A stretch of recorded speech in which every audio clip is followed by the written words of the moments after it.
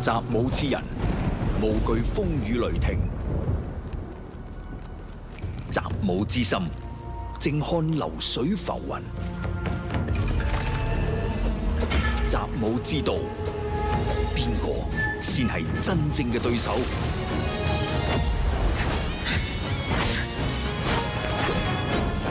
讓本帥看看，對手究竟有多少斤兩。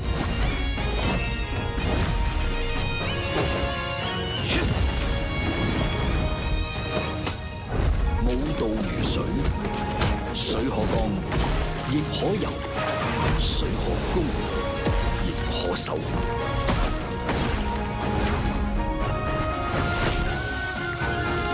滔滔江河，奔涌无形，无形为形，武道即道。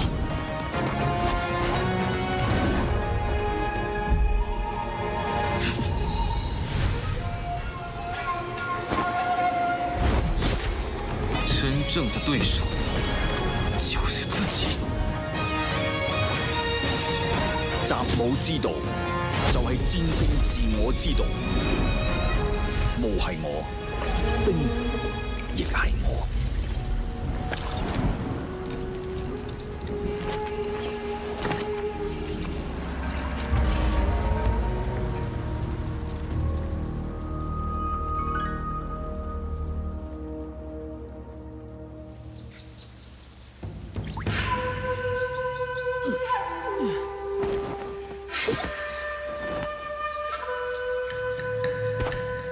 诸位，可愿为本帅俯首？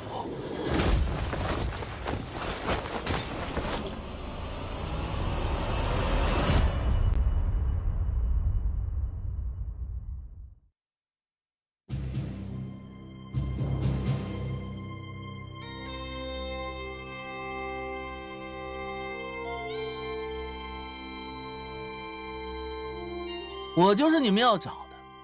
李星云，哎呀，人长得帅就是麻烦，走哪儿都有人惦记。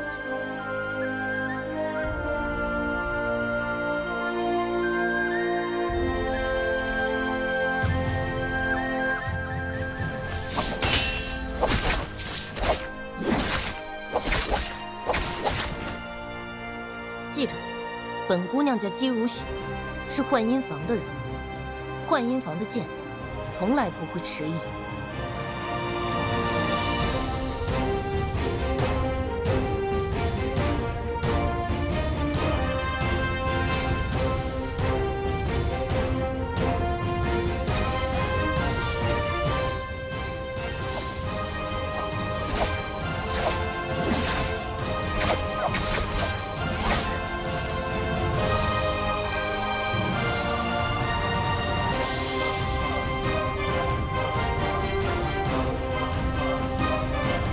从今日起，本帅心之所向，便是人心所向。诸位，可愿为本帅俯首？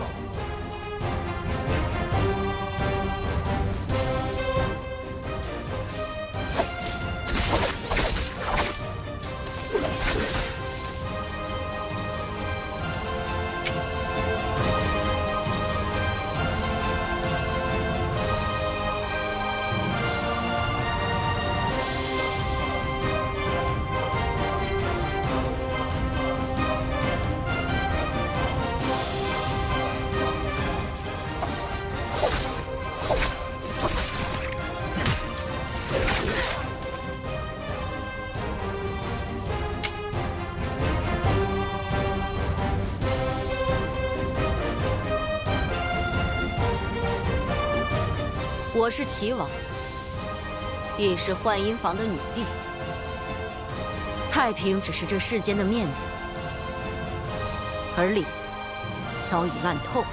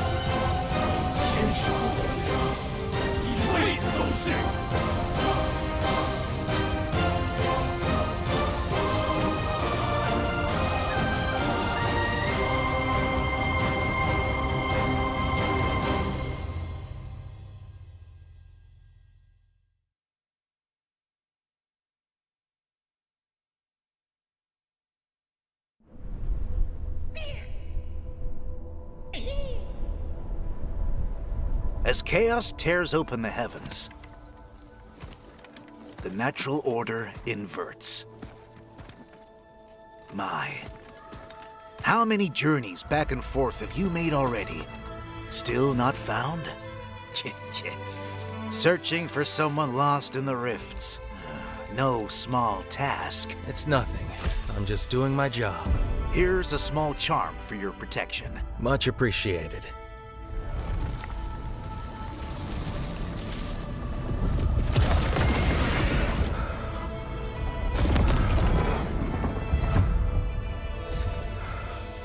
This is nothing like I remember.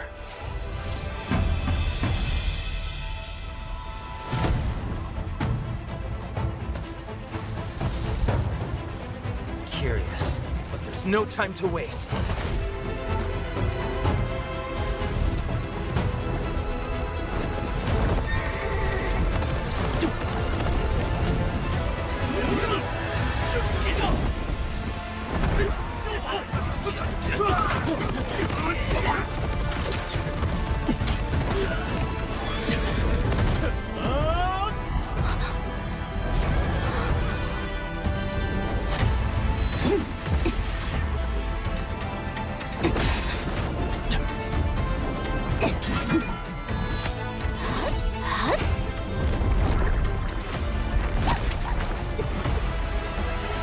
All that, Justina, only to become the matron? Traitor.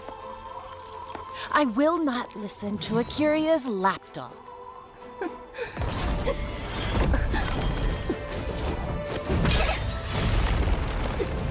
Today, I will purge you, shun of your filth! Go now!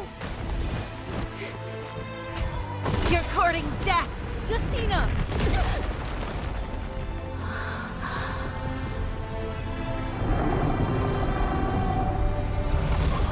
Excellent. It's taken the bait.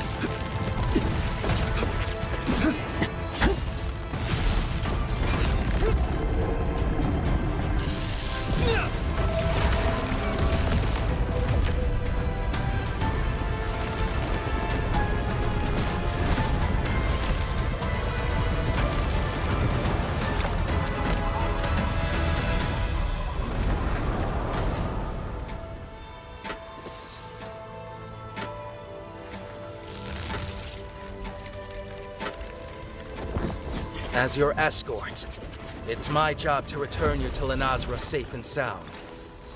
So, no matter how many times it takes, I won't stop till I find you!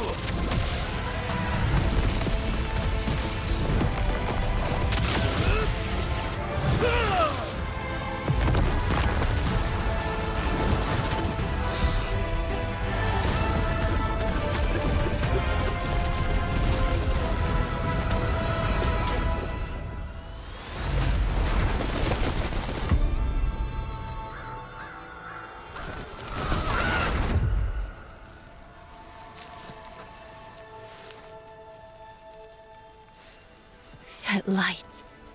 Does it burn brighter than I do? When you find her in the rift, I'd like to see her for myself.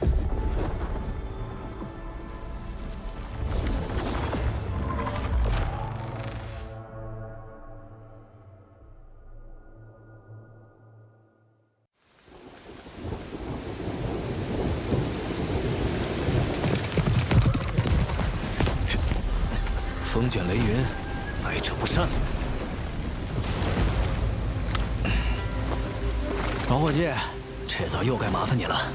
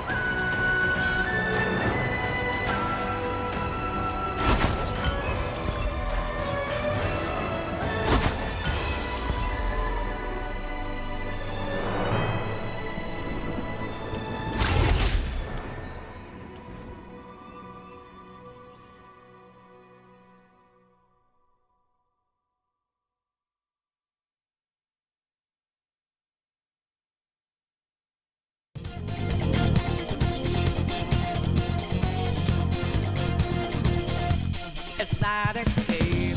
I'm at a robot and I challenging you. I'm at a battle. I'm in your face and I'm here to see. その歪んだ欲望、我々怪盗団が頂戴する。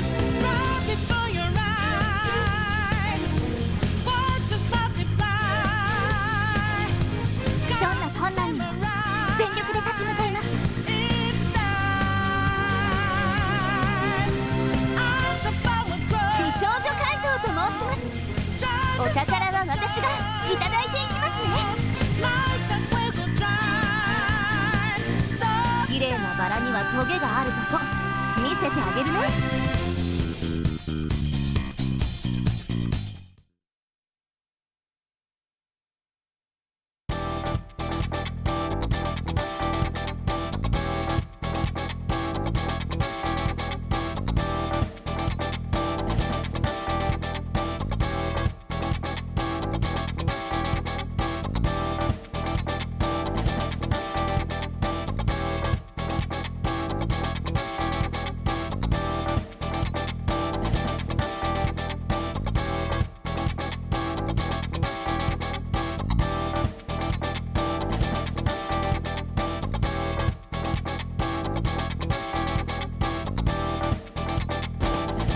ジョーカーだ。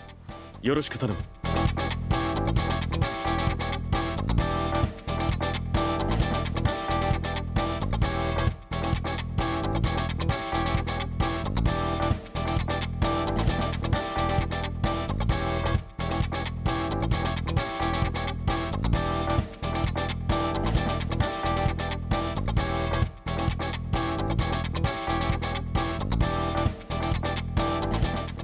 心の怪盗団の一員だよ。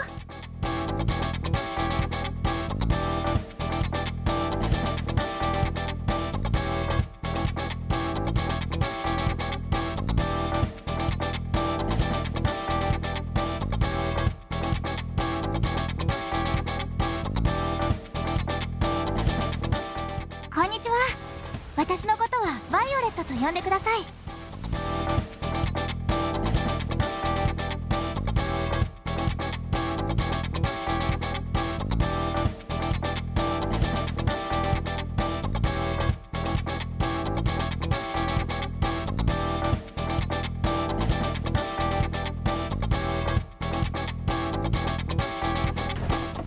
私はノワールです。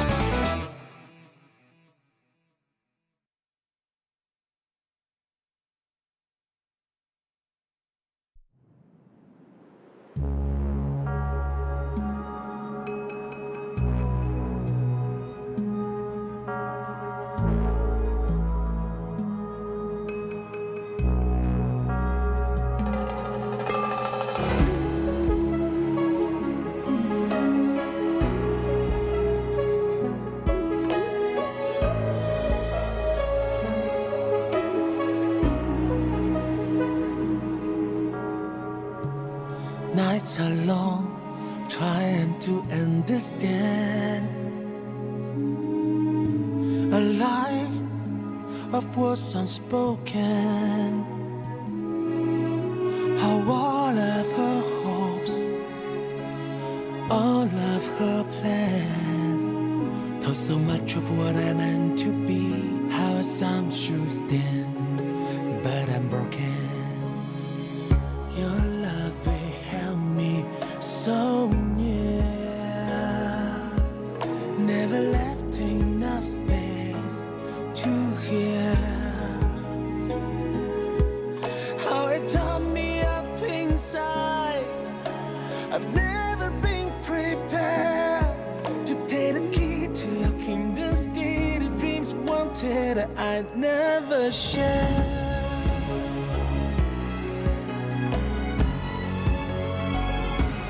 Break this song, I tried to form my freedom instead. I fight it on my own road ahead. I've got a fire in my soul, time to find my own demons. Just would never hold me back. Break this road, I face the world with all that I have. Live forever, held it in my hand. NARAKA calls to me with no turns back. The end of your key is back.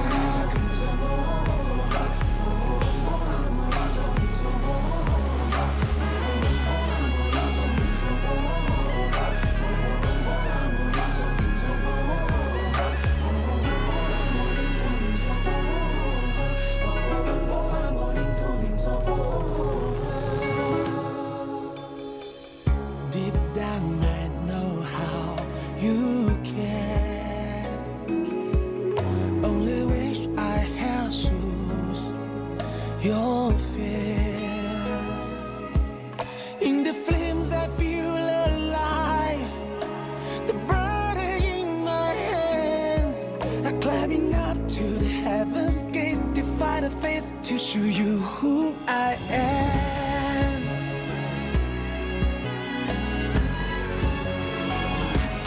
Break this throne now, trade for my freedom instead. I fight it on my own road ahead. I've got a fire in my soul, time to find my own demons. Just will never hold me back.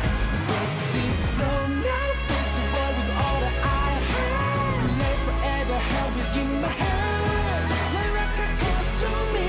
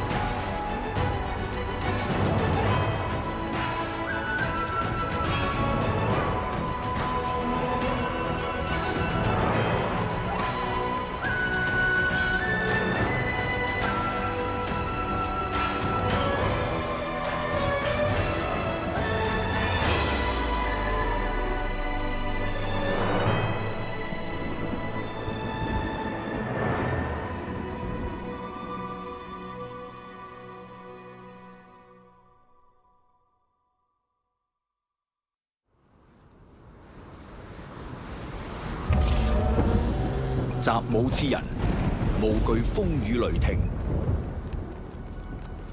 習武之心，靜看流水浮雲。習武之道，邊個先係真正嘅對手？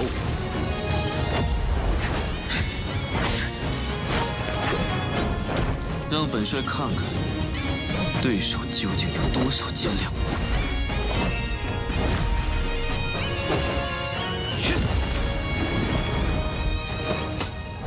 武道如水，水可乾，亦可游；水可攻，亦可守。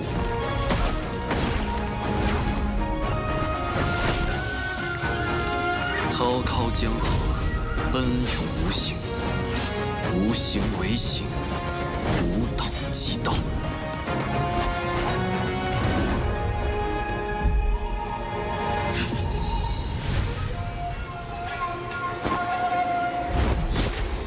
真正的对手就是自己。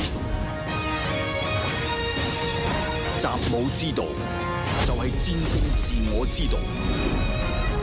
武係我，兵亦係我。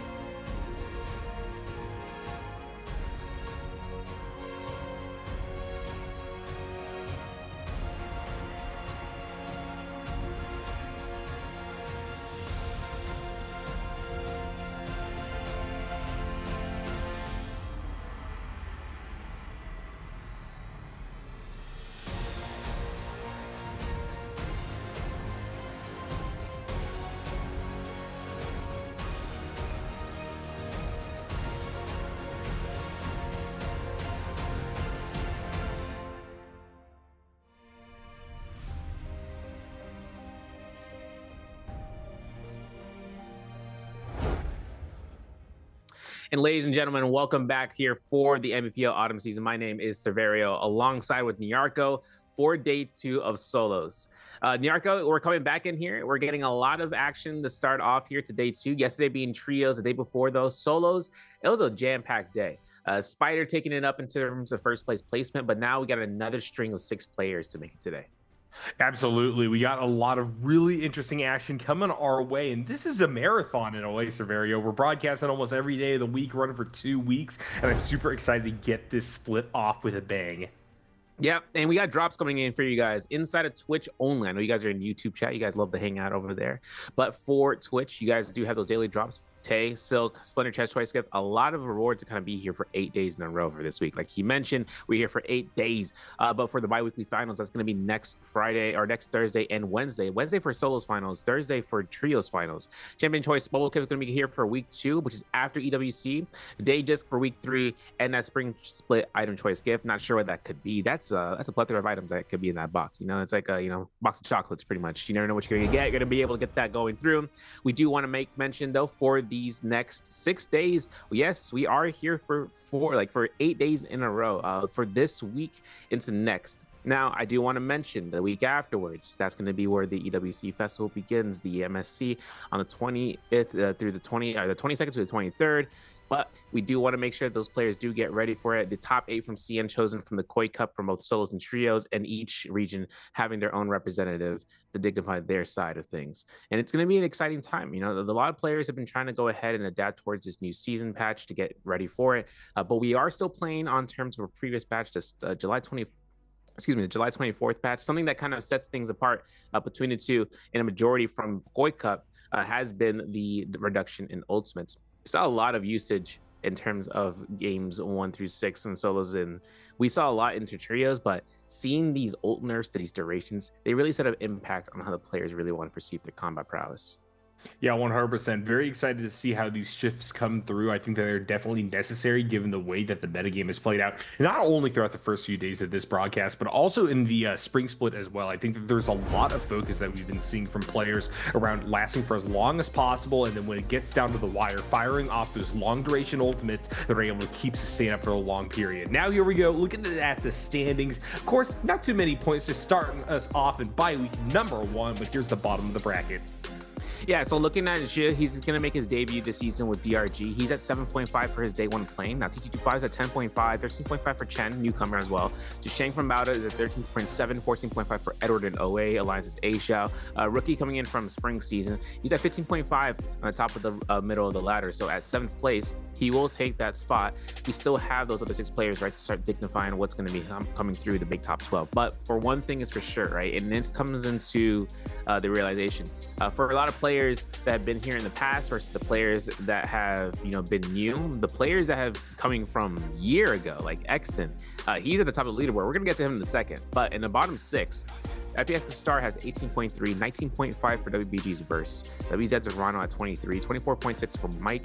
Now Essen, he takes past Mike for 1.4 and 26 points in the second. Spider at 31.2, but we saw Exon on some, baller hours in Game 5, which is Hollow Rod Dusk. Really excited to see how he turns up here.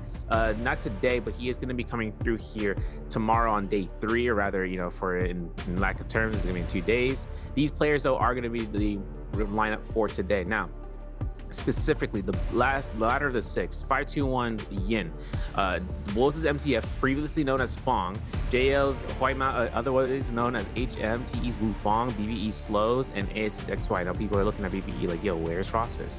He is going to be showing up here in just a couple of bit. I'm hoping to see him come through, but Slows is that interim. He is that hybrid role for them. He's also their coach, if I'm not mistaken. So Slows really does have a lot of things on his mind to go through here for today. I'm really hoping to see that performance to kind of keep BBE in the ring, but these map rotations are going to be coming up here near. Absolutely. So starting us off, we're going to have Redoria at midnight. So good action early with those Fireflies. Holoroth Sunny going to be the second one. We got Morris Isle on midday for the first half. Redoria, Holoroth, Morris Isle again to round us out on the cycle. Now, I do want to note is that this map rotation stays the same. It's always been going through. Trios is a little bit different. One thing that we haven't seen from the last scenario between now and Koi Cup from the spring season is that Yang Spirit Well. The Yang Spirit Well is a huge objective to be cleared out. That only comes in after the second realm Yang, where the players then start to converge inside of the final circles. The Yang Spirit Well allowing for a timeout for any players that don't clear it, where the Yang depletion effect, right, something that you get only when you lose the realm of Yang previously, has then been applied to anyone inside of that bubble. Inside that bubble, there is a flag. You can capture it, get a full health reset, not a rage reset. We saw that coming into game 1 in terms of Midoriya last day. But another way you can get rid of it is clearing out the other Spirit Well, which is a regular Spirit Well with a buff. Getting a buff like with the White Tiger's Prowess or Mystic Might in solos, those two really start to go off and start protecting you from those harmful effects. The other option is, fight it out. You got hands out here to try to fight everyone around you and trying to get that Silver message. And if you end up going through with that, you will meditate like how we see Star here. I got to tell you right now, SV, anything that causes more action in the game is something that I'm a huge fan of. Like I said, I think that we're already seeing shifts in the meta towards a little bit more mid-game aggression, especially as we are beginning to see this long-duration ultimates get nerfed. Everybody, though, locking in right now. We are in the arena, ready for game number 1 to go towards the map. Yeah, and I think one thing we have to kind of keep preparing for is seeing those old timers, as some people might call them, succeed. But some of the recent newcomers, T's Wu Feng, for instance, he was a killer performance coming out of here from last year. I think Wu Feng having the opportunity of picking up a season victory as well really set it up for him, where he's having that performance. But here's another person who's been taking it stride upon stride, and that's going to be Spider. Spider's kind of being, that guy. He is that guy going through. Mike as well, because Mike has been winning the championships more so. It's just that between him and Spider, I think a big part that comes into between that we saw in the day one was how they kind of combat against one another. The new pick ban system is something that actually can really settle that down. They were on the same phase, so seeing how those picks kind of been between one another, how some of them were the same, some of them were different. Yeah, oh no, all I was gonna say, SV, is that I definitely think that it's a matter of right now us having a very good crop of players to start us off on these bye weeks. We are getting really good alignments in regards to the draft, as you're talking about. But beyond that, we're also just getting players that made a splash during that spring split coming through here, trying to get their reputation back up and running. And Spider is definitely leading the pack on that front. Super aggressive. We kind of talked a little bit about his inconsistency last split, but that has really kind of been tamped down. And so far, he's definitely popping off. Oh yeah, definitely. And I think one other thing too is like those returning players from the past. And I wanted to mention where SS1's Exon, he hadn't been in the last season. He was previously, even in the further past, right, in J-Team. But Exon comes into here onto the SS1's roster, and he'd kill it. He'd actually gotten something that some players weren't really aware of, more so in the masses, right? Certain pocket of players knew about the specific corner set of the longsword in terms of that realm of Yang, with everyone's been watching and everyone's been trying to learn how to do that. Those are the type of consistency efforts of trying to keep up with the game that really locked him in terms of being one of those players that really just wants to get themselves back on top, and he had done so. Yeah, absolutely the case. XY right now on our screen getting prepared for the fight. This is a player that I thought had a lot of potential. Didn't necessarily live up to all of it there in the last split. Had kind of been getting caught in the crossfire regarding a lot of the big fights near the end of these games. But here we go. Here's somebody who emerged victorious at the end of it all. Verse coming out representing WBG, doing a fantastic job in that spring split. Looking to go runner here this summer and fall as well. Yeah, Verse actually winning out the spring split. ASEXY, like you said, in the spring season, he never really had that endgame potential to come through, but until Koi Cup, my man, won it out. He beat Mike, and I was like, yo, what just happened? That whole end fight over in Morisao, that was diabolical from ASEXY. And going from Koi Cup to now to here, I kind of want to see that same effort. I kind of want to see this is his first day of playing. We didn't see him in day one. I was really, sad to not see him in day one, but coming out here to day two, especially against Spider, I need to see how that one ends up, especially against multi-space. But regardless, Battle Shang has it in him, probably to try to look past that for the effort from day one and hopefully to kind of make it a qualifying for day two. GG Chen as well, who is, like I said, he is a newcomer on the GG, replacing Shaw from last season.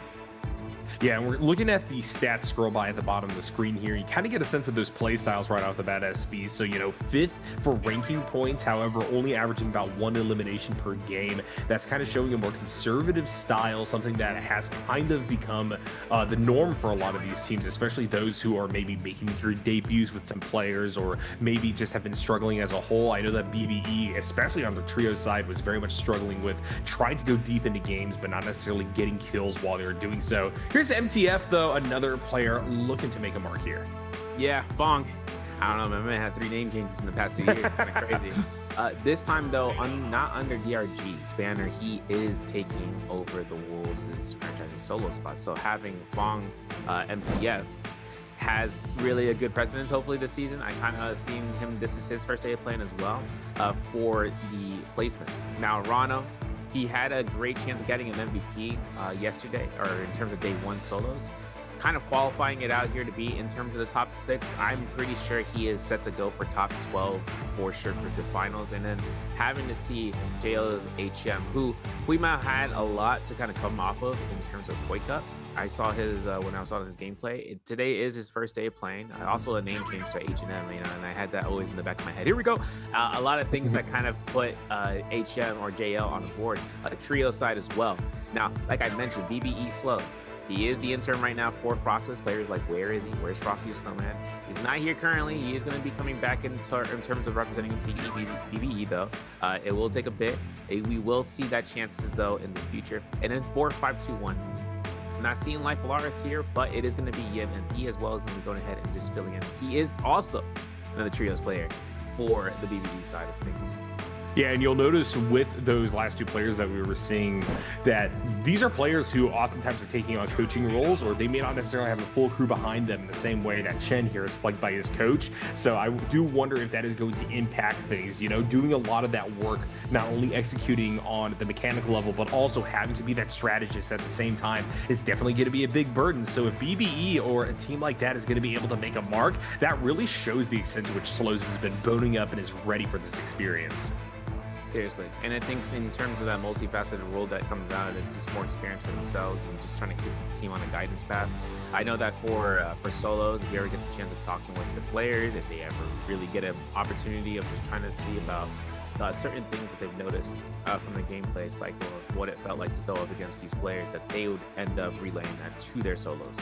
And then for trios, it also helps just give out more practice in the 1v1 situations. I think a lot of partnerships that come out between teams is those opportunities to scrim against one another. You know, having the chance of actually going from 3v3s is one thing where it's a commonplace effort. Solos 1v1s, not necessarily you would see them fight each other either in the open queues, but you'd also see them take those 1v1 opportunities, you know, elsewhere at very, very rare occasions. Otherwise, on the stage, this is really necessarily the only time that that data can get downloaded for players to start to understand what is the mindset of others. Absolutely. Now, I gotta say, as we are still looking at all these players getting ready for game number 1, SV, I just saw Verse's setup. Is Verse playing with like a negative tilt with his right hand on the keyboard and left hand on the mouse? That is a bizarre setup. Let me look at this. I gotta look back on that. I'm looking at the VOD real quick because he's been playing on the mobile. He's playing the mobile handset. Let me look at this. Yeah, I mean, some players actually had their keyboards at like a full 80-degree tilt, and I was like, no, what's going on here? What's going on here? Too many shooters in their practice sessions, I guess. But here we go. Moving to game number 1. This is going to be our round selections for the hero pick here in game number 1. Slows MTF going to start us off. Two of the players that we've been talking about, Slows for having that burden, trying to carry BBE as a solo player, standing on in for their team. Frostivus not here with us today. MTF making that name change. Can they make a mark as well to shake up the game as much as they're shaking up their calling card? Yeah, absolutely. I want to see these pick bans, right? The new pick ban system, any character that's picked in the phase, ban for the future of the round. So in this case, Lonnie and Liam split means that it's a permanent ban. That means the players in phase 2, not there's one of each in each opportunity for between MTF and Slows. Syra going to be coming up here from HM. Shame might be going off in the Syra pick as well. Otherwise, I was going to say Shayo is going to be his opportunity. It's going to be available in phase 2. Up to phase 3. I mean, listen, we've seen Yoda Hime's make it as early as phase 3. Usually she's in the phase 4 pick selection. So Justina actually coming in here from GG's Chen. Arano might be opportunity to split it. I don't think he actually looks for Justina here unless he's going for an Akos, which he will. Val for XY and WPG's verse. They're opening up the doors right now to be either a duo pick or a singular split pick from this selection on point 40. For a while now, SV, I have been wondering if this new system is going to be incentivizing a lot of character splits for the players in the first few rounds. You want to get as wide of a spread as possible, basically to make sure that there's less meta picks for the people later on in the selection process. That's why we're seeing one of all the way down through. Here we move into the 5th round selection. As you kind of talked about, the Yoda already has been picked up. That was done in that 4th round. So you can right on the money, SV, reading this meta like a book. Yeah, and I think right now with the Wu Chen picking up from Spider, it could be a Kylan or it could be that potential double pick, right, from Bien for Fire 2-1. And Kylan had some sort of value coming through here. Looks like my man want to play the Trios Tesla. He's bringing it in here. You know, I'm okay with this. It does kind of come as a concern, though, because Tesla does get focused out. But the fact that there's 12 individual picks for the first time in the Autumn League really puts me up to, puts me in the tears. You know, we have a play for not having doubles or triples anymore. Triples for sure. Doubles is it's not say rare, but it's very few and far between. So for this round 1 is Midoriya Midnight, not Morning Dew, right? Not like trios. Morning Dew is for trios for round 1, but for solos, we're off of Fireflies. We're off of Rage. Oh, yeah. Starts. The drops are going to be insensitizing in terms of the drops. We saw yesterday where the hot drops are on the gold zones for the higher trove frequency rates. But when those Fireflies start to get available, players want to take that persistence going there. It's just that so many different characters in the pool right now. Who's going to take those first Fireflies? That's the question. Absolutely, great question to have in SB. For as much as you are excited to be seeing solo with all these unique heroes on the roster picked up ready for game number 1, as a newbie here, it strikes a little bit of fear into my heart. I don't know what's gonna happen, man. I haven't seen this. It's been mirror match after mirror match since I started casting this game, and I'm so happy to see this turning over of a new leaf. I think we're gonna get some very, very interesting end games coming off of how diverse the meta is looking. Yeah, I want a lot of players to stay alive between now and to the second round of Yang, man. I've been hoping that there's 8 players there. So far, we've been having averages of 6 and 5, which kind of sets a really slow down in the era. And then coming out of the Yang Spirit World, that's when things start to pick up because all the players, right, they're under the effects. They can stand outside of the range of the Yang Spirit World so long as it's not, within that final circle in its entirety. So for these skills and looking over it, everything kind of keeps itself the same. We did see V1 Lonnie last for day 1. That was in the last round. I'm not sure why, but it did show up as a way to counter out from Yangs against Wu Chen's. And then seeing about the other skills, the Yodohime for the combo breaker with the V1 variation, it being she actually getting reworked to also apply a really heavy pulse sword pressure, actually a great sword pressure, in an enhanced purple and greater, meaning purple and gold focus states. A lot of players were actually trying to bring her out. Mike did really well with it. Verse, I believe, brought it out as well for, I think, game 5 to try to pop her off. But man, I seriously want to see if it's going to be another opportunity today to see her go through. Yeah, I really am happy to see that Yodohime had some amount of priority on her over what I think are a lot of other meta characters. Of course, not quite get to that Liam level, those characters that are able to just completely lock down an area while remaining fully autonomous. Obviously, Yodo ult can be kind of seen as this big beacon in the sky for people to focus her down. But it will buy her a little bit of respite. Very excited to see how she is positioned here. A lot of hot drops coming in MSV. Looks like everybody does want to play off of that early aggression that is incentivized here on the Midnight map.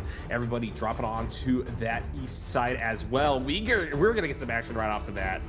I'm looking at SR, Wolves, and TE. They are all in the Firefly hotspot north of the Statue Workshop, if I'm not mistaken. Mandate, you already got in terms of it with Spider. We have it with Arano, but in the northeast, man, all of Skygate's Cove has been taking its stride. We got 2 8s in the lobby right there, bro. I don't know what's gonna happen. Remember, if you open up that Lava's Conductor's protection, those are Troves to be opened up and on the ground. And then for game 1, we started off. We're going explosive here with the army catches potentially from Spider, as Wolves potentially gets himself out of the trouble that Spider has set his eyes upon. Yep, this is a very, very good start. It's exactly what Spider wants to do in particular. Play aggressive early is going to keep MTF in those sights. Ziplines over, isn't able to get anything on that aerial approach. Blue going to be active by the MTF. Catches Spider on the knockdown. Now Spider, I think, is losing this fight. We'll have to try to fire back. We do have an ultimate available. MTF might have to use it to close the deal. Parry not going to be red. Spider instead just decided to back away. Good movement. Could buy enough space for him to heal on up. MTF stumbles trying to get up onto the roof. Sees another player there. Now it's going to be Wufong handing off the pressure. Spider able to get an armor swap in a very good defensive position to try to dig his heels in and bring this fight back, but needs to bring someone else back over to the area. Down to 1 sliver of health. Good movement away using the wind wall. Wufong will land that killing blow, and now here comes MTF back into the fight. Soul Bloom's going to be working wonders right now for Wufong, who's going to be looking to try to go for the Soul Break. He's going to go ahead, see about the Lonnie Ultimate, and as much as the Lonnie Ultimate comes out here, I know that there's a fact here for Wufong. It's all about the timing of those orbs. There's going to be one ball coming through. Here gets hot. It forces out the combo breaker. Teleportation that always gets comes out, and it gets canceled. No throw from MTF. He's having this opportunity right now to try to push it down, and if whether or not MTF gets caught by the spear, there it is. That armor swap is also on the availability to be thinking about later on. Otherwise, Wufong will still go ahead and find another swap, and he'll continue to fight. Great play right there by Wufong. I love the spacing, using that Justina bubble in order to actually turn the tide of that fight, stop the Lonnie Ultimate from getting too much value. Now MTF is still on the run, wanted to get back in there, dip his toes to try to third party that fight between Wufong and Spider from early on. Will not be given that opportunity to do so. Now back on the run once again. Wufong trying to go for the approach. Parry, not going to lose too much of anything. MTF unfortunately just cannot find a way in, getting walled for the time being, down to just a sliver of health. Orb gonna come out. Will it be enough? Explosion finds a knockdown. Wufong, though, pretty happy with the situation. Has a lot of health. Will get one more shot. However, the blue focus not gonna be enough. MTF able to buy space during that knockdown attempt. Wufong going to use this opportunity to build back a little bit more armor, but now MTF has put a massive gap between him and Wufong. Wufong over Quicksilver River, trying to find something. MTF continues to navigate towards the center of the map. Wufong following through. Big aerial slashes, not going to do a whole lot. Finds the knockdown and the parry. That should be it. MTF down to just a sliver of health. Wufong still has to follow through. Can't land that last little bit of damage. There's been a running theme now throughout the beginning of this game. MTF yet again buying space, able to get an armor swap back over to common armor. Not full health, but pretty darn close to it. Wufong definitely taking a risk by continuing to try to force this fight with the chase down, but definitely hungry for the kill. Wants to make a statement early here in game number 1. MTF, good fallback here, continuing to buy space. Wants to get ult charge back up. Wufong in a similar position, has actually lost a lot of health with those gales coming his way, and now without armor, will have to try to back off, find a swap, gets one, still has barely any health to play with though. Ultimate now available. Wufong might use this. Space is first over the side wall. MTF gonna drop out of his position, finds another knockdown, and this is yet again turned on its head. MTF might just be winning this fight after an extended chase. Wufong able to pop ultimate here, needs to buy some space. MTF happy to play passive in the meantime. What a chase down. I think one thing that MTF had going for it was that Firefly pickup in the ravine, and then being able to space out. It was unfortunate seeing Wufong try to go for the jump scare rush, and unfortunately he just slippery sloped it on his ankles. Now for Wufong, that purple dagger has been working well. I think getting him extended range off of like a blue spear that was in the distance, that would have been a great swap for a secondary weapon, but he's been using the headshots opportunity for the bow to try to confirm a stagger. It seems that MTF though has those blue toe focus checks on hold, just like that one. Gets one release, loses all that armor. Looking for the catch off of here. What's his jump LMV? There it is. Gonna be coming out here for the audio plays. And whether or not there's going to be a chance right now for Wufong to get those RMBs, maybe look for a blue focus 1.0. There it is. There he comes out. Not a lot of left room to go ahead and escape here. Looking for that blue armor if it was even full, but taking the utilization of the furnaces and trying to scare rush past his opponent. Jumps again. Looking for another armor. Doesn't get enough time to salvation himself. That's going to be Wufong's second elimination inside of salvation, inside of the Statue Workshop. Well, the early game is basically over at this point, SV, and we've only seen the action between two of these players and what action it was. Now descending upon the city here, Arano continuing to loot on up. And one thing I want to note is just how good the movement of all these players has gotten, SV. At this point in the game's lifespan, we're seeing exceptional moves, exceptional ability, basically, to just definitely move throughout the entire arena. It makes these chases that nail-bitingly close, and that was one of the defining factors of that MTF fight from earlier, where we saw Wufong take the lead and find the angle. Now Spider, once again, completely non-stop, has his res, now wants to go for the fight versus XY. XY, though, with a good chase down, able to play it at range and knock away almost all of that armor bar. Spider trying to heal up, has to cancel it, doesn't have the opportunity, will just common swap for that armor. Onto the chucks now, trying to cross up. XY, though, still with the health bleed, and sprawling for the time being. And good job by Spider, fighting it open on the backside of this one. XY now going to lose his armor. Spider trades back. Here comes the sandstorm. Now, one thing is for certain is that the counteraction against Spider from the Tumult is that he does have a direct way of considering. Oh, wait a second. No, this is XY on Tumult. You know how it goes. My man goes ahead and scans every single one of these Swiss throws, and it comes from Spider's position from this game. He was on his second life. I was wondering if he was going to just try and space away, but he took this fight. Opportunity would have been a lot better for him if there wasn't a lot of terrain grief. In terms of that, I mean, like, there's a lot of obstructions. In terms of V2 Wuchen with the F1, he would have been able to deny the whisk throws or anything else, and then throw a spear blade at his opponent.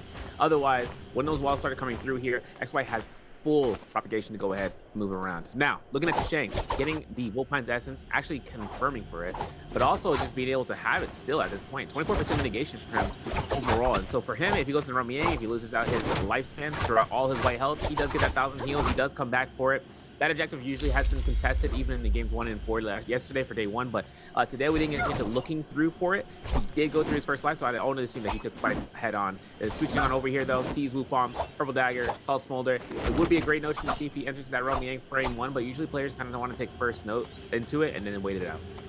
Yeah, usually what we're seeing here is pretty extended little standoffs if anybody is in the area. XY, though, ready and happy to take this fight. Super excited to see how these Realm of Yangs go. stopping that ability for the long extended runs to occur, and instead it just being a pretty claustrophobic 1v1, at least in some of my favorite moments here in NARAKA BLADEPOINT esports.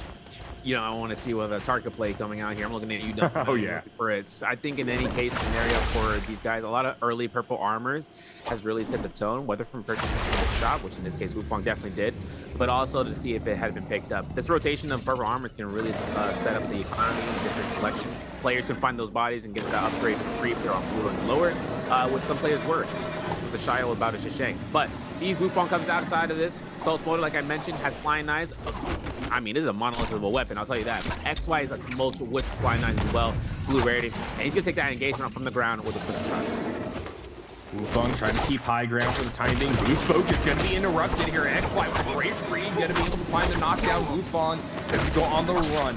Half of their purple armor has been taken away from them, but they get a good amount of damage on the XY in time, and maybe the first one to actually break that armor. XY trying to charge over, gonna get interrupted just like they did to Wufong. Wufong trying to bring this one back. Half health now on XY. XY feeling the pressure, going to try to go for the ultimate here. Wufong playing defensively, trying to get away from the storm. Doesn't have much space to do so. Going to be forced into the levitation here. Managing to dodge their way out. XY basically using that only to restore health in his position now. He's still about half on white health, but gets his armor back. Wufong, though, immediately, relentlessly going to try to dive back into this one. Flying knives on the trade up. Good job by XY trying to find a way back in there. Bubble's going to be activated. XY pushes right past them, brushes them away. Good dodge. Blue focus here for Wufong to try to make a get off me move happen. Can be sent to the air. Unfortunately, doesn't find much of anything. Several clinks now across the column wall. XY still actually in a health disadvantage, but Wufong hasn't been able to land a blow in the past few seconds. Finally finds an angle. Great cross up onto the column. XY trying to fall back.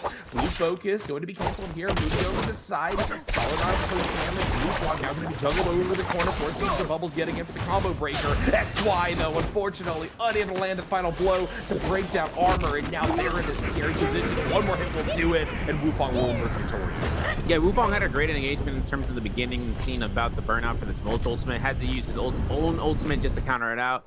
We would see him get put explosive armor there in the gold halberds. But just being able to, perspire his opponent throughout all those blue focuses was just crazy work. Yindo gets caught over by the Hollow Worship, gets eliminated by Arano's ultimate on the Yakos, who did win his Romy Yang. He does have gold Hong Sword, and he just picks up his second elimination.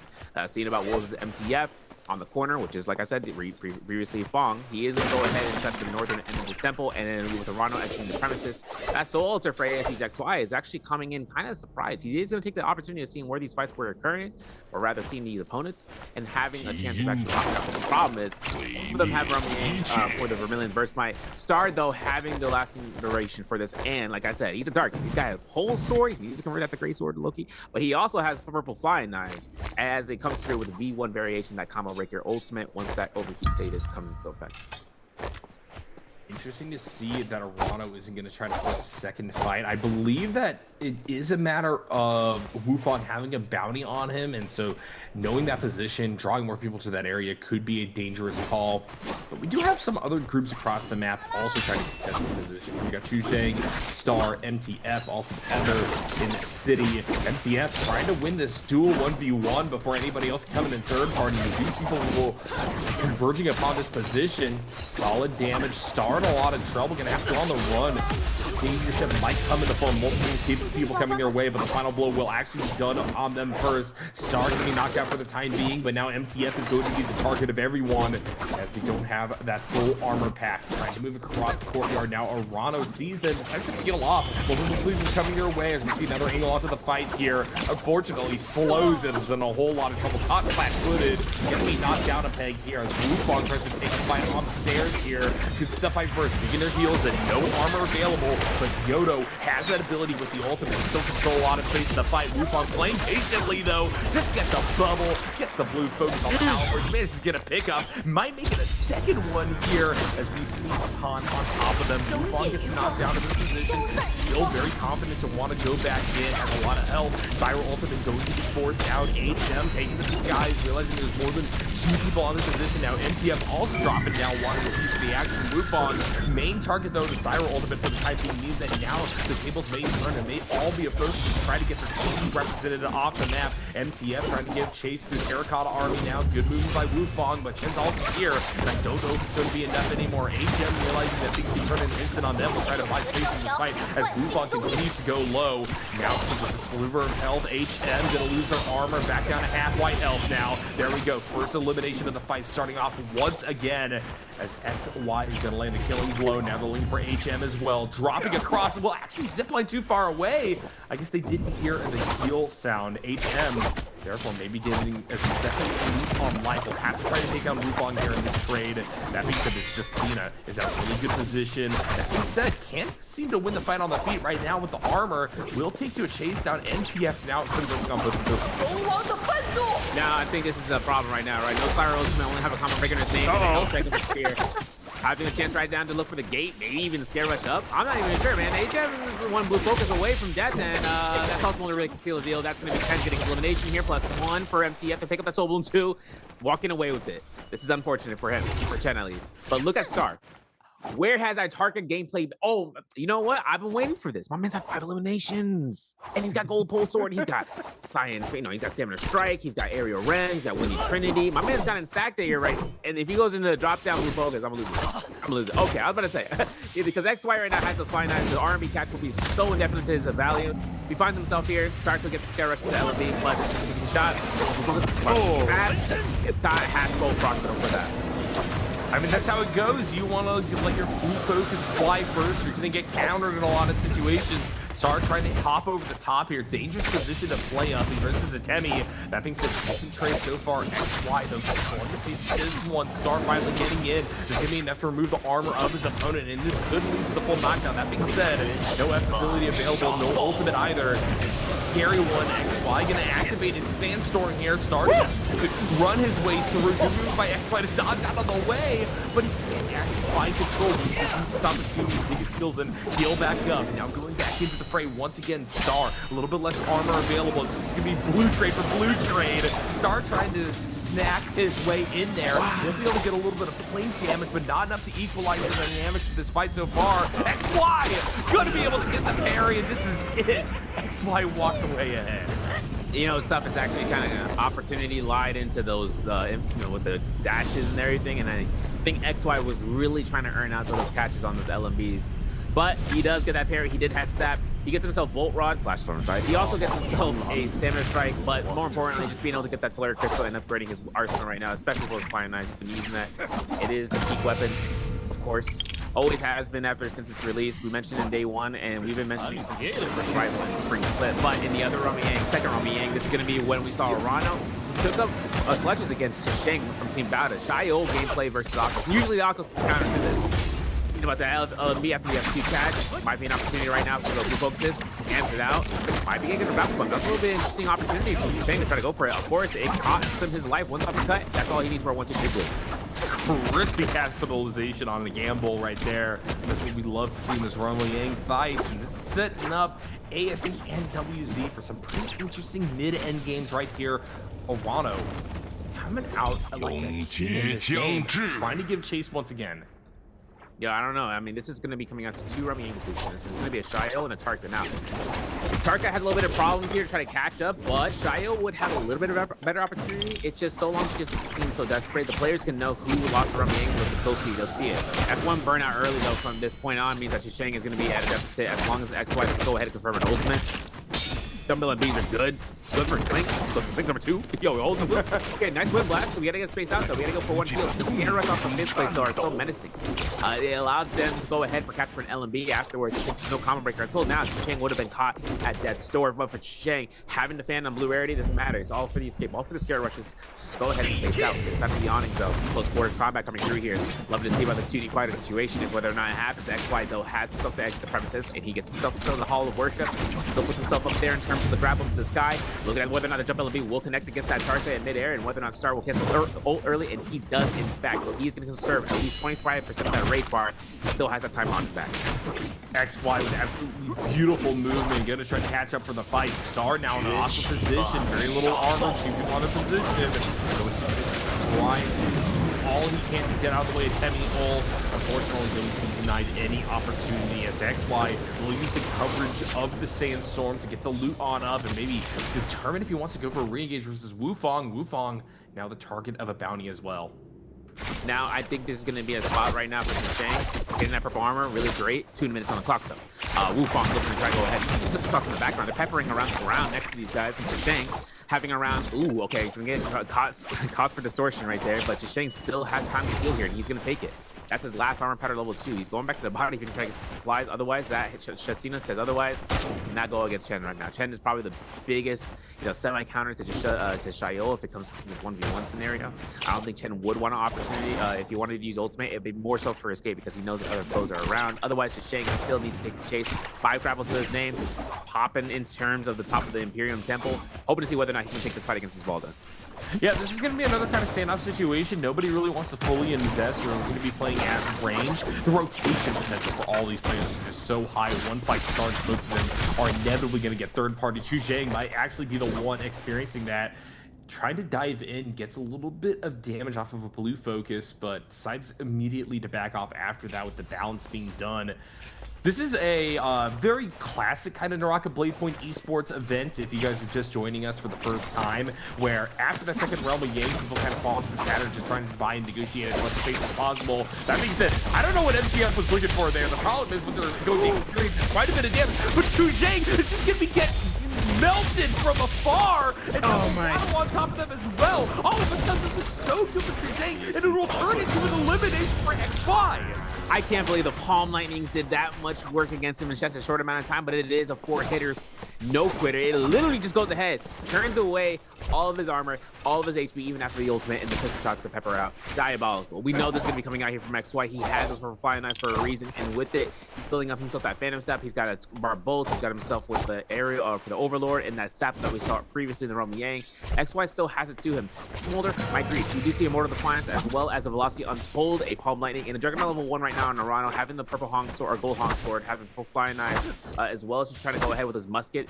Has to go ahead with his Velocity Untold, it will be the Mind Ring. We do see a chance right now for the Dead rounds coming in here from TE's Wufong, having a Vajra's Grip, having an Assault Smolder still from the early end of this game before first Realm of Yang. A gold Halberds, gold Pole Sword, still has a lot of opportunity to go for the Stone Form procs on Ivalda, bringing out the inner inside of this game. But if anything comes out from these guys, is whether or not they take the right focus on the right target. For instance, Justina is literally an endgame goddess. She can take it in terms of survivability until the very last moments and cause a lot of disruption events. Well, what I was going to say before I got absolutely flabbergasted by the fight, SV, is that right now it's all about negotiating for space and just trying to create your own little domain before we finally get that end game circle. But here, it's happening with a lot fewer people than what we've seen in the past. Sometimes you're seeing a full half of the lobby getting down towards the Spirit Wells, if not even more. Now, it's kind of up to the top competitors trying to make their mark. And here we go. Fight over well number 1 is going to be Arano versus Wufong. Yeah, looking for the 1-2s. F2 War is kind of baller, but the thing that makes me concerned with the fact that they evolved an early F2 bubble. Now, like you see, MTF is actually going to chase her out, potentially, but Rana takes a full peppering force of the Palm Lightning. 1-2s, no 3s. So having a chance right now from this. If anything comes out here from XY might actually have to go through with this, right? He's going to confirm this for sure. He's remember, he has the Tumultual Twin still available. If this Ogos wants to take this fight, he's going to take it. He's going to see the V2 cast into the wall. That's it. Look at this. It's free. That's all he needs, and that's everything that comes out with a parry coming in. Into a double triple. The Mortal Defiance there still gets caught, and the elimination still goes to XY. Yeah, it's unfortunate. Spectral plays, unfortunately, doesn't always lead to the best outcome. XY still coming away with the elimination. Full health bar, legendary armor. They're just going to say, hey, I took a few hits. I'm getting out of here. Bell going to be activated. MTF trying to hold on within circle. Definitely has the most resources right now. XY is going to get frozen up. Chen on just a sliver of white health, trying to move away. Had to use their abilities, basically, just to get out of dodge. But now here we go. Wufong versus MTF. Wufong right now in the back, but during the fight, trying to change things around. Lonnie gonna activate here, knocked over towards the shadow. It being so close means that the health drain is actually a huge thing to focus upon here. But here we go. First Spirit Realm drop as XY is over on the other well. Wufong just buying more space, getting away from MTF with Bubble. Now, obviously, XY has his chance right now with its White Tiger's prowess for the next 90 seconds. He gets a kill elimination. He also gets mitigation stacks to be built up here. That's straight flash mitigation. 2% per kill, up 3 times. Yang Spear Wheel flag is going to be captured out here. It's going to be GG Chen. He's going to get himself rid of it. Remember what I said, right? The flag gets captured for that Yang Spear Wheel to get rid of that Yang deletion, whether or not you get a kill or a buff. Now, for XY, he's finding himself against MTF. He sees that Kalani is at that store position right now. For one catch on the stagger, this will be enough for the lobby to kind of converge onto her. But for XY, he is on 80% for that rage bar. He is still closing in and just making sure whether or not he can find a next target on the opposition. Yeah, XY is the most active player on the map right now, just by virtue of what a strong position he is in resource-wise.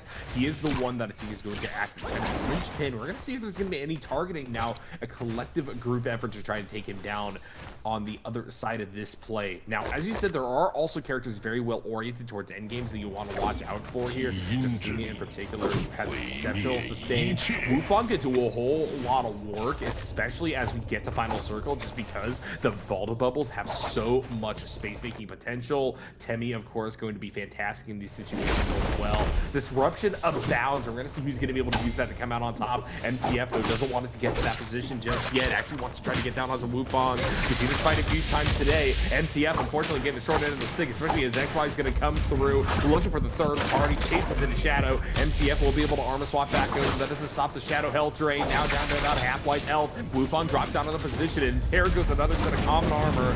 MTF trying to narrowly navigate around the far side. Knockdown, eliminated here. What a showing. XY on an absolute rampage. Yeah, he's on a tear right now. He's got that flying knife. He's got the purple pistol. Gold rarity flying knives in a shotgun blast with the horizontal 1.0. That is 700 damage minimum. And he has his whole reset right here for him in the future. I'm not sure what gold jade that is primarily, but for XY, that's a gold armor reset. If he decides to go back from there, he'll get all of his armor back, no questions asked.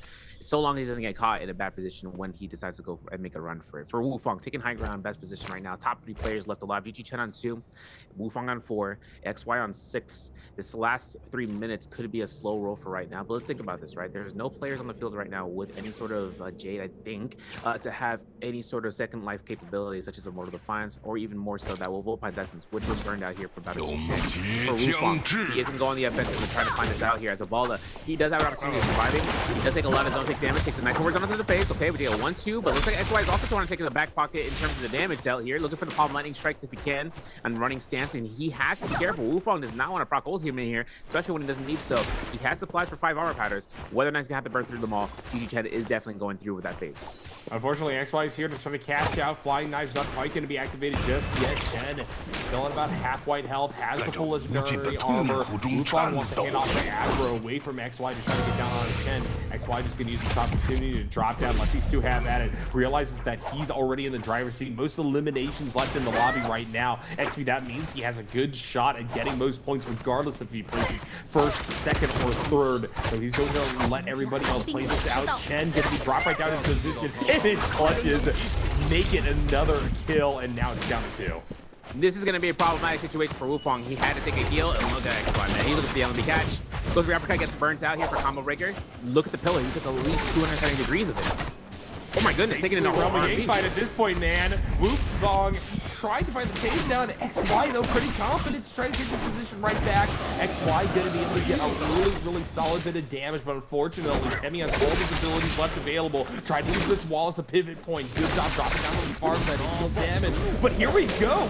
XY struggling with that last few hits. Wufong able to find an angle, and now Sandstorm has been activated. XY using this conservatively once again. Wufong answering back with doubles to try to keep XY at base. Back up on more damage. Wufong gonna get caught out by Sandstorm. XY doesn't need a whole lot more to bring this one home. One shot's over. Here comes the Vortex though. XY once again, back foot, trying to move away. Wufong navigating below them. Good vision here by XY, juking off the wall, trying to cross through. Wufong, no armor left available. XY on just a sliver right now, navigating up the sidewall, trying to blue foot. Sliver enough. Here's Bubble, but it's not enough. It's gonna be XY with the most kills and the #1 spot in game number 1. My man's smirking. He knew what he did. He committed murder with his bolt rod. No way. Actually, Diabolical dodged all the volatile bubbles off of the F2 and ends up winning it out with the most kills with MVP. The multiplier is about to be insane. Day 1 performance already in the top 6. threshold pretty much. This is absolutely cracked. MTF comes out here from Team Wolves. He was trying to go off in the center and trying to survive. GG Chen as well, right? One of the last 3 remaining coming out to Justina. Still didn't get enough chances of actually coming through. And look, my man looking at the camera. And I'm still wanting to look at what Wu Fong is thinking at that point in time as that ball that in the endgame circle against a tumultuous with Sword Stride or with Bolt Rod, with the ultimates, all of those whisk throws, and still almost catching it in the rod. Yeah, absolutely crazy end to that game, and I really do think that the top 3 that we saw right there are ones to watch as we move deeper on into the series today. I mean, XY, of course, absolutely clean with it.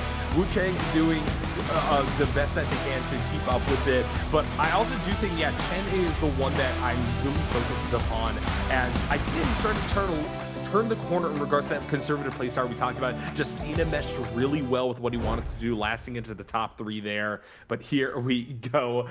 Talking about that one, reflecting upon what we saw right there, SV, I'm loving this meta right now. I'm loving the fact we're getting so many unique characters out onto the board. Yeah, and especially considering us 12 solo characters, how many, this is what I'm trying to talk about. How many different heroes appeared in game 1. Guys in Twitch chat, this is for you guys. I know you guys in the YouTube chat, but I do want to mention it is in Twitch chat. And this guy said even for the quizzes, you need to be in Twitch. Even Sam was in there. A9, B10, C11, D12. Y'all know what I was about to say. I'm going to answer it right after we get to this question because I want to make my point about that. Is the fact that there were 12 characters, 12 different characters go into this last circle, but more importantly, this whole entire match, actually, I should say. And the thing that comes out from Chen is, right, in the first day, his consistency led into where he dies to realm depletion after his 2nd realm 3 times in a row. But what he didn't do is give any eliminations to players. So he doesn't go onto an aggro stance. He thinks smart, right? He doesn't want to give a +1 to players unnecessarily. He wants to go ahead, take his effort. If he doesn't get it, because for instance in the Holoroth, he in round 2 especially, we're about to go into that, it's going to be where he ends up playing out the Liam and he ends up getting himself in a spot where he was going to confirm a kill, gets denied. He doesn't take any opportunity to go full aggro against that person. He doesn't see red, right? He's not, blindsided by the fact that he needs to get inside of those fights. He then takes the opportunity of just lowering that threshold just a little bit, a tad bit. 1 kill is enough to make it so that if that person were to get first place, right, that's another 0.2 points. That could be decimal points for him to place out. And you know me, SV, at the end of the day, I am a person who loves the violence of this game. I love the action, I'm a bloodthirsty play-by-play caster, but really that very conservative style from Chen is something I've been critical about other people not utilizing as well. But Chen, I think, is the person who's really embodying the value of that style. Still coming out 5th place, with only 3.5 points. Could do a little bit more on the elimination front, but the fact he isn't putting value back into the pot because he's going for so many Realm of Gang depletion plays near the end of a lot of these games, I think means that he is definitely in a position where if the game and the chips fall right, he's in position to capitalize. And I think that isn't the case with a lot of people who try to mimic that play style. Yeah, and I think in terms of it, something that sets some other players apart is like they come in here for the first time and then they're fighting demons. Asia, for instance, was exactly that person. He was the guy. He actually ended up going ahead and being one of the active forces. He's not here today, but in the latter half of the spring season, we saw him fall off a little bit going through. So either that fighting sense has kind of been understood by the players, definitely that case, right? That's something that you can understand. Game sense, that's something that can come through where you have to counter that. You have to counter that player by doing nearly to the exact same process that they're undergoing through. But we are going to get some clips and highlights brought to you by China Unicom, where this first set of fights comes out here between Team Wu Fong, Wolves MCF. Felt like an eternity here in NARAKA. It was an eternity, honestly. Both of these players doing a great job understanding when to push, when to pull away, but ultimately coming out of that one. Got the start of XY also in a very good position off of a duel against unfortunate Spider, who initiated a lot, didn't get a whole lot of value in kind. And that was where XY's run really began to pop off. Here we go, first Realm of Gang, Arano on a chase down versus Chuzhang. Chuzhang, unfortunately, just without a whole lot of health to play with nowhere to go as well. Flying knives, man, mess up weapon. Very much so. The range catch, the blue focus range, it's a lot of forces to be reckoned with. They're starting with the RMBs. Obviously, that Octa's dodge is diabolical. This whisk throw was exactly what Arano didn't need because there was so many targets around to be looking for his demise. He gets parry upon parry upon parry, but then the Mortal Defiance procs mitigation is thrown aside. Once that whisk throw gets reconnected, that was it. And the last hits come out from XY for that White Tigers. And then getting out Shen here in this corner, exactly why these flying knives, the jump RMB confirmation, the most damaging aspect of that combination, the killing blow, really came through. And XY, look into this time, right? This is all about burning time for that Valdo ultimate. And he really risked the biscuit for this dash LME to try to find it, but still though, look at this. jumps, even at the uppercut, the terrain creeps out the T's Wukong plan for that blue focus ambition. That might have killed, to be honest, especially with those halberds rarity. But XY comes out, gets the RNG of a lifetime, hits that platform, and of course survives it out, gets the multiplier, gets his MVP. Yeah, and that MVP is well deserved. To talk a little bit more about that last fight in particular, SB, yeah, RNG definitely a part of it, but it's that kind of gambler skill of knowing when to go and knowing when to roll the dice that I think XY really embodied here. He took good fights early. He was able to sustain that momentum. And here we go. Look at that build. Look at that damage. Flying knives, man. Messed up weapon. 28,000 damage, bro. Nearly 29,000 is pretty much one of the higher thresholds. I think he's going to be coming up here on the average. And having 17,000 damage on Flying Knives, his primary weapon of choice, even when it was on blue rarity, even when he fought Spider over by the Imperium section before first Realm Yang, right? We saw that fight in the very beginning, which we can talk about in terms of how that ended up going for Spider, right? Wu Shen, one of the picks that were in this lobby, still having his name to be played in terms of solos. Now, his opportunity for denial of any projectiles really comes through, but for Tumult, that's the name of the game. All he does, right? Damage without weapon, most likely had been those whiz throws, I felt like, because he had landed a massive amount of those getting out here into game one. But having to see these diverse picks, definitely a pleasure to mention, and especially considering that there hasn't been any sort of, handshake agreement, which is one thing that I really wanted to make mention about, where we used to see that a lot of times before. I mean, this is kind of more the competitive mindset, just being able to survive out as long as you can, so much so that it leads into the end game circle, and then it's a brawl out. Whoever survives. Now, in terms of this game, everyone's looking out for each other in terms of violence. And also, one thing about that final circle fight, SV, the fact that it's a brawl out rather than an ult off is something I'm super happy to see here, man. We aren't getting Syra v Syra, just waiting for the entirety of the shadow to consume the map, and then you just sit there flying around seeing who has more health. This is very much people trying to show their stuff. This is where I think a lot of the buffs, the spirit wells, and just what you're able to show in Realm of Yang really comes to the forefront of the game and comes to the forefront of strategy. And I think that this is going to be the split where we really get to see the top players shine, and those are going to be the names that are established high up on the leaderboards. While there is still randomness, while there still is chaos on the map, for the most part, you play well, you got yourself a ticket to finals. Exactly, and that's all that it's really going to count towards, getting to finals, getting to that point of being able to play it out, get some ranking points leading into the end of the season over in October. For the majority of things, though, to kind of keep things in the the swing of things, right? It's those balance pass updates that really can just shift either meta options for the choices of solos players, but also to see about the playstyle differences. If anything happens concurrently with the survival mode, with Immortal War, if anything happens in the mode itself that starts to situate, and that's exactly what happens with surrounding Realm of Yang, with the Spirit Well being able to be applied with the Yang Spirit Well at the same exact time. Two objectives that could be played off of against one another, denial between one player to another, and then also seeing what's going to be that game of chicken. If anyone's going to be popping off against one player, what happens then? Are we burning up the combo breaker? Are we burning up the ultimate? What's our opportunity then for anyone on the outside looking in? And that's exactly what you got to worry about in terms of a terrain difference, because you can also think about it vertically of seeing who's going to be above it all and seeing about yoinking any opportunity that you look for yourself, taking it for themselves. And you see how snappy capitalizations are. If someone is making a mistake, if somebody's movement isn't quite up to snuff, get deleted in an instant. And what that means is that also initiations have to be done with incredible amounts of security and a lot of really solid trepidation going in. You need to know where everybody else is across the map. It is that mid to late game where the circle's closing, everybody's getting funneled into a single area that they know is going to be where the last stand is taking place, but it hasn't quite closed all the way up where fights are necessary. That's where I think you're also going to be seeing a lot of players either roll the dice, say, hey, quick elimination, more space for me, more loot for me, especially if I'm feeling the pressure, I'm a little bit behind, but not so behind that I have to play purely conservatively. That's where strategy is really going to be capitalized. And so that's what I want to watch out for post second Realm of Yang, what's happening there. Yeah, and I think an interesting point there in the final end is that XY had himself with the intermediate powder. Like I said, that's a full reset for him.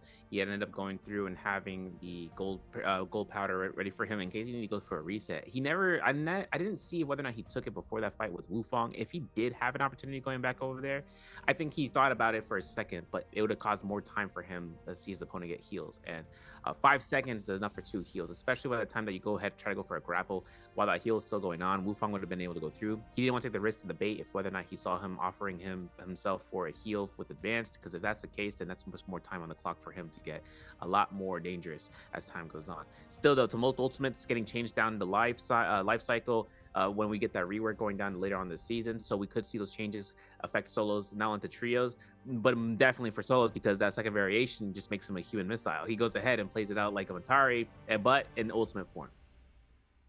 You know, speaking of characters, speaking of ability choices, kind of sad we didn't actually get to see a whole lot in the way of Yodo plays in that last game. It was kind of the when she was on camera, we were getting the things that she's weakest at, which is you press the ultimate button, it doesn't actually kill people, and then you immediately get dogpiled and died. So hopefully she'll still have some amount of priority retained throughout the rest of the games today. I don't think that her raw power level is that much below any other character, and so as we move into game number 2, I want to see some more highlights. Yeah, I think that was a thing that we wanted to mention. Dino Dooney was looking for the Yodo. I didn't see any Yodos, and then unfortunately, seeing that Yodo get expired early on, kind of unfortunate. F2 Yodo was the play with V1. The V1 being the more dominant force in solos. It's just what I mentioned about her in solos in day 1 was the fact that she kind of operates like a pseudo Zai, something that can be avoided. For a Yodo inside of Robbie Yang, though, she can take full forces against him, and I think one part that makes Yodo a little bit more temper, I guess, against is the fact that you just have to play around any and all of her movement against her, right? She gets real floaty while she's on the ground. She gets ice skatey is more so. If she starts to glide around you and she starts missing you, that's more time for her to try to catch up to you. That's all that you really need to do inside of the Romiang and outside of it.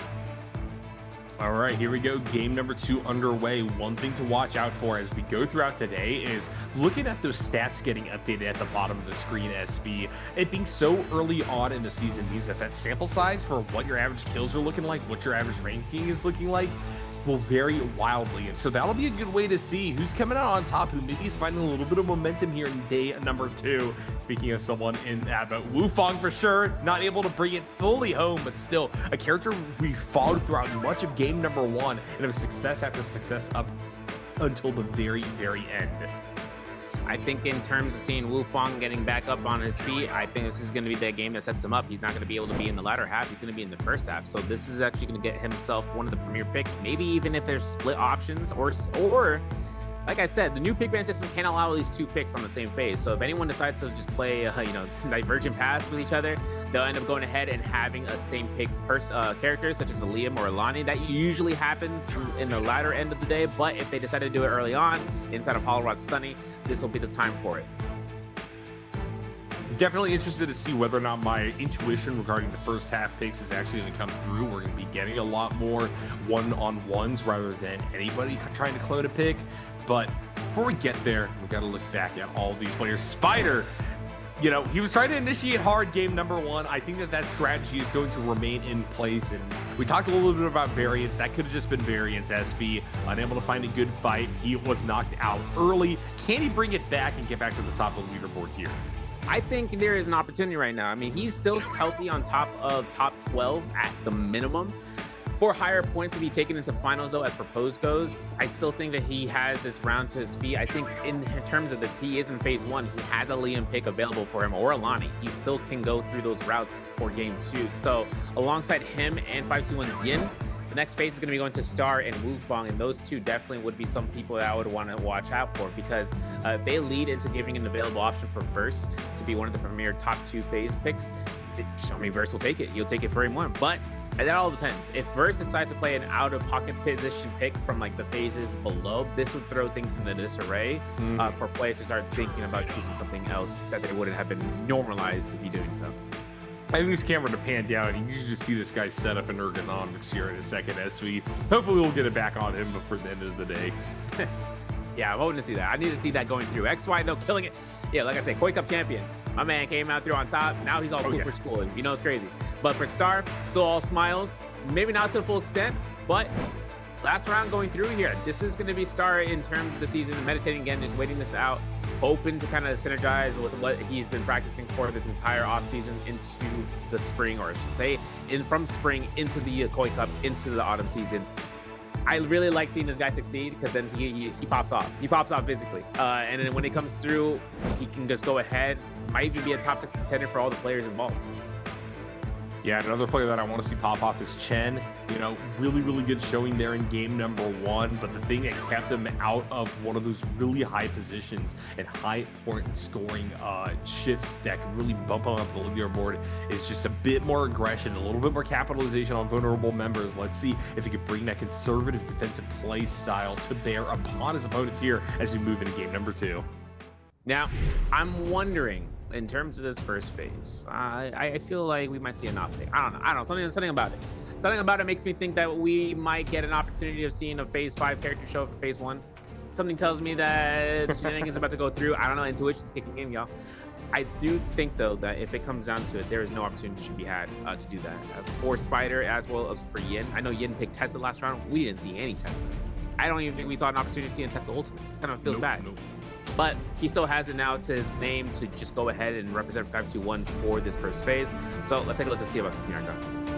Yeah, one thing that I want to note here is that the time for Slows and company to really make a statement in game 1 is going to pass them by. Now it's him and then Fong down in that bottom slot.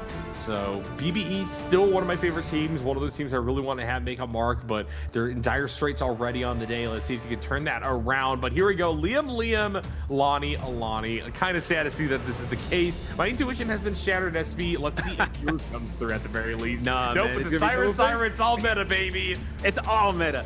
And yeah, this is going to be that double coming through here. And Shail could be double pick here too for Arano. I mean, this could be an opportunity for Arano to pick her up. He's known for the Wu Chen split pick, so this is going to be a chance right now to see Arano in terms of phase 4. Opening up the door right now, since there is a Shail, Kylan should show up. If there's a Kylan, there's going to be a Yoda Hime. That's usually the case. If they're seeing the Kylan ban, then phase 6 can easily pick up Yoda Hime for the resulting. Kylan comes out here for JL's HM and then some mulch. So seeing about the Kylan, but seeing how there's 2 bans, phase 6 will then decide upon picking up Yoda to try to counter him out. And if not, it might just be those off choice picks. I honestly assume that Nanakos should show up here in just a moment. If not, Justina first one for Wolf's MCF, BB slows. Contemplating it, thinking about it. He's like, yo, trios option, Yoda Hime, let's bring it out. I knew it. He's going to be going ahead and trying to bring her through, and this is going to be that proposition for him to try to counter out the HMs, Kylan, and if he finds him in Romy Yang, I mean, statistically speaking, he should take the advantage, so long as he's not at a gear deficit. Yeah, this is the thing. BBE and Roma Yang is pretty unheard of. I'm not going to lie, both in singles and in trios. Definitely a little bit more in trios, where that really, really slow play style, I think, was that it's most apparent as a team philosophy here, with Frostivus oftentimes taking point on singles. We've been seeing some shakeups, but Yoda really wants to dive in there. Yoda wants to get eliminations. Yoda wants to get ahead. So we're going to see whether or not Slows is up to that challenge, but really, with things kind of turning back towards a lot of these very controlling ultimates with a lot of space and a lot of time being bought by them, I'm expecting a big car crash at the end, a lot more people surviving deep into this one, and SV from their absolute chaos to close us out for game number 2. Yeah, no, 100%. The car goes 70 miles per hour, and you realize, wait a second, we're on UK terms. This is kilometers. We're going 150. Everything kind of leads us into what we have. The idea that Yoda Hime can make it to end game circle is it's tough, because, like I said, she's a character that can get focused out. She can, hypothetically, she should, on theory crafting, she should be able to counter out the Justina low key, because she can be on aerial form by throwing out the gold focuses and resetting in the sky. But what's crazy is that Slows, before the patch update for the new character being dropped, he is running F1, and F1 isn't that combo breaker version. It isn't even the gold focus F1. He's using the non-combo breaker combo skill. If he decides to utilize his F1 in great situations against catching opponents off of a skill cooldown or even off an ultimate cast, he could set up work with, depending on the weapon that he's got, like a long sword or even for a staff. He really just wants to go for an easy blue focus vertical. Otherwise, F1 does get resetted on kills. He wants to get that refresh. The only part of the thing is that it is a semi-combo breaker, right? He has to throw it out beforehand. He's got 8 seconds or so before that counter counts down before the skill expires for him to use it as a combo breaker or as a teleport. If he teleports, he will just reposition himself for where it is. Still kind of an option that I want to see him pop off with, but like I said, it slows coming through for EVs from trios, and having it in solos, I do want to see these guys succeed, especially in this format against these top dogs. All right, here we go. Dropping on into Holleroff, and we got Density yet again. Center of the map, center stage. Looking for action coming off of that. So my call, hey, people are going to the late game, may actually not play out depending on how everybody meets up with one another from early on. I'm thinking about that Salvation Podium fight. That's gold weapon rarity. That is a high objective to go through for it, especially what we've seen here today. And I think another thing is that even in day one, no one took Salvation Podium fights as much, except for round one, except for round two yesterday for day one. But for round 5, no one took it. Only one player got it. I think it was Gigi Chen that got it for majority of things. Still though, ASC's XY's about as Shang. They're both going to go for it. FPX to start, also spawning in here towards the Emberhawk region. We are in here for game 2. Hollow Rock Sunny. No Fireflies yet. We did have Fireflies off in round 1, but off the rip, that is Shang. Trying to look for the puzzle, trying to understand what's going to play. And these fights are going to start off player hot and fiery. Yep, XY wanting to just repeat his momentum from game number 1. Unfortunately, met up with some furious fan work here from Chu Zhang. Dives back in, was able to get the armor swap, able to heal up a little bit off of that, and now the third party in place. XY might actually try to find a way back in with the big roller ball coming their way as well. They got to be careful with the timing. Will get caught out by it.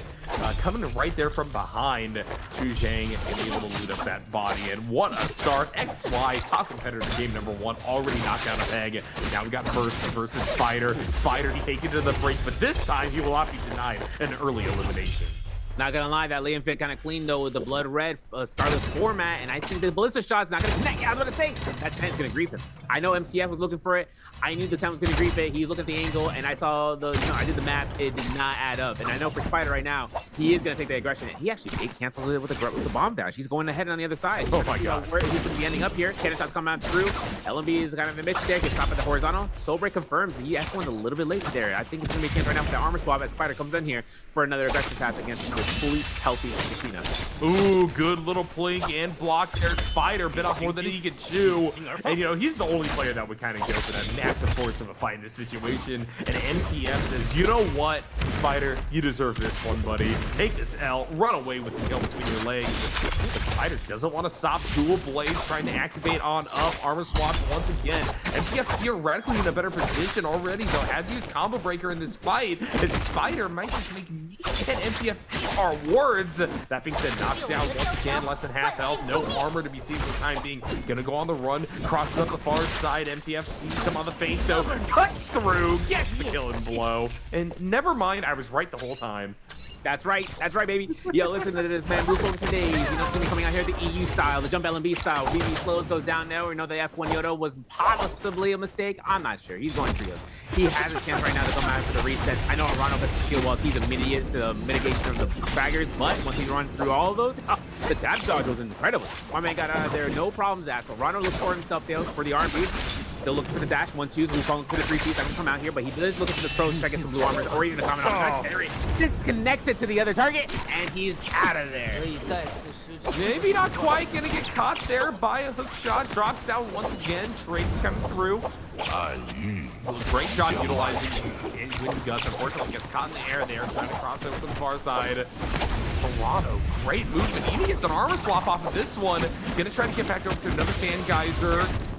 Come on top of them. Arano now less than half health on Ghost White health as well as their armor. Far side drop base down off the cliffside wall, multiple people chasing after him. Arano just trying to force a little intermediary fight to combine the spaces, run away or at least skill up all the way over to the corner. Good move and a bust out through the window. Unfortunately, right on top of another player, has to try to get around to the corner yet again. And we finally have bot respite for himself. Now for Wufang right now with no gravel to his name, all you got to go is on foot with the flying eyes, having ultimate ready to go here, the combo breaker to be set up. He's trying to find that healing target. Where the heck is that? And he's still not gonna find him. Yun's gonna get caught here for a blender for the R&B. I think he's gonna be looking to try to go ahead for an F1 knockback. Try to space him off of him. Second core story, he can go ahead, get stopped by a musket shot, gets full heal for armor. Still looking for the crack on the beast. Still getting caught here, NARAKA. Yeah, Yin in a little bit of trouble here, kind of sandwiched between two different players. Blue focuses forward, unfortunately, starts to go the far side wall. Therefore, was out of range. Yin gonna eat more damage for his troubles, down to half health. Now he's going to be the one targeted down. I think for Yin right now, for a heal, it's going to be kind of ambitious. A lot of players nearby to him. MCF looking towards Arano. Nice, very beautiful. He's waiting for the F1 here. There's the catch out. Look at Wukong with the flying knives, though. He's going for that shotgun blast for sure. Arano continuing to keep the dream alive here. MCF having the combo breaker. Will freeze up to try to get out of this situation. Arano continuing to drop the knife from the sky. Across the far side, has actually managed to turn the health on a dime. NTF gonna be the one running for the hills. Wukong though, hands off aggro, wants to try to take down Arano a peg before they go chasing after anybody else. Wukong on the cross up. Good job with Lonnie Ball. Arano though, blue focuses right in Wukong's face, gets the damage, gets the knockdown, tries to now get out of dodge. MTF though now gonna get right back on top. I think Arano is going to have one opportunity for an F pass here. There it is, coming out and getting the scare rush. He's got to avoid this because that Mortal Defiance proc is going to save his life here. Majority of the reason, though, is that MCF is going to be looking for those random cannon shots. If he can get pot shots, they are going to lead in terms of Queen Castle. One armor heal coming up from Arano. The F cast comes in just as I hopeful to see. But whether or not he's going to throw one shield throw to a second one, I'm not sure. There it is. Second one comes out. He is still going to take the effect against Wukong. Great handoff. Arano trying to turn onto Wukong here, forcing MTF to go back on the chase. Arano now down to a one-hit situation, going to die to Flying Knives, but you know what? Crazy chase around, and now this has led to yet another scramble situation here. Wukong gonna peel off the rest of the fight. Spider down on top of people. You know he wants to try to find something, but MTF with a few too many resources means that he is gonna turn tail. Yep, now we got Romy Yang spawning in here. That pass is gonna be available for another 45 to 50 seconds. The player's gonna be waiting for the ASC's XY, just hanging out under the moonfall pass with those Sampiers. Wanted to wait out the timer as long as possible. I think 2 minutes is as long as it lasts for, so he can try to get a minute of the buffs of the attack. Mitigation, sticks it through it, goes past towards this, where Verse is waiting this out with that Yang pass, playing out the Syra, getting those blue nunnies, getting those blue armor, has the ultimate ready to go. Doesn't matter if he uses it before the Roman Yang, it will refresh once he enters it. It's just whether or not he and XY decides to take this fight against one another. I doubt it, but XY does have that gold longsword. Salvation podium was his after those first set eliminations. Otherwise, Spider, he's on the outskirts of one set of Roman Yangs outside of the Salvation podium in the northeast. Still rocking out here for the fifth place Liam. Slows, like I said, someone that I want to see get inside of Realm of Yang. I don't think he's in the vicinity of any of them right now, but already has a kill to his name. You know, that's a good sign for Yodo. We're going to see whether or not he does, in fact, pop up. But right now, we are looking at some classic players inside Realm of Yang who always want to take it. XY fighting his way over to another one here. Arano making a beeline towards this position. This could lead to an exchange. I think right now for XY, Phantom Step is his biggest strength right here as a weapon or as a Jade selection. And if he starts to fill that up to Phantom Step, right? He has Ripple Step, he has to deal damage to get that Phantom. Chen being an Akos though, kind of a little bit of a dangerous game right now, I'll be honest. And XY kind of puts himself to the sky to kind of avoid this. Actually, to try to work this out, this is a Child, not an Akos. This is going to be a dangerous game regardless. Yeah, this is going to be an interesting one. Of course, Chen looking for revenge following game number 1 and the fact that he got knocked down in 3rd place here. XY looking to try to find a catch out here. Takes a bit of damage to their efforts. Chen right on top of them with the combo first. Trying to play at range. Has this spear with which to do so. XY sent sprawling. Has some armor though. Tries to regain off of Powder.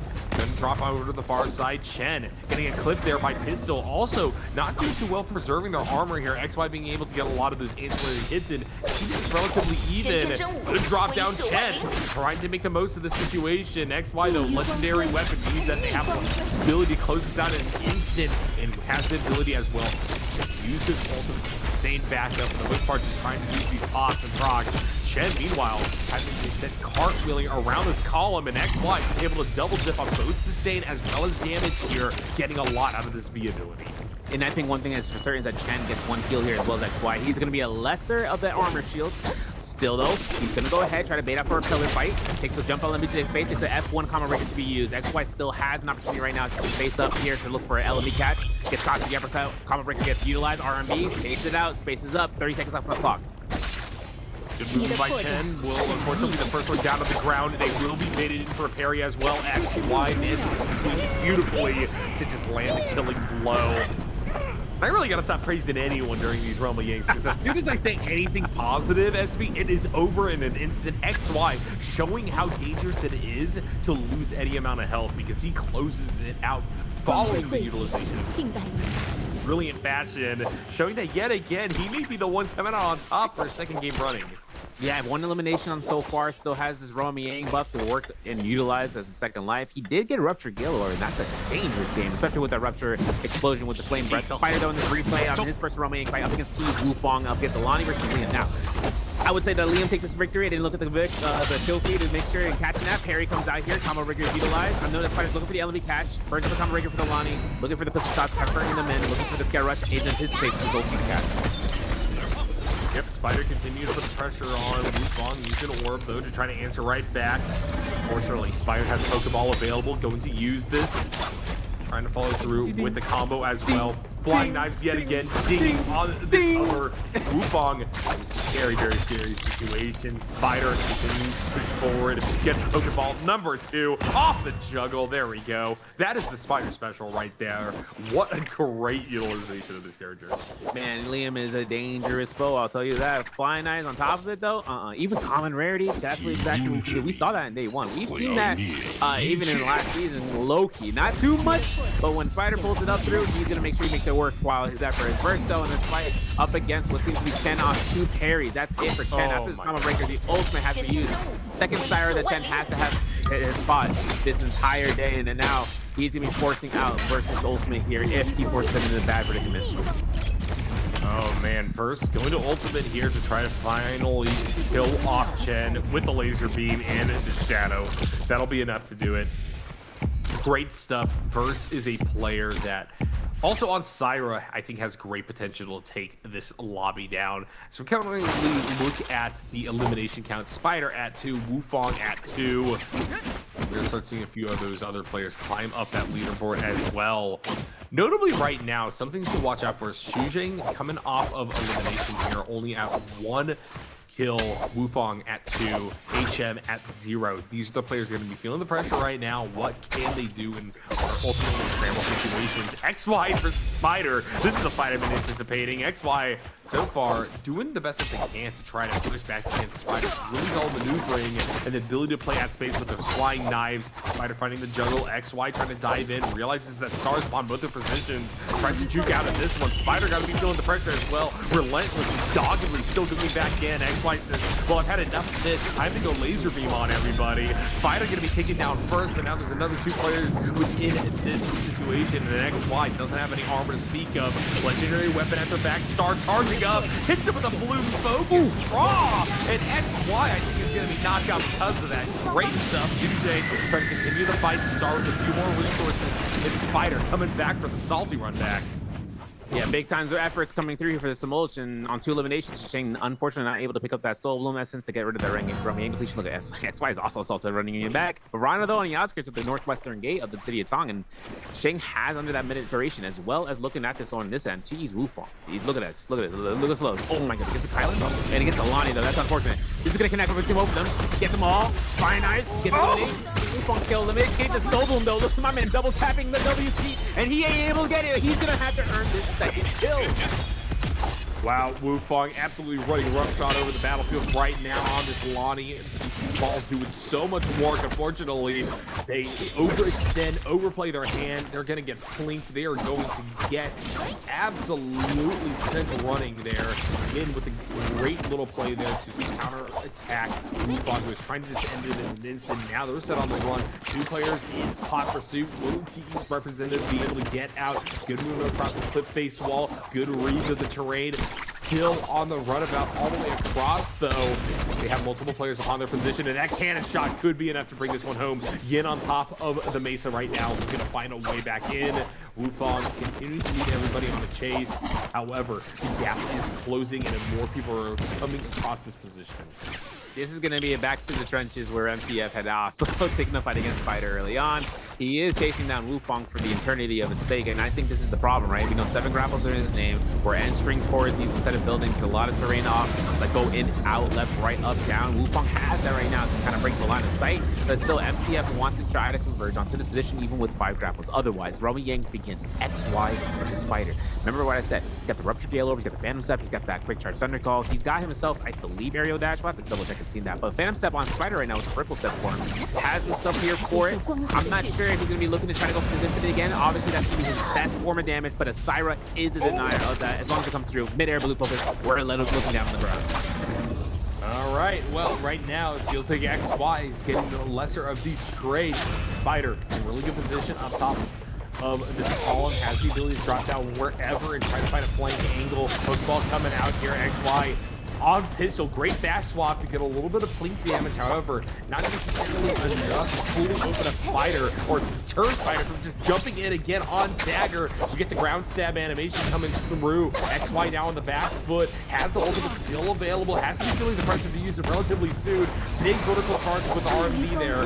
XY able to get more damage in, and now is going to try to finish it here and now off ultimate. Dart coming away as Spider. Spider trying to cross it on the far side, looking for at least one heal proc here before the Siren gets out of the ultimate. Oh, pushing forward. Oh, and he's going to overstep his boundaries. Laser beam does it. I think that's the first time I've seen Syro win a Roman game in ultimate. Usually it's a matter of following up after it, but we're gonna see if First can make it 2 for 2 here. Verano is also in dire straits right now. Wu-Chang gonna try to ultimate in time. First is able to face tank all of this. Charging forward, Verano able to get one proc of the armor powder off. First trying to get on top of them, double dipping with the heals at the close range. Dropped out of ultimate form. Arano, though, surprisingly will have the health advantage here, but not for long, as First will be able to fan on up and take it home. You know what's crazy too is that we saw Arana do something we saw yesterday where the F1 was utilized with the B2 on Wu-Chen, using the skill in the ultimate in tandem where the shield throw comes out, but in the midst of the shield throws, he then throws a Spirit Blade ultimate cast. Now, look at the Jades right here. They might got the engraving. No longsword, soon to be, right? Verse has to look towards getting a longsword to get that Jade to utilize, but for Verse right now, finds Yin right off the gate alongside with XY. Finding out both of these players with the White Tiger's prowess means that these guys are looking at this Liam like a fresh cut of meat. Does Verse have a Barrett 50 cal packet in the back pocket right there? Oh yeah. Oh yeah. Oh yeah. Oh yeah. Oh yeah. We got that skin. Can't believe it. Apparently Perry Shen made it. We're not gonna see her in solos, but definitely gonna see a lot of Valley coming in here lore-wise. But for Spider, still after that rubber being lost, his target being Alani, he just burned his first orb against the mitigated force. You gotta love Spider's playstyle, man. This guy never lets up, never stops, and therefore will dive into the shadow to try to find the kill against Wufong here. Definitely needs this. Has the flying knives in his back pocket. Very, very trusty tool set in this situation, but now beginning to feel the drain pressure. Wufong getting back out of the shadow. He's gonna follow back up through. Wufong, good damage on entry. Spider gonna cross up the cliffside wall. We'll be able to some healing berries to try to stabilize, and I'm sure he's gonna be right back at it. It's Spider after all. Yeah, and then things come out here. One catch the next. Look, crouch on the beat. Oh, gets caught by the whole arm. It reloads all that arm, man. Close catch up, really scary position, and I think this is Spider's end here in game number 2. Desperately trying to get back out of the health stream. He'll be able to do so. Oh, the movement! Unfortunately, he has no health left available, no any armor to speak of, and so Wufong will continue to give chase. Splash damage from the cannon, brings Spider down to a one-touch scenario. Flying knives to try to buy more space. Wufong actually has a lot of distance to cover here. Spider might be home free. He gets one heal at minimum, but look at Star, bro. He's showing up here to the park. He's like, yo, I got the drinks. And Spider catches an infinite, but the combo break gets utilized. Star could get a 2-piece here. Yeah, Spider trying to move, trying to bring this one back. Splash damage once again. Star landed the killing blow. Spider out of this one. The question is, can Star push further and get onto Wufong? Wufong just gonna mutually heal here as Star loots up. Agreement comes into play there, definitely, especially when we get to the endgame circle. 9 minutes and a half left on the clock. We got around 6 players left to go through. Wolves' MCF is getting chased down here by ASC's XY, and as well as WBG's Verse. You know, every NARAKA Pro League player or comp player is like, classic. You know, we're looking at this how it ends up later though for XY. If he gets this R&B catch up, he's gonna burn out the combo breaker completely for the Chasina. But then again, both Lonnies are also in the mix to try to see about what is up. XY up close and personal. Storm continuing to close around these 4 players. XY now up on top of Hut here. Good vantage point, looking for a drop down into a charge move. Multiple players now feeling themselves fall behind on the shadow closing in. And there we see MTF get eliminated. Verse gonna loot on up, but will have to make their way past the wall of 4 players who are still providing this bulwark before he can actually enter into the main circle and get out of the drain. XY ultimating means that there's even more space for these players to play off of.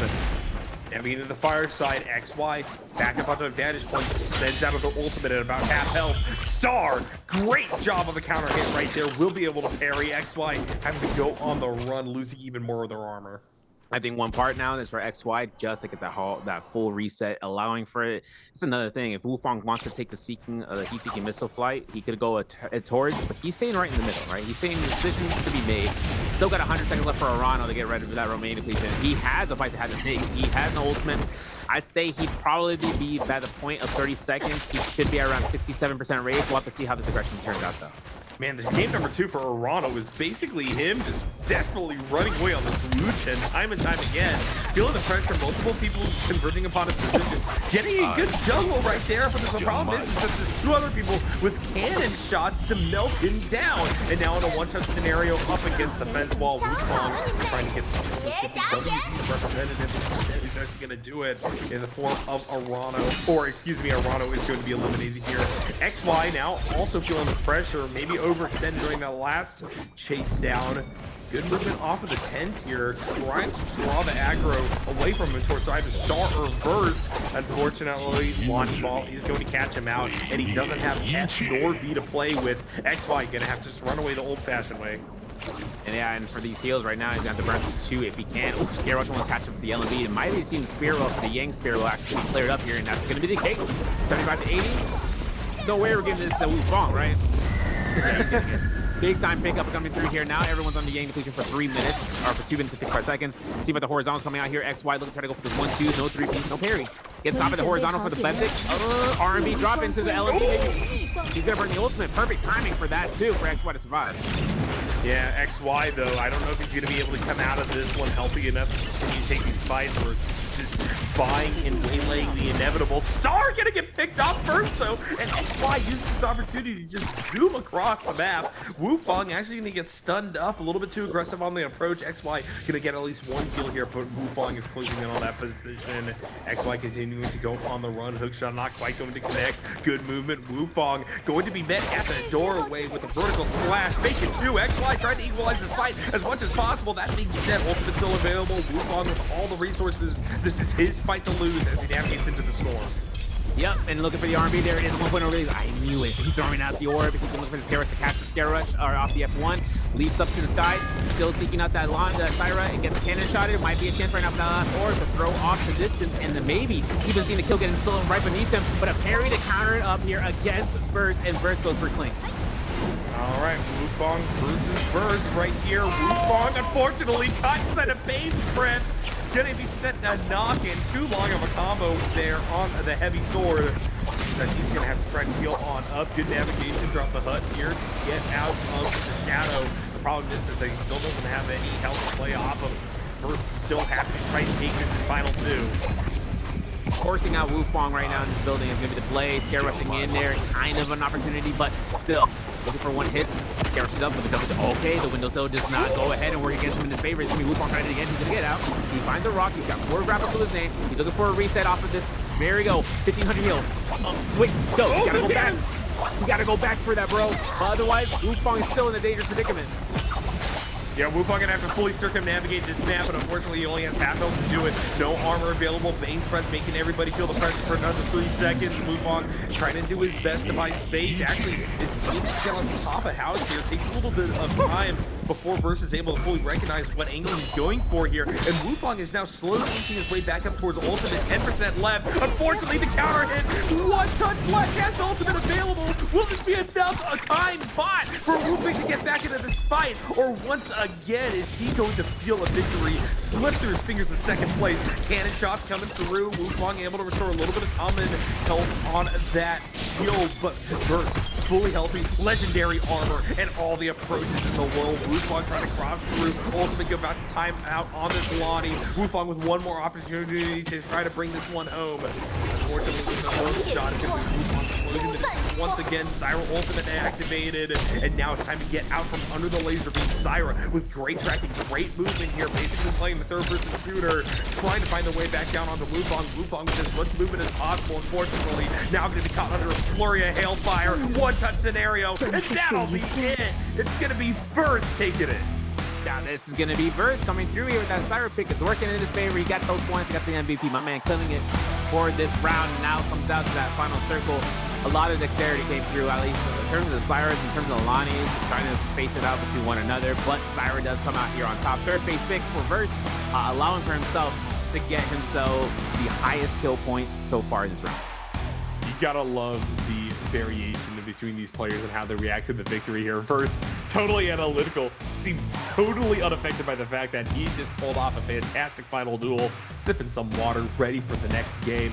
XY grinning like a madman there from game number 1. I want to see some more pop-ups. I want to see these players continue to make huge strides forward here at the start of this. Yeah, I think he's going to be going back in, waiting for round 3 for Morris out in the day, seeing how that round kind of ends up here. You know, it's interesting seeing about day 1 and how Morris Al kind of led into, you know, the phases. I think one part that really sets this up for game 3 is to see if we're going back to split picks. Honestly, the fact that we got 3 combined choices, right? The fact that we ended up, with that in general is kind of bonkers to me. Especially considering that those characters, the Shail, the Lonnie, the Liam, and the Syra all got, you know, concise picked out, you know, for those first 3 phases. The responses from the latter 3 were just like, you know, we just got to make sure what we can do, right? Wu Chen came out even in terms of the Shail, but those were split pick options. If they had a chance of actually combining their forces in terms of being the same picks, just by the attrition itself, I think things would have turned out differently, 100%. Yeah, definitely. And we still got quite a few games ahead of us today, SV, for all those crazy variations to come into play here. But to your point from earlier, really would like to see the split picks throughout the course of another game because, you know, we saw a little bit too much Syra. We didn't see enough in the way of craziness. I mean, where was the Kyle in that whole time, man? Oh, man. I don't want to talk about it. We got to remember, though, we saw it from earlier. I'll talk about it. How many kills, though, did WBG's verse get in game 2? Is it A4, B5, C6, D7? Make sure you guys are looking at the scoreboard. And like I said, Twitch chat for you guys. This is where the prediction is going to be happening. I know YouTube chat's out there, but you guys got to make sure you guys go in Twitch chat for the rewards. Now, for TE's Wufong, finding it out here for that Romy Yang depletion to get rid of. We saw where the Kylan and both the Kylan and the Yodo take a fight between one another inside or outside of the trenches, where they ended up getting caught under the reins of both with TE's Wufong, and as well as just going off on seeing whether or not Spider's gonna be coming through for the Yoink. I think I should say for MCF, but one problem that came out of it was that when they were both combined, Lonnie got the freest kill set of all time. 6 eliminations was the scoreboard for you guys for that question. Verse being up here for first place, 10.2 points. Wufong with 6 points in second. XY from ASC for 5.5, 4.5 for Star. MTF with 3, 2.5 for both Spider and Chishang. Slows for 1 as well as Lorano, and Yin on a 0.5, where JL's HM and DG's Chen come out here for negative, or rather I should say 0. There's no negative points, there's no way. And for these guys to kind of come through for the first 2 games, GG Chen, HM, they both have to kind of get this ball rolling here, hopefully by this halfway point or where we're going to nearby towards 2/3.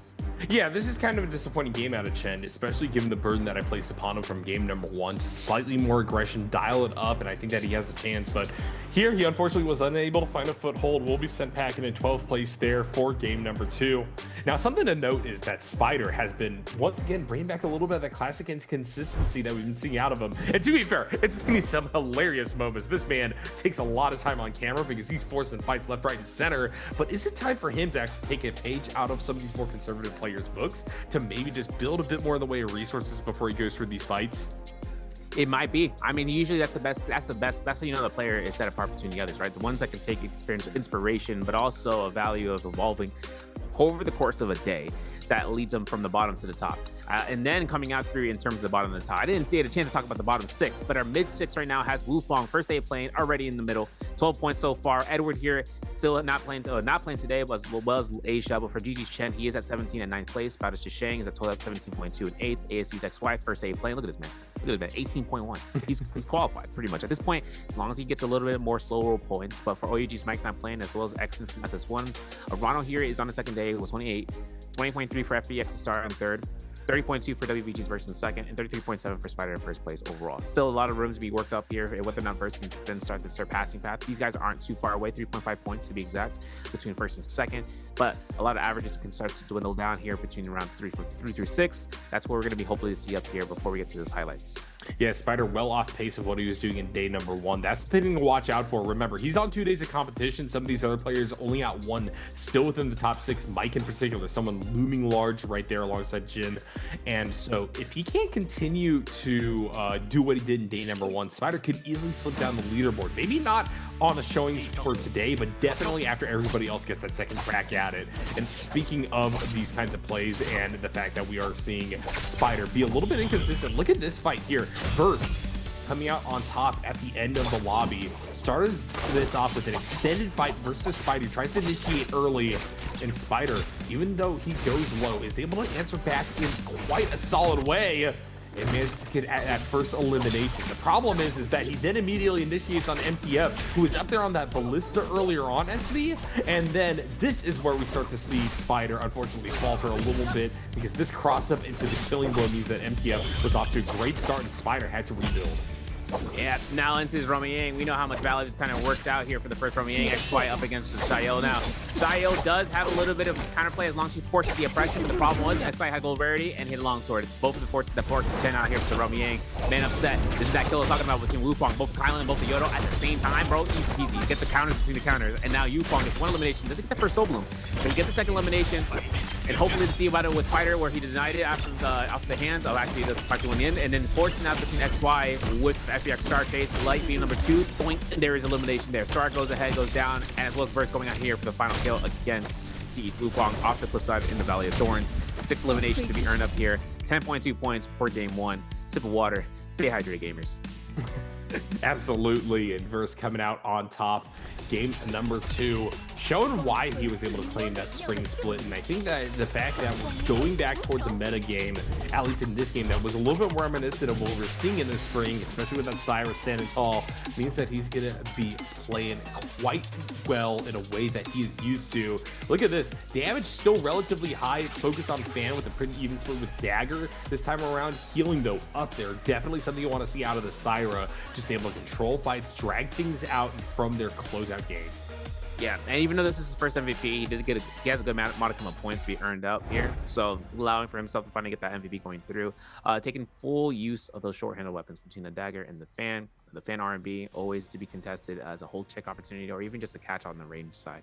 And I think one part that comes up from the Dagger is also the fact that you can just go for those soul breaks, or allowing for yourself to get the horizontal release for the blue focus. That allows you to get some aerial time to see what your opponent's gonna be doing next. Sometimes that really is a setup for the burnout for the combo breaker. Majority of the damage comes out split a bit more for the soul break, where it's a horizontal. It doesn't depend on the timer like how the Fan takes 2 hits. It's a singular blue focus, you know, a little percentage less, but it does still do a massive amount for a single point. Still though, we got more NARAKA to be played. We're gonna go ahead and throw ourselves to break. We're gonna get into round 3 in just a moment. NARAKA and Serverio gonna be back soon.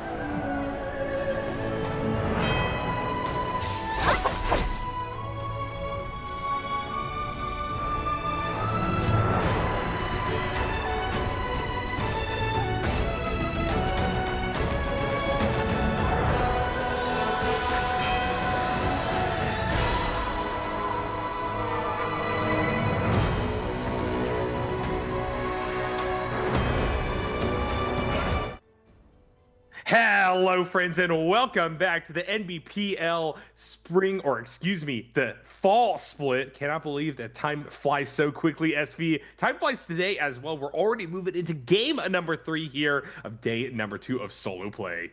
That's right. We got ourselves going through games 1 and 2, allowing for both Midoriya Midnight into the Hollow Red Sunny. A lot of disposition. New players this time around to be showing up here between GG Shen this season, as well as the scene for the first time playing between, with JL, where Hoima has always been here, but more so just seeing about 521, seeing if BB can kind of make it out. But I am curious and seeing about what is going to be up here, man. XY won it up for first game. Second game given to WBG's verse. Good average of points coming through here in second place. And then for XY, his first day of playing, he's already at that part. He's at that hallway. He's about to go ahead and go on the summer vacation right now with the amount of points that he's got going on. Yeah, absolutely. A lot of people making big strides here, but at the same time, the leaderboard is nowhere near fully shaped up, even for the first bi-weekly split. SV, there's a whole lot to be done. And while some players are coming out on top, we got other players who, got very far ahead game number 1, now all of a sudden brought back down to earth in what was a little bit more traditional of a draft. So as we move into game number 3, get a better sense of what the contours of the day are going to be like in regards to hero selection, that's where I think we're going to start to see the real front runners, not only for today, but for the whole season start to take place. Yeah, and that's how you mentioned, right? Those picks that come through here. Game 1, we had pretty much the polar opposite what happened in game 2. We saw a lot. The diversity for game 1 was 12 different characters, and that's a great sight to see. Seeing in game 2, though, 3 sets of doubles means that we're going to be able to see 2 sets of each character to try to take dominance in the lobby if they could. I think that's what we saw definitely from both Lonnie's and the Cyrus. They were both the comps that were allowed to go through, or the players, or the characters, to be selected into the top 5 by the end circle point. And then Yang Spearwell was also claimed out here from TE's Wufong. Now, keep in mind that TE's Wufong, I'm not too sure about what happened within that Spirit Well claim, because he ended up clearing it. That item on the ground, that intermediate powder, the one that sets him up for a full refresh on the armor, didn't get him the armor. He didn't get the armor. He walked past it. And I'm curious if it was either, though, Yang Spirit or the other Rama Yang, the other Yang, or the other Spirit Well, I should say, in general. But when he walked over that, I'm pretty sure that's yours, dog. I think you got that clear up. But then again, had to go ahead and find the common armor. He made the best situation. If it wasn't his armor, he definitely came out here and trying to find those angles. He found that common armor, baited out for the heal for Verse to try to take the high ground, and then he took it to full sense. He full sended those blues, but Verse still coming through here as a dominant force. Yeah, Verse is a real monster, someone to really watch out for. And he's back to his regular setup, actually. So I do wonder if it was a matter of his coach handling the keyboard or something like that. But this is looking a lot more ergonomically sound than what I was watching him play with before.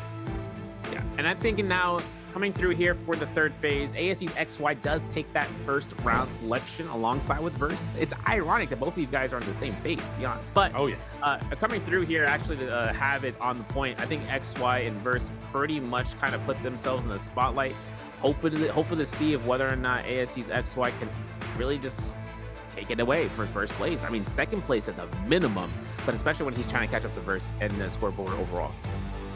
Yeah, XY still had a great showing there in game number 2. Not quite the full-on victory that we saw game number 1. Knocked out a little bit before that, but he found himself in a tough situation, right? That I'm going to chalk up just to, that's how the chips fall when you're in a scramble situation like that. Multiple people were forced from outside the storm inwards, and because of that, with the shadow and drain and everything like that, sometimes you just find yourself in a bad situation. Now, on the other side, if you're Spider, someone who actively is seeking out to put himself in bad situations if it means getting another kill on the board. And he is leading with average kills overall, SV, but today, those points just aren't coming the same way they were in day number 1. I think his gambles definitely are becoming a little bit more Windbill-like in a way. He's just kind of tilting at random things, trying to find the kills. And I would like to see him tamp down on that just a little bit if he wants to keep that very top spot and build an insurmountable lead on the leaderboard. Yep, exactly. And I think now concerns is coming through here for Arano. He's keeping himself in a modicum spot right now. So for the majority of time, I'm hoping to see if he kind of pulls up here for second place, or at least in terms of being like, the second phase, that he can pick up either Alania, maybe not so much as if Liam comes available. If it is, he can pick up that Liam and might even want to double pick her. I'm not sure if he wants to be able to go through an early onset choice pick that, because if he ends up going through and picking up a Liam, if it's available, he can easily pick up that going into phase to game 4. But that's all dependent on the situation. Whether or not we see Arano pick that character up, if it's available, that's a character that he can really just start to succeed on. Because you remember we saw it with Spider or Liam, right? All you gotta do is have a range blue focus weapon. Man, you have a freeload day. All right, here we go. First round selection versus winner of game number 2. Gonna have first dibs on whatever he so desires. Then XY, winner of game number 1, also in a similar position. I'm excited. I would love to see a split between these two stylistically, but I think that XY and Verse both definitely have a love of the Syra. They like their sustain-oriented plays. Liam also very high up on many people's priority lists. In fact, I think beating out Syra, especially here in singles. So we're gonna see what happens, but I'm hoping to be proven wrong. Yep. Let's take a look at the scene. ASC's XY will Verse, both going for that Liam. So now the Lonnie is 100% guaranteed right now for Arano to go ahead and confirm for it.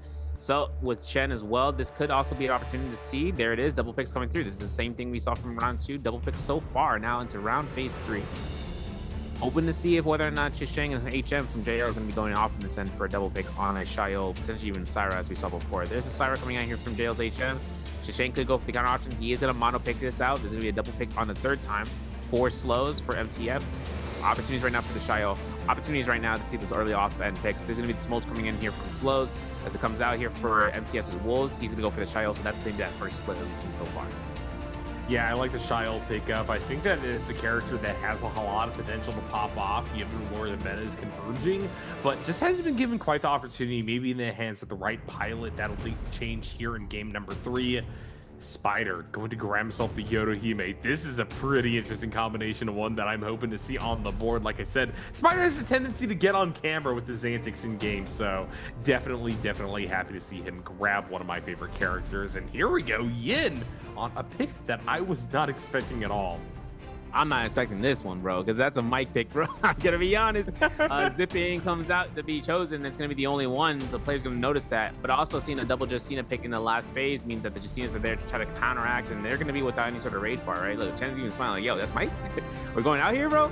Yo, I'm not saying it's a bad option for the Zipping for survivability. If he's using F2, that would be the biggest surprise, right? Because F2 has been used more so in solos just for the mitigation aspect, and the players are like, wow, why are they using F2? Because they don't want to get caught by the flying knives. The flying knives is such a strong opportunity to get a turnaround that you couldn't really do much against it if you get caught off of the dash out as a zip. So if you F1 and you get caught by the RMB, it's over. You could just get deleted depending on the opposition's end, what the choice pick are.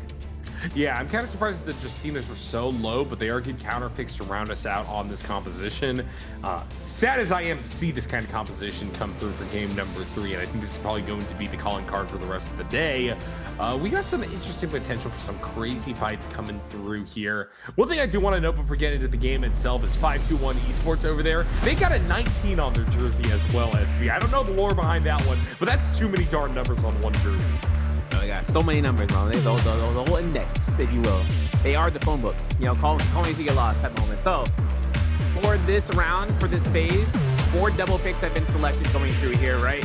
I think in this format, with the Justinas being available to be double picked into that last phase, the players, if I'm not mistaken, they are safe from being able to be recognized from other players in terms of that double pick. So, since that ban goes into the last phase, they are theoretically the safest option to be able to choose who they want. Now, for this, we're going to see Spider bringing up the F2 combo breaker, as he should. The combo breaker is really that testament of being able to just break away from any sort of combinations. Yes, like I mentioned before, F1 you could use to kind of get those catches for staggers, but also as a combo breaker for when it's inactive. But before the patch that recently came out that you guys are fully aware of last week, the thing that happens, or actually earlier this week, that ends up going through is that Spider getting his F2 out means that it's an immediate combo breaker. He doesn't have any sort of pre-input disposition that he needs to go for. So with that being said, we are seeing JL is actually on a double pick for the Syra, but our drops kind of congested here between Crow's Nest all the way over towards the Zesplanary. Oh yeah, back onto the classic map here. Love to see the Morris Isles take place. Very spread out, as you're saying, with these drops. That being said, hotspots still definitely appearing all the way on that east side of the map. That's where we're looking for some action, because Spider's right in the midst of everybody. You know he's going to cause a mix-up, and we could just be in another fight that takes the entirety of the early game to first roam a gang. Yeah, and I think in terms of shipwreck expanse, having a high troll frequency means that he's going to go straight to the crow's nest, start leading that up off of the ghost ship, and then their treasure ship ruins, and then obviously go straight northeast. I don't know what HM is going to be planning on here from the side of the ghost village, if he decides to go down that line of sight, or if he goes into shipwreck expanse, overall. But we will get a chance of looking at this in terms of game 3. Spawns in the crow's nest, though, definitely puts us into a spot of the, to the east, where Spider with Verse, with Wufong, and as well as seeing GG Chen, if they decide to go all out, balls to the wall, flying left and right with attacks, we're gonna have to take a look and see about this. Otherwise, though, XY and MTF over by the Sun Cave as Liam versus Shayo. XY trying to get down on top of the MTF Bong. Blue charge gonna be canceled here. Good job by XY entering into this fight, really strategically trying to charge up his own drop down attack, but unfortunately will get caught out doing so, loses armor. Will trade back versus MTF. Both of these guys in a scramble situation. XY can try to use this opportunity to turn tail, tries to cross back up with the nunchucks. MTF reads it like a book, gets some good damage in, solid trade back and forth. MTF gonna get the knockdown. XY with the drop down on the cliffside, though, gonna find a knockdown of his own. MTF now gonna be sent sprawling. XY uses this opportunity to heal up as he didn't have any hook shots. We'll have to take this chase the old-fashioned way if he wants to actually angle back upon MTF. Yep, seeing that the catches hold checks to the blue focus, it's still gonna go for a reset regardless. Has more vitality than armor pattern, so that's gonna be his main main side of heals. Whether or not he's gonna distance himself in just a moment, MTF will still create that one. And especially going into Sigma Mine if he decides to go to Gamma Mine. Otherwise, getting the catch. Combo Breaker had been utilized, get the scare rush, nice reposition. Pretty sure MTF is gonna be looking for this. Okay, if he gets caught with the LMB, it's all over. MTF in trouble right now. Good knockdown. XY able to get the full combo down with one more touch doing it on his side. MTF with good maneuverability over the top of the pen. Gonna be caught off on their escape path by XY, just splitting the difference, getting all the way through, using that geometry, getting the hypotenuse. Yo, my man got the sign. He got the cosign. I'm not even sure if Star is actually going to go through with this and taking this fight yet, but we do see Spider off this for the team. Wufong with that purple longsword in the early game. It's a diabolical weapon. We're looking for the R&B catch. Gets caught by the 1-2 by the dagger.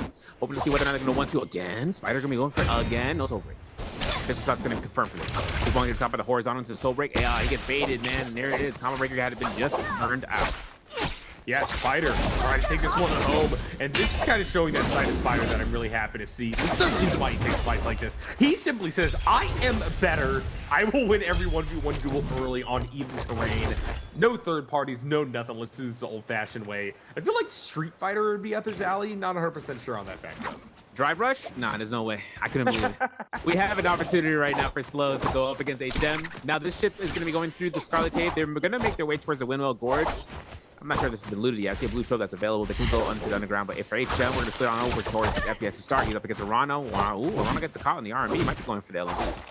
I'm not sure whether or not he's going to get a chance of getting the stagger, but since the Fly Knives are in play against Halberds, I'm going to say it's still it's kind of in Halberd's favor, especially if he goes for a range focus. That's Harry. There it is. Out here for the combo breaker, though.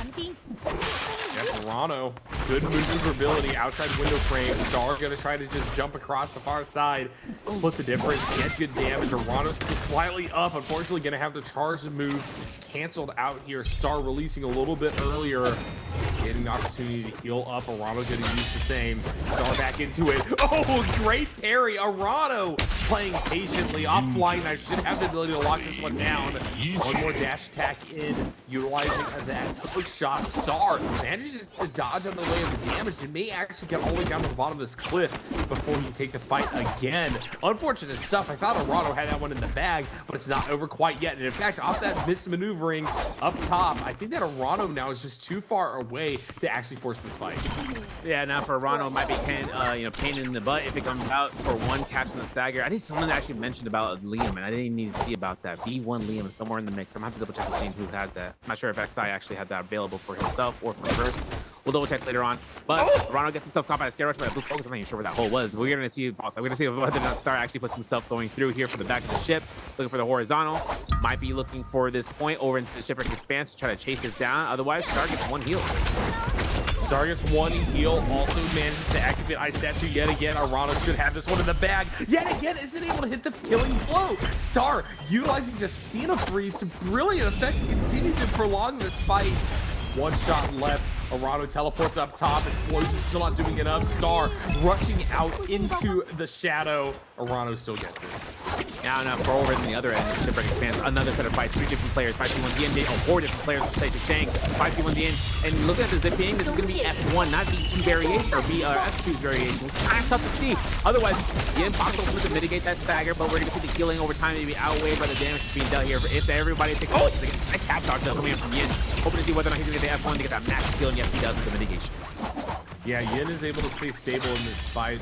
He lives through Siren Ultimate, but still doesn't have full armor.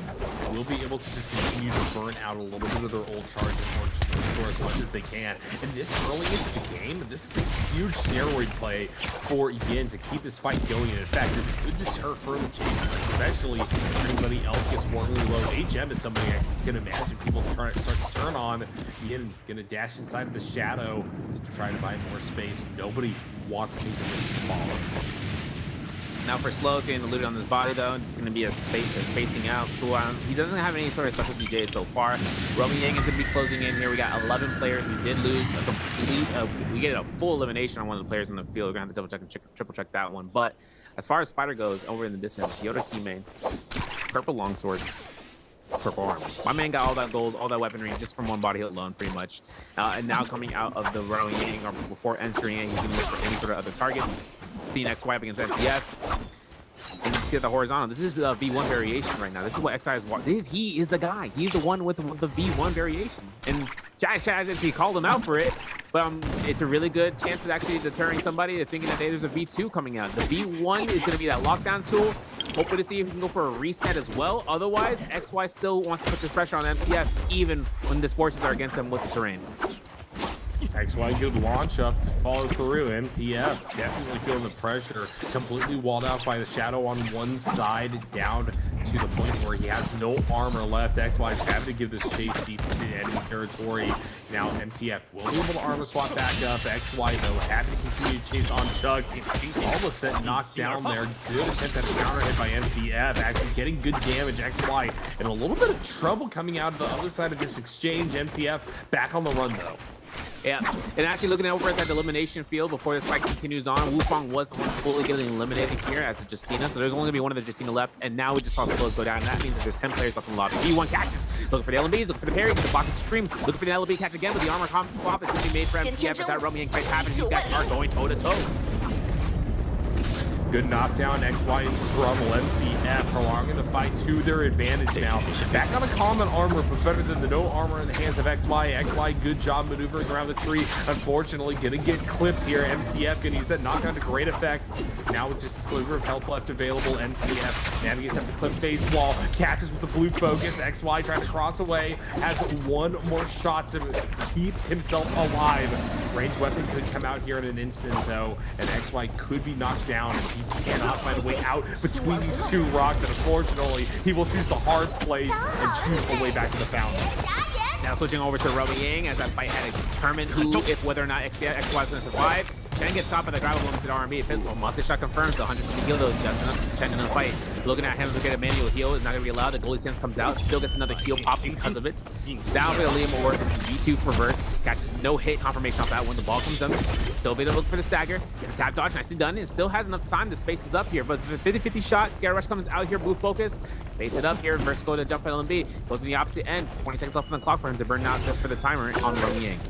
Great game sense there by Versify Space. At least heal back a little bit of armor. The problem is that Chen, I still think, has the advantage. At first, almost lost his life right there with the spear going the other way. Down to a one-touch scenario. Chen trying to get back in there. Up close and personal with the nunchucks. We'll be able to catch the Hurt Box and win the Romy Yang fight versus one of our top players. Yeah, and Chen was like, yeah, I can't believe I got the 1-2. This is going to be the Alchemy pickup, Telluric Crystal, Gold Dual Blades. This is really great. The dual blades, especially for Lonnie, he's going to upgrade that Telluric for the Flying Knives to make up for it. Like I said, Flying Knives, 100% pick rate as a weapon. Anyone will pick it up. And this is what I'm talking about with Chen, though. At the same time, he knows what he knows that he is a strong player when it comes to going aggressive. He can win duels even up against the very best. So let's leverage this advantage right now to see whether or not this GG representative can actually win a lobby, because I think it is well within this rookie's power. Big time. JL's HM though takes a fight. Yin outside of the pool of cleansing. I'm curious if the LMB is going to catch. Yes, it will. This is a grapple extension, my friend. Oh, wait, no. He can get this. 1-2. The jump R&B will catch. He's looking for a grapple to catch the LMB, but the V1 is going to be there for the preempt of that. Still gets caught with the LMB, and that is going to be the R&B. 1-2. 3-piece. Jump R&B. Off of this is not going to kill. He goes for a grapple again. Has it at 1. Goes for crash LMB, and I'm pretty sure that Yin still has an opportunity of getting caught here, and there's going to be that stagger. HM falling through, Yin in a lot of trouble. 5-2-1. He'll use bacon on Yin to make the most out of this fight here. Unfortunately, HM gonna be able to get the 1-2 combo. This Halberd's doing tons of damage, and that is gonna be Yin knocked out of the lobby. Already in dire straits as a team. They need to try to make the most of the second half of the games today. But right now, Arano's trying to make the most of this current sticky situation. Sent all the way into the shadow. I think that this is his last breath as well. Yeah, Rana goes down here. Verse is going to be the Liam to set it up. And as much as it comes out here, first elimination, Verse is still behind Spider here. 3 eliminations so far. My man won his Romiang. I want the replay on that Romiang. Can we get that real quick, production? I kind of want to see what happened between Spider and his Romiang as the Yoda Hime. Because the Yoda Hime and Romiang, we saw what Mike was able to do. Thank you, production. We're going to have to take a look and see about what's going to happen here as Spider gets himself for the 1-2s. 1-2-3. Gets the F2 to get that combo broker as it starts out. And his opponent was Arano here. Nice 1-2s, uppercut, but the F2 is going to protect it as that field of effect really just sets its own. But Spider has been looking at this for the longest. Look at his ultimate, and look at how this connects. As Arano kind of passes up his ultimate, all he needs to do is stat dodge and reset. And all of a sudden, Spider has that V-cast ready to go for the rain. Watch 3, 2, 1. Gets that stone form proc if he's hoping for it. Goes for the low focus. Still has a little bit of time though, and hoping to see the F2 cast to avoid any sort of staggers coming up from Fly Knives. And Spider comes out for the cast, gets a piercing light, and has time to lose that completely. Yeah, Spider in a scary situation. 1 touch, Arano in the same position. Here we go. Across the sidewall. Now Spider on the chase down. Arano, desperate position, trying to make it back. Unfortunately, still has the F available. That's what did it in. You know, I shot Spider won that. Even after seeing, you know, on that initial Roma Yang proc, the fact that he actually won the fight, that was keep clinching until the very end.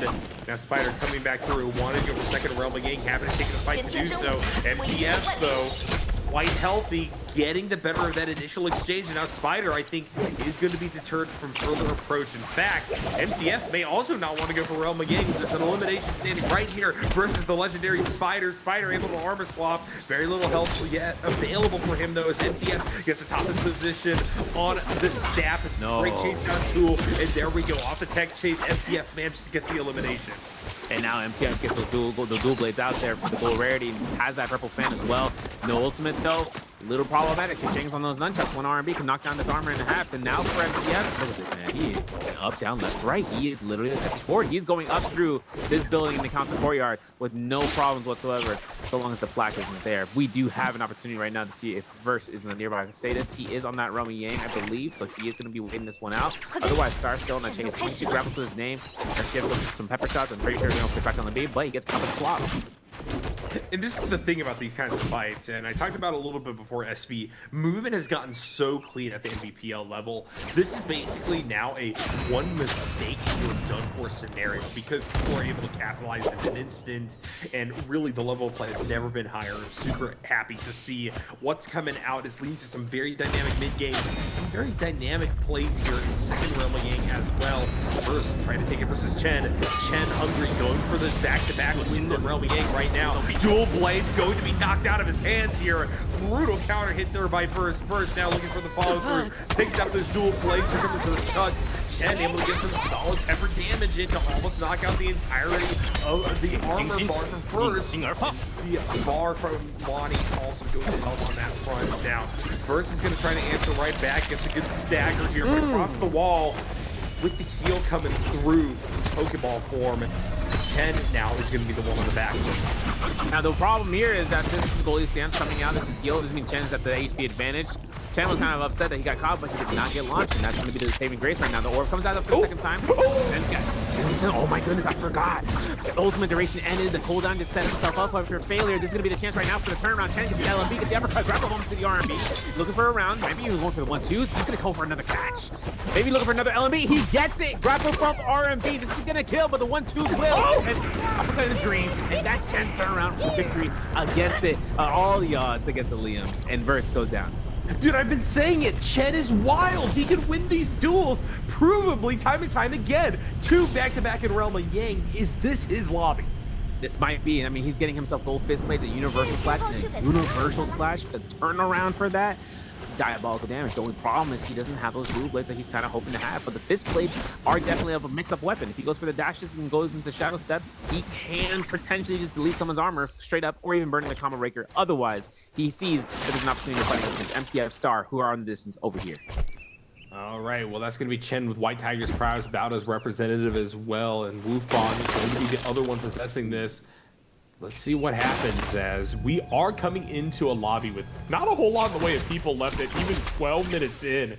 That newfound aggression across the map has been incentivized by all these perks, all these changes to how these characters work means that we've gotten a very interesting mid-game already. And now with Burst getting chased down, this could be even worse for him. Yeah, big time. RMB released in the face of danger is kind of an upset moment because he got parried and Scarus is good. The blue focus. Garrison seeing if anyone's going to show up here. MCF does have gold dual blades as well as Cab Bloom, so we got to keep that in mind. We do see a chance right now for Burst to get caught with the Jungle Bees. The RMB doesn't catch there, but for Burst, our building right there next door with the fan means that he can scare us almost immediate. And he's getting himself inside of the building courtyard just to make sure to get out of those buildings like we saw earlier. Chen following through into the building. Burst able to armor swap, but I don't know, it might be too little too late, especially easy sandwich on either side. Down to no armor yet again. Lonnie Ball coming through. Goalie stands. HM going to be balled up. That's one off the back of Burst for the time being. Crosses over into the building, trying to get away. Multiple hook shots still converting upon his position while he is able to armor swap yet again and use the Pokeball to yet again put HM onto the back foot. It's still 4 people bearing down upon him for this elimination.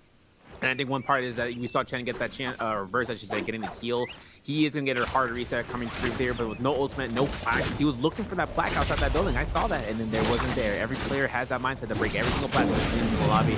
But especially coming out here for the White Tiger's prowess, Chen will get the elimination. He's bumping himself up to 4 eliminations right now. With 5 players total left alive, there's 4 other opponents for him to hopefully see the deterrence against and getting those eliminations. Yeah, credit to all the players still left alive. A lot of them doing so just through sheer force of will and the ability to find eliminations in this one. Chen riding high at 4 so far. MCF at 2. Definitely someone to watch out for. HM feeling the pressure as he's the other person with Realm of Yang depletion. Losing that fight versus Wufang earlier. What can he do? And I think what he can do is, I mean, listen, one yoink in the dream. That's all I'm saying. You know, if he goes ahead and tries to go ahead and find the kill, it's not about getting the kill. Once he gets that Soul Bloom, I think HM can just come back and just start running away. The 9 minutes that we have means that Yang Spirit will be showing up here in just a moment. This the White Tiger's prowess buff is going to be ending at the most 30 seconds for Team Bao for Tusheng. And now for halberds on a Syra, that means that if he uses his combo, even both Syras have halberds as well. That's crazy. Because the thing that can happen is that she can F1 into the sky, drop down RB, and just held check. If he can hold check against somebody, then someone else can try to chain upon with like a ranged weapon, or even a chain weapon themselves, whether it's a fan, whether it's another set of halberds. Things of that nature really just puts himself up for trying to force out that opponent's combo breaker skill. But still, the resource management for those skills to be held on for as long as possible really sets a tone about who's really that guy. You know, if they're ambitious enough to try to hold off on that, that means we're preparing for even worse case scenarios. Well, HMC's Zhang feels the pressure because of the depletion is trying to take the run back against the person who put him in the situation to begin with in the form of Baoda's representative. But legendary armor, legendary weapon, it's just so scary to try to take anything right now and be the initiator. That is your burden here if you decide to gamble on Realm of Yang. Now it's trying to find an easier target. Star is there, could be the angle in. Yeah. Looking for the RMBs, 1-2s. Oh, the LB catches through the window. He's gonna get the aim. LB again for the RMB, I should say. The 2.0 coming from the blind eyes. Uh-oh, big spaghetti-o. I know there's gonna be GG Chen getting through here for HM, but man, I didn't think it's gonna turn out like this. There's another whole shotgun blast, and then another one, and then Chen up to 5 eliminations now, hoping to get the Soul Bloom, and that's gonna be him who's walking away with that for free. But once again, this is that dynamic mid to late game that we were talking about. The damage is so high in the game right now, and the ability for players to converge in an instant with fast rotations means that now, as soon as something disrupts the balance of negotiating for space in what is going to be Final Circle, it leads to this utter landslide where someone is going to go and someone's going to go fast. You cannot present any gap or any weakness, or everybody simultaneously is going to capitalize. The game sense is just so high right now. Yeah, it is. Now, looking over these builds, Moonshard Storm, if I'm not mistaken, has been picked up here from Shen. So if he finds Flying Eyes, he's set to go. Fire a Circuit Lock on top of the Phantom Step and the Hex Armor Spear. Kabloom is mainly the biggest issue right now for Shang if he decides to pop that off. So, seeing the Samurai Strike on Star, he also has Assault Smolder. So whether or not he's going to go for those Grapple Strikes to try to earn out some burn tick here against somebody to burn their white health, that's going to be the objective. But he gets caught with the Clink. MCF looking to try to go ahead for the re-aggression. Combo Breaker utilized here. He's really worried about the LMB if it catches. And how to use a preemption just to make sure he doesn't get caught. Star right on top of Spirit Well. MTF wants to take the fight. Dual blade trade. MTF gonna get the better of it to start things off. Star just gonna back off. Now, for this 1-2, the Kabloom coming out from MCF. Huge one to coming out from Shang for the F1. Another Kabloom catches here. Look at the armor going down. And the horizontal gets carried here from Star, and that's going to be a full set for the combo rigger for MCF. And now he's going to be the priority for the targets. As so long as someone decides to go for it. Look at Chen getting that Spear Well buff and putting himself right into the middle of all this action. Gather Chaos. Chen still able to reign supreme over the space. Chusheng wants to try to convert this into something, though. Facing off, both these guys just charging up as Well drops down. And meanwhile, back inside of the meat grinder here, we got MTF down to barely any health on his armor, trying to make the most of the situation to try to answer back against Star. Freeze up, MTF sent sprawling. This might just be it. One-touch scenario up against the Storm with nowhere to go. He's trying to do the best he can to turn this around. Unfortunately, it will be Star with the killing blow. Gotta love that imprint stance coming through here. No matter if you're holding blue or nothing, or gold even for weapon status, he can go ahead and freeze straight through there, even skills. So whether or not there's gonna be a chance to counter that, the play of the cannon shot, so afterwards, really see the deal. And the free. For this Shang Spear Well, though, we're still testing it. We're still seeing Chen up against Chen. This is gonna be connection stats. This is what we don't hope to see in the combo breaker. Is gonna come out here. Chen is still confident with this orb to be thrown out. Chen navigating over to the border of the well. Star gonna be inside of the other one. Chen right on top of Star. Doesn't want to initiate, knowing that the third party potential is just so high. Everybody's scouting out for that last little moment of weakness at this point. Very few left in lobby. This is going to be a chaotic one. Flag. Capture the flag. CTF objectives is one of those ones to get rid of that. And it also gives you full reset. Nice R&B release from Star. Don't do it again, bro. All right. Ben's supposed to might be good grief zone, but Chen Chusheng really needs to go for this full reset here for a heal. Chen, though, knows that there's going to be a objective to be cleared out here. Star going to be the one primary that everyone could probably between the two just decide upon going for it. Top 3 left in the lobby. I'm not sure if the Cyro ultimate is ever going to come through here, because a parry like that and a sap hit is going to confirm the deal with nothing to lose.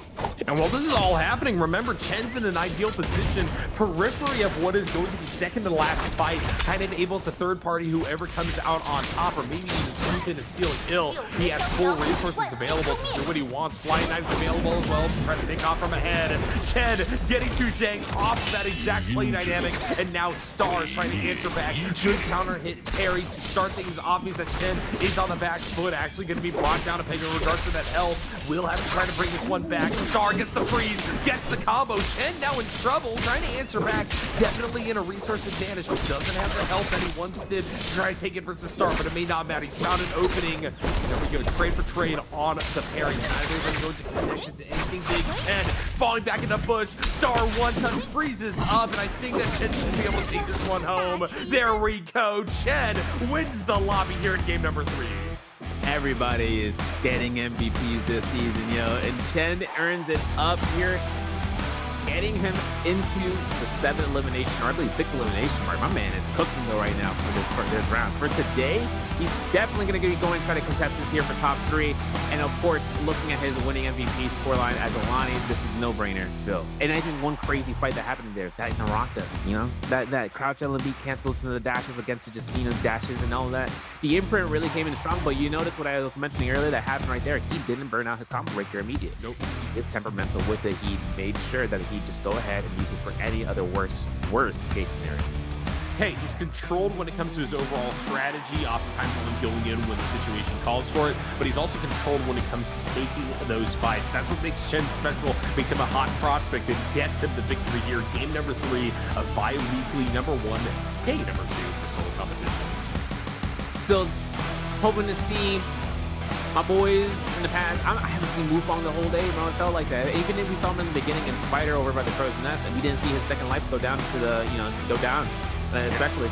So forcing out seeing Wu Fang's performance here for his first day of playing. Still 3 more rounds to go through, right? We still got to go back to Midoriya for Morning Dew to game 4. But still a lot of kind of chances to see these pop-off moments occur. And I think Chen really earned it out, especially considering that whenever he went in terms of that first Romy Yang into the second one, he did look in terms of like, looking at the face of danger and said, "Nah, I got this." And that second Romy Yang victory really put him up on top of the board, because once he was able to kind of, fight out against a Liam, especially Verse, on the Liam, and taking full advantage of the fact that when he did get a chance of losing his dual blade shots to Yoka, where the mention is that the anticipation once that Verse had those dual blades, looking for the blue focus, try to see about him trying to return his dual blades. He didn't care about them. He didn't go for the parry bait to try to go for it.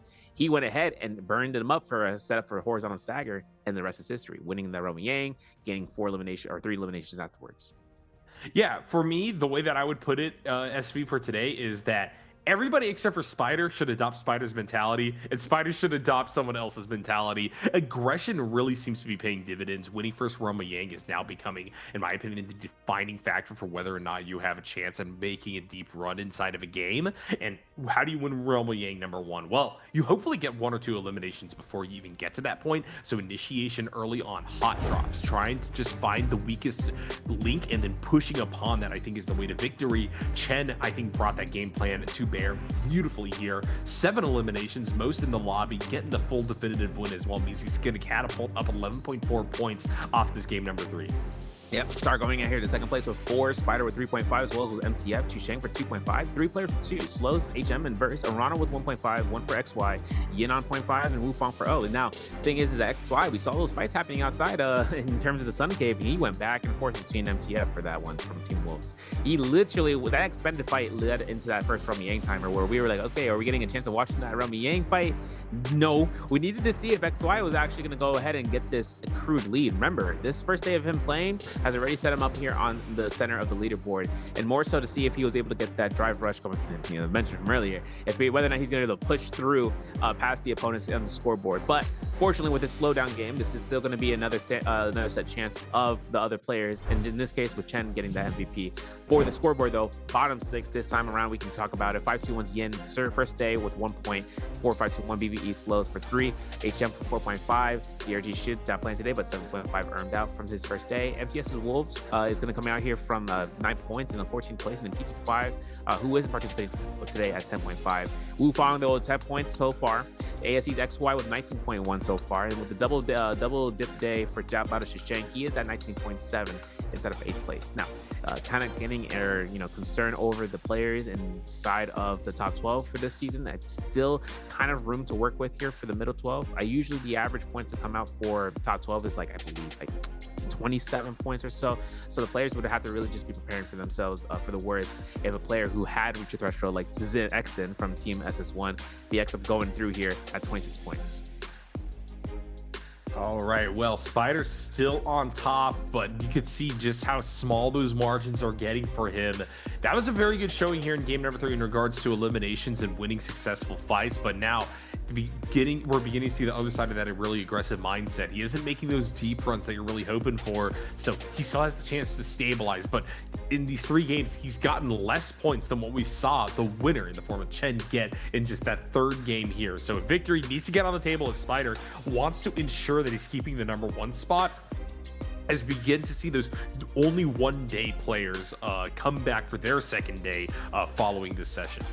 Yeah, and Spider actually had that Yodohime in the bag. Unfortunately, he went up against his pure counter, which is Shayo. We are going to go with some clips and highlights brought to you by China Unicom. First eliminations coming through here against Slows, where Star was able to find this kill off and his look as well as taking this fight for the extended period of time. But it earned out. He gets the LMB, he gets caught for the jump LMB, and then for the stagger for the jump LMB, and that's all that Star really needed. And then Chen's fight against Verse here, right? That Romy Yang that really set the tone for Chen to start appalling a scoreboard, where he catches him off.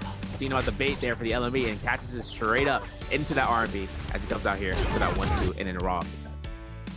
Yep, nice little jump tap there to finish them off. You see the thumbs up. He's feeling good coming out of that one. Here we go. MTF versus Star. Trading in really tight quarters, especially with the shadow closing in. Low health bars for both of these players means that you need to finish it fast, and there's the pressure. MTM shocked at what happened. Yeah, especially considering that when he's holding out here for the blue focus, it wasn't in time, got caught by the freeze. 2.0 comes out here though. That Shine kind of works out the Stormstrike Bolt Rod, however which way we want to call it from the history lesson. RMB gets held checked out here for the 1-2s. 1-2s, no 3s. Face it up. We know for the back-to-back, or as Dooney likes to call it, the back-4-back. We know that is going to be where Chen comes out here for the RMBs and looks for the 1-2 again. And after that combo breaker burned out, it's all about the chase gain. And this Rock wasn't going to save Star as long as he had those weapons out. If he had a short-handed weapon, difference could have been made for the speed at which a Scare Rush would have occurred. But Chen, representing GG, gets himself the MVP for the season as the Lonnie pick. Closing us out on the first half of the day today, it is going to be Chen coming through, a win on the Lonnie. 3 different characters bringing the MVP today, so there's diversity on that front. Multiple viable competitive picks that are possible here, but what I will say is that we're getting that Liam stack alongside Lonnie as the definitive top 2, and we see it piloted super well by Chen. Yeah. Fine Eyes, primary weapon selection, not a question about it. Nunchuck though was on a secondary, and it was blue rarity for a moment. Damage without weapon, most likely included with the goalie stance with the ball, with Lonnie ultimate, I would take an assumption in. But at the same time, damage without weapon could be a lot of things in terms of it. White Tiger's prowess, for instance, is also another effect. And Chen, he got a lot of White Tiger's prowess hits. I mean, once he was in the council courtyard, like I said, he picked up 4 eliminations leading in terms of that final circle, as well as being able to pick up that Spirit Well alongside the Yang Spirit Well. You know, that flag, that's a capture rate that needs to be done in order for you to clean the Rumble Yang depletion. That was attempted by Epic Star. That was hopefully to be done by him. But Chen knew exactly what to do, which was to proc that ult beforehand. And even though that Lonnie's ultimate on V2 variation, even V1, it is basically a ultimate that depends on how much rage that you have for each cast. Once he was able to kind of pick up the buff, or rather pick up the Spearwell and preemptive ulting, he'd actually ended up with 3 more extra Lonnie Ball casts out of that, which meant that's another 150 healing times 3 on top of it all. But we're going to go ahead, have an interview going through here for you guys with one of our hosts, and we're going to be back here for round 4 after that break. Ladies and gentlemen, welcome to the post-game interview. This is Jaeger, and now I'm standing here with our player and let him say hello to our audience. 来吧，峰峰，好久不见，先跟我们的观众朋友们打招呼吧。大家好，我是 Wolves 毛霆锋。欢迎峰峰来到我们的赛后采访。So first, because long time no see, and I would like to know so how about the resting days, and because now you transfer to the new team, and how's the feeling right now? 那首先要问一下，也是再说一遍，就是很久不见峰峰了，跟我们分享一下这个休赛过得怎么样，以及到了新的战队之后，目前感觉生活啊各方面啊，包括自己的一个竞技状态怎么样了呢？挺好的吧，就是都挺好，除了就是时差吧，我时差一直调不过来，每次就是比赛这个点都是我平时都在睡觉的，这一直没调过来。所以时差不是因为到了狼队，是一直以来就有这个问题。是的。Okay, so actually I think in the team now I'm feeling very good, but for me there's an issue in the matches is that every time when we have the matches, I'm like on call. It's because sometimes at the resting time, so this moment now I should be already asleep, but in the matches now I feel very sleepy in the matches. 那我觉得这时差其实因为就秋季赛我们也是刚刚开赛嘛，峰峰得赶紧调一调时差，是不是？总不能每次比赛的时候都感觉困困的来。不过没有关系，我们也来看一下今天的题目是什么。Okay, let's move on to next part. Answer for treasure. So now we can see the question on the screen, and if you know the answer, just type them in the chat box. And today's question is, which hero did Wolves MTF use in the game 3? 这道题目呢是，那么在刚才第3把比赛当中，峰峰到底用到的是哪个英雄？说到刚才这把比赛，其实我觉得你去追击轩辕那波特别的精彩，能不能跟我们分享一下当时的情况？就是其实差一点是被他跑掉了，怎么最后就稳稳的又拿下这个击败 ？So because talk about the latest game, we know that the time when you kill the 轩辕is really like awesome. You know he have a little like healthy, and maybe he wanna escape at the time. So how you just kill him? 那一波怎么就是最后还是拿下这个击败呢？因为我跟他前半把就一直，其实就是我们打了很久了，估计打了有10分钟，然后就是算着双方的那个奥义这种差距嘛，然后那波靠一个奥义差，然后给他就是战胜了。其实你们原来有来有回的拉扯了也是非常久，最后终于拿下了这波人头。To be honest, me and him like one-on-one fighting for like almost 10 minutes, and I calculate the ultimate between us, and I think he don't have the ultimate, and I have. That's why I have one more ultimate than him. That's why I can won that fight. 哇，这波也是非常的厉害，这个计算我觉得非常的犀利，非常的精准，也是非常好的拿下这一分。也可以看到，其实峰峰其实到了这个赛季，整个状态是好了不少。那我觉得我们应该准备就绪了，我们接下来就准备进入倒计时，好吗 ？Okay, I think our players prepare, and let's start counting. Please. 3, 2, 1. Screenshot. Okay, let's find out the correct answer. 有请峰峰给我们公布一下这道题的正确答案是什么呢 D. Yeah, the correct answer is D, and congratulations. Okay, because we know it's the first week for the new season, but you know, for the next week, next bi-weekly, so we are going to change the solo game rule. So I would like to know how's your feeling about the new rule. 我们知道，虽然这个赛季是刚开赛的第一双周，但在这个双周过去之后，我们下个双周其实是要迎来一个变革。峰峰对于下个双周我们即将迎来的这个变革，这个规则自己怎么看呢 Interesting. 这么简单，具体 interesting 在哪里呢？就是有随机性嘛。So I think the next rule is really interesting because it's really flexible in the game. 那我们也非常期待，这个被我们峰峰评价说 interesting 的赛制到底怎么样？那我希望大家不仅要关注我们这一周双周的比赛，那么接下来在9月4号以后也一定要继续关注我们。So after the September, we are going to have the next bi-weekly and we will expect together. 那再次感谢峰峰来到我们赛后采访。那我看也有些热了，赶紧休息一下，好吧？Cheer up and thank you for today's interview, and we will take a break and be right back later.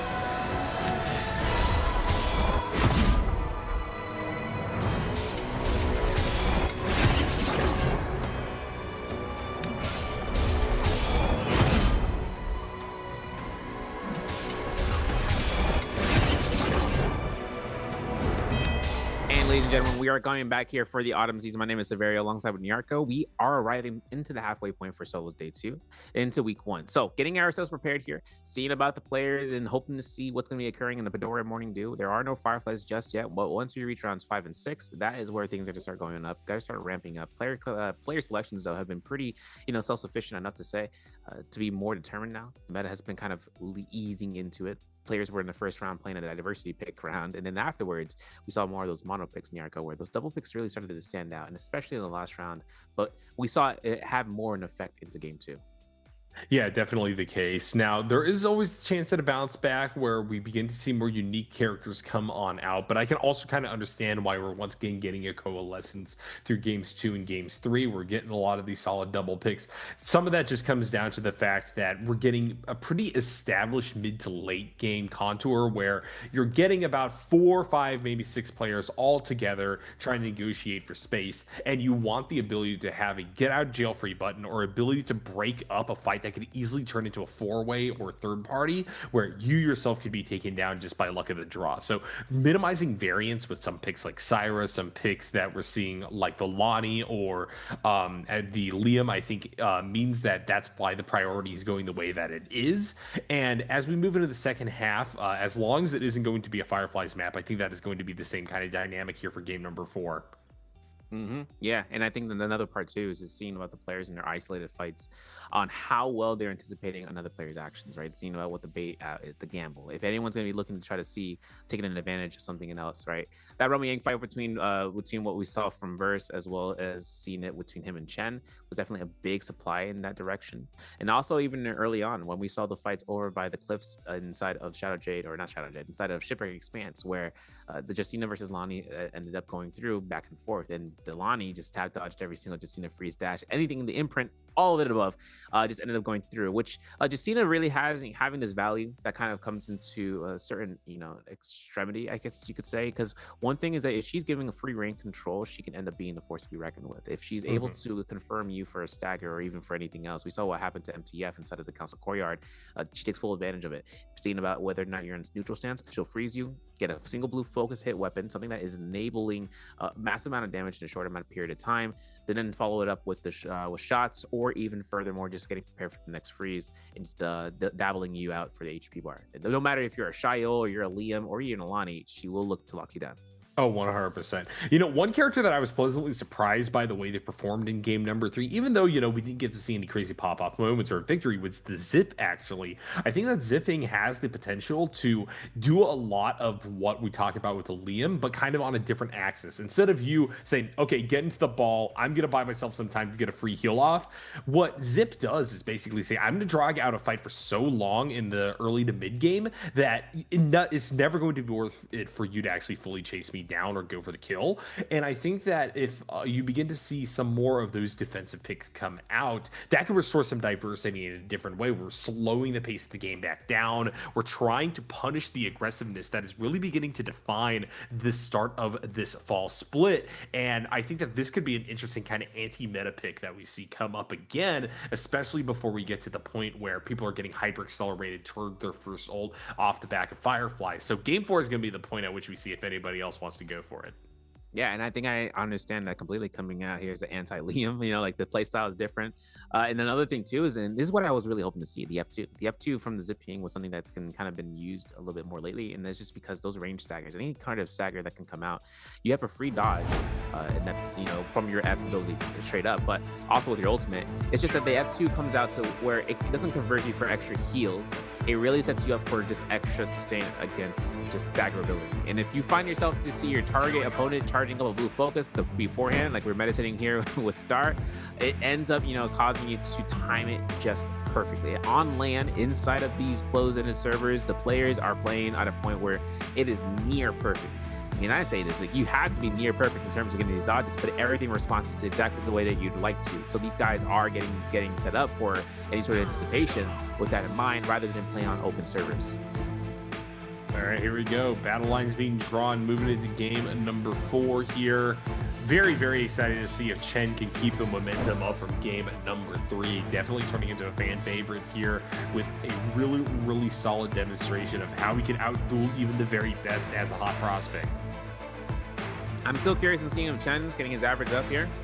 It's good to see. Ashley mentioned about how there was a first day average that was up. Yeah, it was 100% a good average. I was talking about it earlier where Chen had himself to have, you know, he knew that his survivability wasn't going to outlast the points that he was going to give his teammates. So he's going to go ahead and just die out without any sort of opportunity for his teammate or for his opponents to end up getting those +1s against him. So for him to actually take this day on stride, he's not going up against both the monstrous giants such as with Mike and Spider at the same time, only up against Spider, but also with other players that are just filling in here. He really puts himself in a good spot, at least to try to catch up those points for his week 1 performance. And then obviously, and seeing about it, what you can do in the overall. Once we enter into week 2, you know, Ron was like, yeah.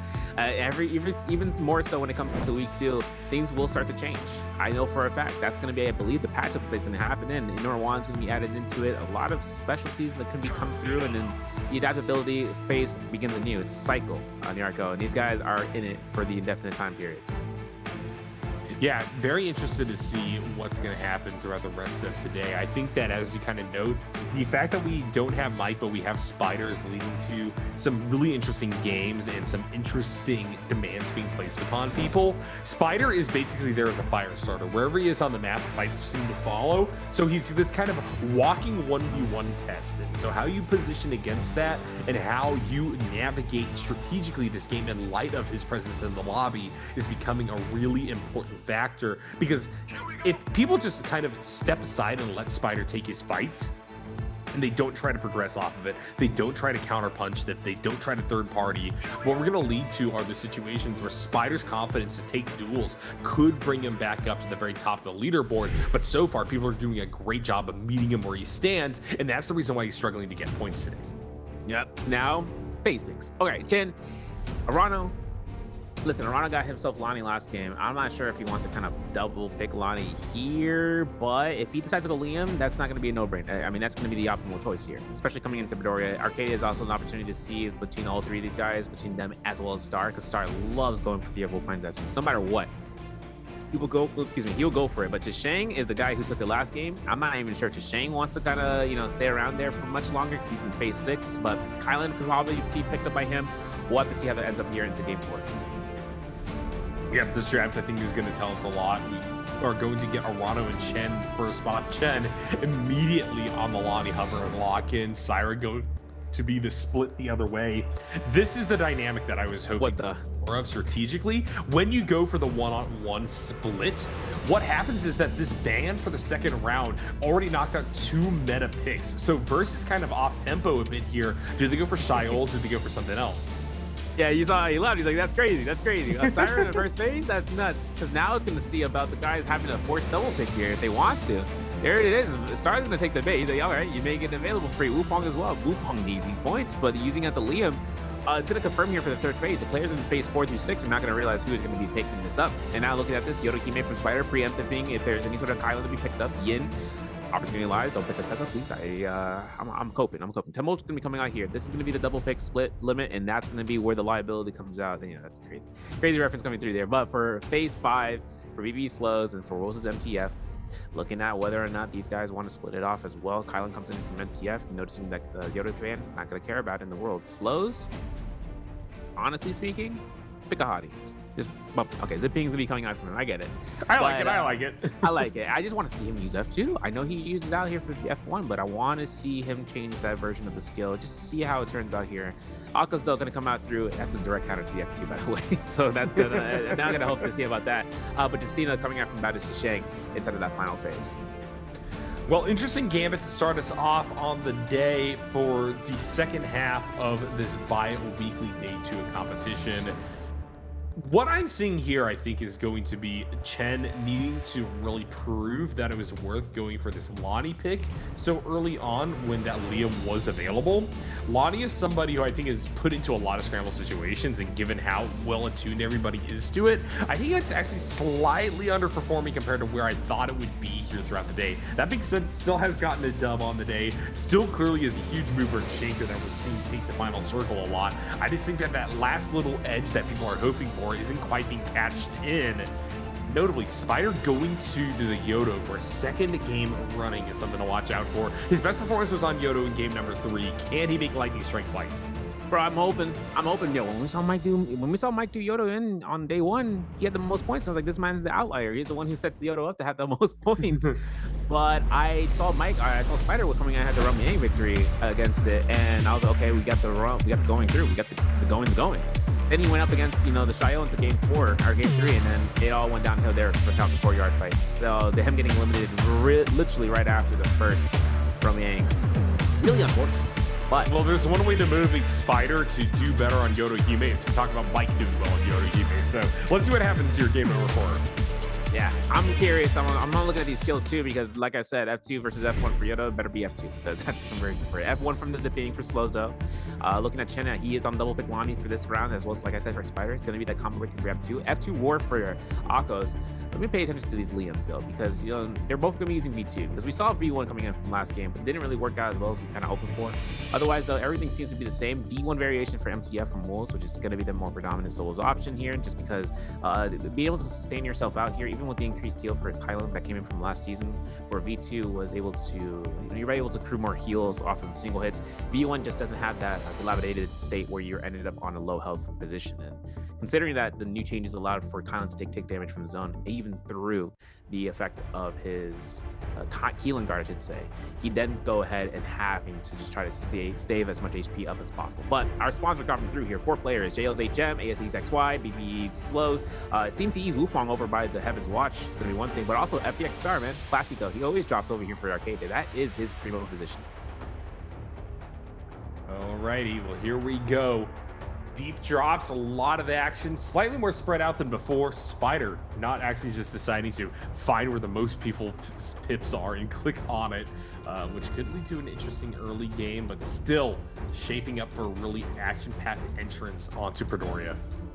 Yeah, and I'm thinking now that we have this case inside of the Ascension Forum between Verse, Arano, as well as with 521 was, hoping to see if he actually gets out of here. Yin is going to have a difficult problem coming up here against Arano, but then again, Imperial Camp is also another opportunity for a reset between 2 other players. Game 4 commences, Bedoria Morning Dew, no Fireflies, off rip inside of the Hall Temple in the northern end of Arcadia though, slows, XY, all with the set gear. Huge jump element coming out here from the mid air, he gets the Thunder Coin no matter what. XY is like, I'm looking for this objective, I'm looking to hold the R&D, and I'm gonna release that 1.0. All right, XY getting the better of the initial trade. Star going to take to the roof to try to buy space, needs to find a heal. I don't even know if he has the resources to do so. We'll be able to get all the way over to the purple weapon as Slows is on the hunt for someone as well. XY still full health, I think, wants to try to take another fight here, trying to drop down to the lower level to see if that is where his target went to. We've got Wufong versus Chen in another fight across the map. Wufong getting an initial solid combo here, 3-piece in, forcing Chen to run away, pop the F a little bit too early. This Lonnie definitely in trouble. Chen struggling to try to stabilize here. Off snap, we'll be able to get a single plink. That might be enough to get them up to the top level, but they do not have enough space to heal. Try to take a re-engage, so Wufong will continue this chase, and right now the winner of game number 3 isn't looking to be too hot on the spot. Yeah, he still has a second floor to think about if he wants to get over to the Verdant Chasm. He's got a lot of time to think through the massive amount of heals on the white health. He only has 1 armor pattern. He burns his combo breaker off the corner side with his purple staff. An R&B health check situation could occur if he gets forced out of position, where then the Wufong will take full ability just looking for parry or even crossing it. But WB comes out for the Saggers, look at the R&Bs. Waiting out for these fist blades, a little bit dangerous game here. Scare rushes up in the pillar, knows that he can't scare rush immediate. Parry like that coming out from Wufong is a nice opportunity to swap over to the Sash. Jump LMB. That's the dash LMB. Uppercut's good. Looking for the 1-2s. I knew that was gonna come out. I was waiting for it too, but the orb is gonna come through and get attached because Liam Orb is gonna mitigate it. And the Golden Stance comes out and he launches it past the corner. Okay, wait a second. Hold on. We're gonna look for the, yeah, there it is. He looks for the angles, man. He's got those. And I think for this full reset right now for Chen, only 1 orb is to worry about for that Liam. Wow, flying knives, man. Great little weapon swap forced out there. Chen getting counter hit, getting parried, but uses the flying knives to buy enough space and enough time to pop ultimate, and from there is able to fight back and get himself to a decent position of stability that will break off the fight for the time being. Now for Verse, or by the Ascension Forum, he is seeing about MCF taking a full reset on his 2 armor. Soul Shatter is good. I didn't know he had that bait. It's gonna make a great setup for an uppercut. For raw uppercut. There it is. Nbpl puts himself away from his opponents here. You're gonna see the Flying Knives coming out, and there's gonna be a healing ultimate. Now this is B1, remember that. So B1's not gonna take any sort of HP to concern, but he isn't gonna get any HP back when he strikes. And this is gonna be where he burnt his healing guard early, which means only a range shot is necessary for him to die out. He finds a nice common armor swap, but with his HP, the Cyro ultimate, it is over for him once that lightning comes out to confirm. Bill gets half dodges, but he slashes her away. No stare position means that his shot and her lightning comes out. Yeah, it's unfortunate that was also an inevitability. No matter how tight your movement is, no matter what kind of ancillary damage you get, you will be taken down in that situation. But speaking of pressure, speaking of fights, we've got another 4-man still continuing here. Spider wanting something. Milano trying to dash up to the top level. Going to be caught out here. Spider following through. Big combo, but it's burst that likes to pluck away the last hit. I don't know there's gonna be a chance here for Spider to make sure that the Yodo pick is good enough. 1-2's jump on LB comes out from Burst, gets caught by the one hit RMB. Armor Powder here comes out. I know that Burst is gonna be looking at, oh nice. Yeah, LB draining the nick of time. 1-2's RMBs. Oh my god, he releases those. And now it's gonna be Spider at the low elf advantage that Burst needs now to set himself up for success. No way. F1? He burned it? Yeah, trying to just navigate straight through the sword, by the way. Will take a little bit of damage to do so, but Spider's still lower on health and on resources, having burned that F early. Will just try to get out of dodge. Burst whiffs on that first hook shot. That might buy enough space for Spider to feel like the pressure is being let off of him. Verse wants to continue to try to force this. Eventually peels away while realizing Spider has gotten too far ahead. Yeah, unfortunate. No Fireflies, remember that. So there's no old resets like that anymore. FBX Star, though, is going to go through here trying to solve the puzzle, I'm assuming. But this, he doesn't have the Jade just yet. So if he's trying to solve it, I'm not sure. The point has been picked up here earlier here from Star. Let's take a little replay what happened in Arcadia. Started off against slows here as the Zipping. Oh, carries confirmed. That's crazy. There it is. Wow, what a cross. Oh, okay. All right, bro. Ready for this? Orb into the R&B charge up. 1, 2, 3. Looking for the R&B. Oh, we get a point of view. Perfect. Oh, we're going for the 1-2s after the horizontal. Oh, my goodness. And then, look at this. He's going to burn for the V1 because of this. 1-2. Burns the V1. Horizontal. Bro, listen, I'm telling you, man. Liam with the Flying Knives, even if it's common rarity, you can detonate somebody. And the fact that combinations in R&B into blue focus horizontal into a 1-2 is like crazy work. We are going to switch on over there. XY is up against Reef alongside the Hall of Imperium. Finding a shield through the wall, or the Liam Orb is in effect for himself. XY playing as a sniper on the far end of this one, looking for an angle shoot. Milano going to decide to peel off of that initial fight and try to take it versus XY. But he's a little too hungry for a kill. He's going to overplay his hand, and XY will find the parry to match back. Escapes up the top of the roof, gets away from everybody else, sees Bufong in the distance, turns back around to enter into the temple complex, so we back up and get into position. Yeah, and now for XY, trying to find a blue armor greater, hopefully so. We see Star actually exiting the premises. I think he does have the whole points now. Yes, he does. He did complete it. He also has a Vajra's Grip on standby in case he does lose this spear. Obviously, F1 is also in stable effect, meaning that if he does get parried, he doesn't lose the weapon regardless. But I'm pretty sure that F1 takes precedence over the Vajra's Grip. I'm not too sure. We'll have to look and see about that. In other words, though, for Spider, he has Romiang priority with the purple armor. HM gets caught by the Lonnie Orb, but doesn't care about it. He's going to go ahead and pick up that Yang pass. 30 seconds left before we get to our first entry in the Roam Yang. Now, HM also has an attack Jade. I'm not sure if it's going to make any sort of stable effect for him, whether it's a Rampage or anything else in his kit. We are going to see Versto with the purple armor, purple weapon as is Shayo. Ready to go here, even after those engagements prior. He did get himself another Vajras. He does have himself here for the Soul Shatter, as you saw earlier, but also a Palm Lightning. So whether or not he decides to go for the Soul Shatter Raw Protect into something else, or even just for a swap, I don't know. I feel like a fan into a Fistblade swap mid-air might be an option.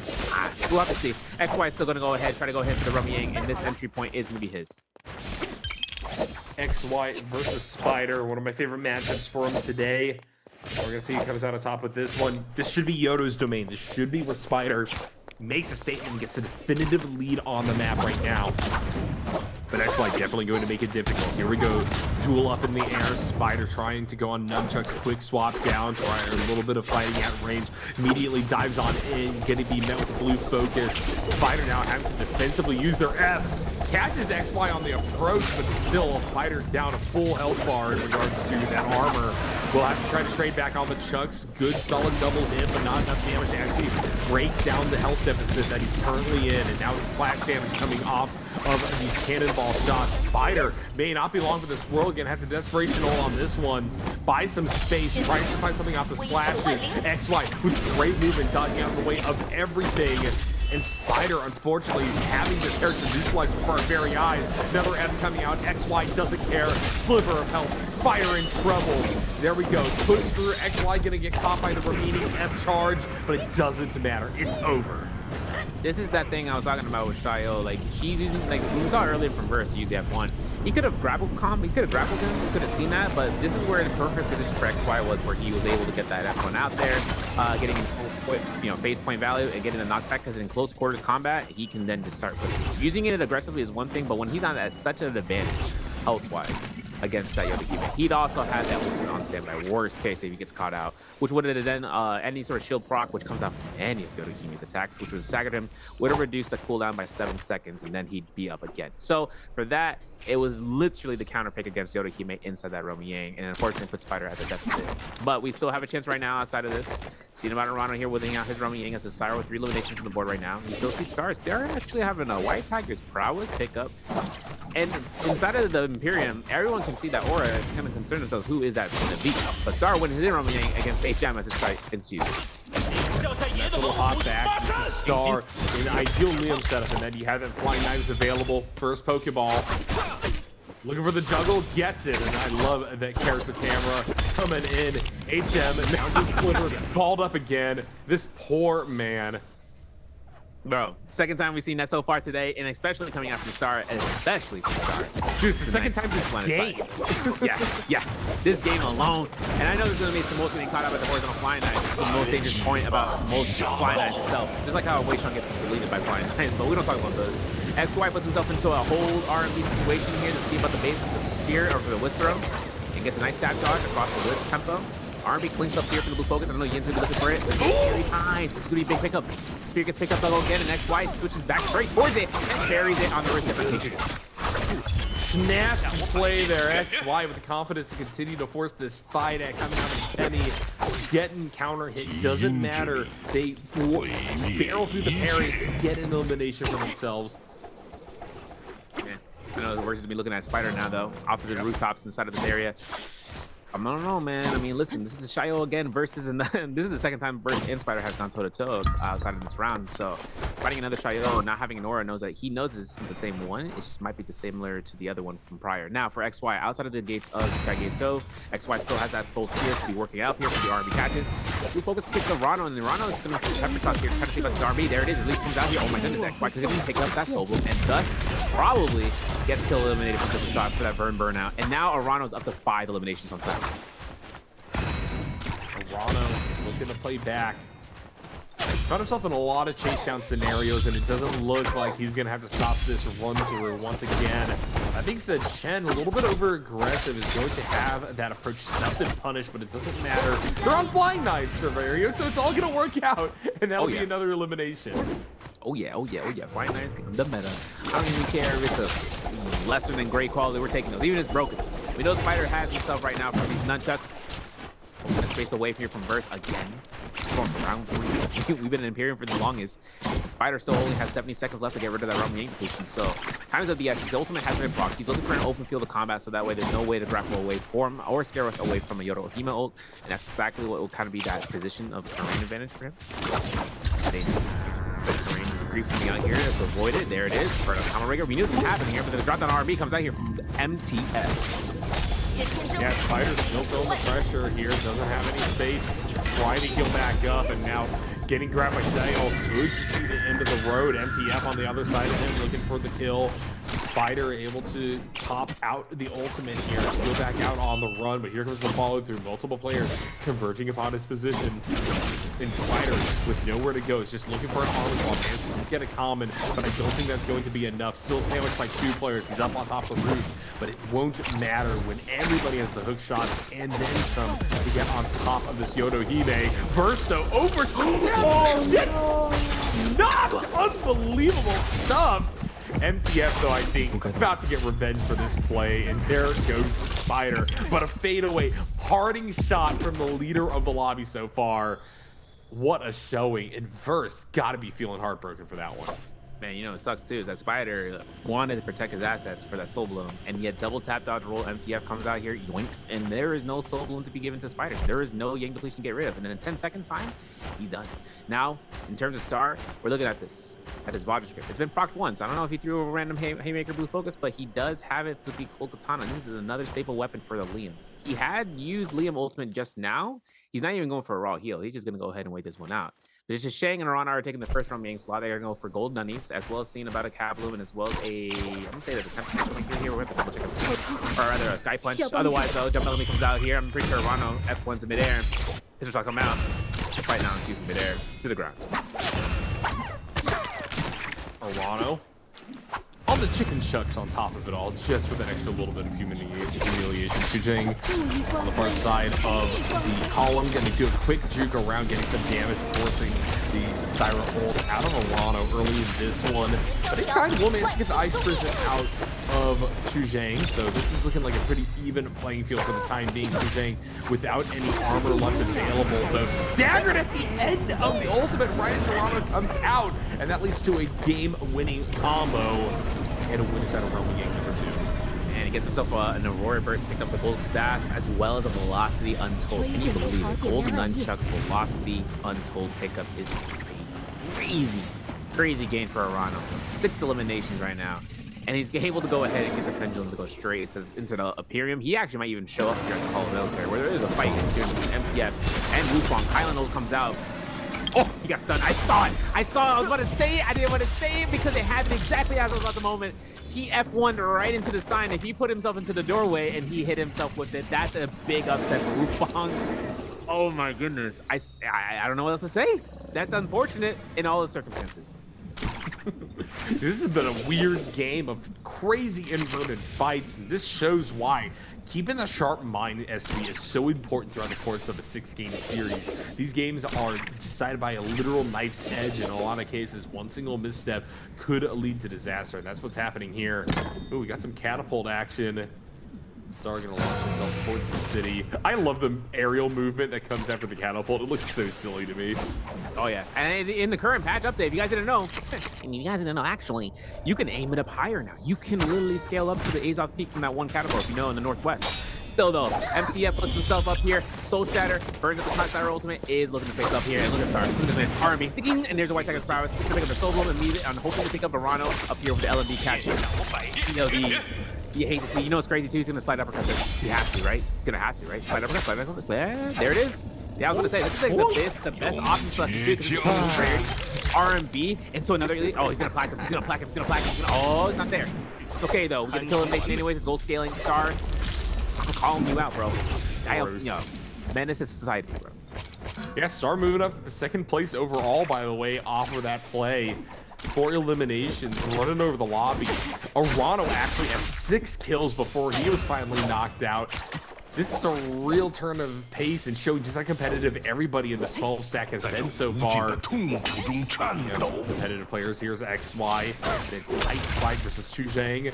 XY deciding to approach, managing to get out the Castina Freeze early in this one, but XY has to be careful. Doesn't have the full armor bar to play with, and here comes Star dropping behind them. FPX wanting to get these kills. XY now gonna get fourth partied in a tough situation. Has no choice really but to try to skirt along the eye of the storm in order to try to recover a little bit of health. However, that shadow drain is coming through, and while I think that they're out of the fight for the time being, Chujang is stopping their means by which they can get back into the map. Yep, and now let me look at this. 2.5 minutes right now. It's just Shang to kind of work this out. Luckily, he canceled his ultimate. He didn't invest a dash, so he's at like 2/3 of the ultimate rage bar, hoping to see if he can take a fight, hopefully under no duress, right? Because the ultimate being used under duress means that he has to take it defensively, which means the other person is most likely at that advantage health-wise. Nice tap dodge coming out here though. Nice velocity, untold avoidance. And now remember that came out here from that Syra, so whether or not he's gonna be looking for another one, 1-2, hold texture R&B, gets a clink. And you gotta work it out against velocity. If he gets 2 hits, he gets triggered. That means he doesn't lose any of that meter from the Dragon Flurry. Love for Shang, finding out here for a duh. That was gonna say 2.0. I think he's gonna reach the R&B kick, and there he goes. Shang forces up the Lonnie ult. right now. Goalie stands right on top of them. Chen looking with an extra disrespect points. Flows multiple people plotting for who's gonna get that final hit. Chu Zhang has the resources to continue to heal up and sustain for a little bit longer, but this drain isn't getting any easier to deal with, and Slows is going nowhere to stop this approach. There is Catapult. This could be Chu Zhang's chance to get over the heads of all of his opponents. Yeah. So now whether or not Chang actually puts himself out here, we're gonna have to see about it. What might be looking for LMB. I thought I was gonna catch, to be honest. Kind of close. I thought so too. Uppercut. Nope. F1's gonna be softening that. Soft combo breakers coming through. Looking for the LMB. I'm not even sure you can look at this LMB uppercut. I'm not too sure. And I didn't mention that it is on the newer patch, not the older patch. Got him. We know that Chang is actually gonna be looking for this for the RMBs. If anything comes out here for Chang, time is of the essence for another 60 seconds before he can find some other fight. But everyone's waiting for him. Yeah, very interesting stalemate that we have developing at this current point in time. The drain from the Shadow just not enough to actually force action with 8 minutes still left on the clock. Shane trying to get on top of XY. Flying Knives coming out to knock out more of that purple health bar for Shang. XY gonna be managed to clink this at the last possible second. Slows on in behind them for this fight on the zipping. We're gonna see whether or not zipping sustain is gonna be the ticket out of this one. But so far, Slows has been struggling in a lot of these games. Pick up kills and furthermore pick up stability. And this is why I think this might be his only chance at deliverance. Last pot now he's about half health. Not a whole lot of offense coming out, but unfortunately he can't out heal the damage XY brings to the table. Chu Zhang going to trade off with him for that kill, as now it's going to be Bowda and ASC facing off on the low ground. Hook shot from XY not going to connect. Chu Zhang able to dive in, trying to get that last little bit of armor off of XY. Will have to freeze in order to stop a massive combo from coming his way. Good cross of Chu Zhang, manages to buy space once again. Wants to try to armor swap, doesn't have an opportunity to do so. XY right back in on top of them with the spear, trying to play up close and personal. Chu Zhang reverses it with the fan. Faster shots come on in. XY down to just a sliver of health, but still has the armor on top of Chu Zhang. No such luxury. Over to the side, almost inside of the storm. Chu Zhang in trouble, breaks out of the freeze. XY on the chase down, gets the last hit. My man didn't care. That was crazy. That's tough. That's tough. You know, looking at this from the point that armor swap that XY was able to accrue, that's enough to make it a little bit of a threat right then and there. And now it comes down to him take that victory. Look at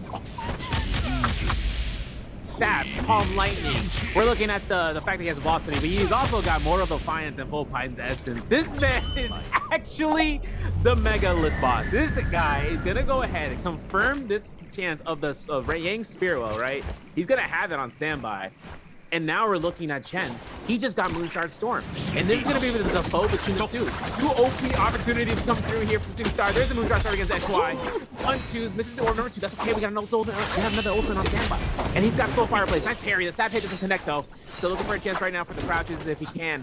I'm not sure if Star is going to be the one to go down here because remember, like I said, he's got Mortal Defiance and Full Pines. XY running over, trying to find a little bit of coverage, but Chen knows exactly where his opponent is out. Classic matchup beginning to form right here, right now. Chen on the chase down. Star gonna follow through. XY is the target of both of these players. The only person without any armor left available, and the flag on top of XY may have signed his own death warrant here, trying to get this objective. Star actually gonna be sent a little bit further back there after the parry comes through, but XY is unable to equalize the health deficit. What this means is that he's still very much the target of both of these players. There he goes, sends sprawling, and now it's going to be a massive 1v1. Yep, look at that Chen right now with it. Even though he goes ahead and tries to confirm for the Star, it's going to be so much more healthier. And for Star going for a one armored powder kill here, it won't even be something that would be given. I think Chen wants to try to force it out. Mystic Might, mitigation on top of mitigation, means that this is a chance right now for Chen. The movement, I saw it too, my friend, but this is going to be the knockback. And this is going to be a one armor heal in the Liam Orb. I can see the vision right now. I can see it clearly now. Look at this. Base up here for the uppercut. R&B. This extension is going to be coming through here. He's waiting after the dash. He's looking for the R&B. He's going for the 2.0s, potentially here for the velocity, or rather for the effect of the Moonshard Storm. But Star's literally walking the goat. He is having the incline to his advantage, and he is running across this field.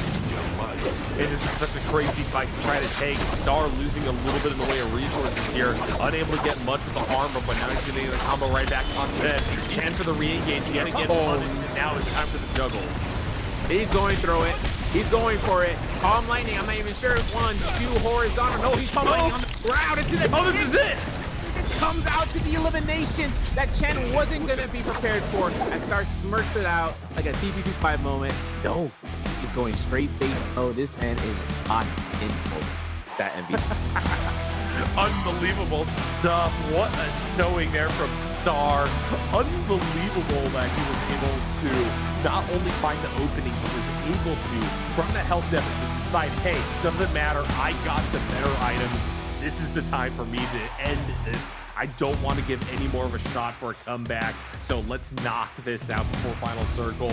In that 1v1, he manages to take it home.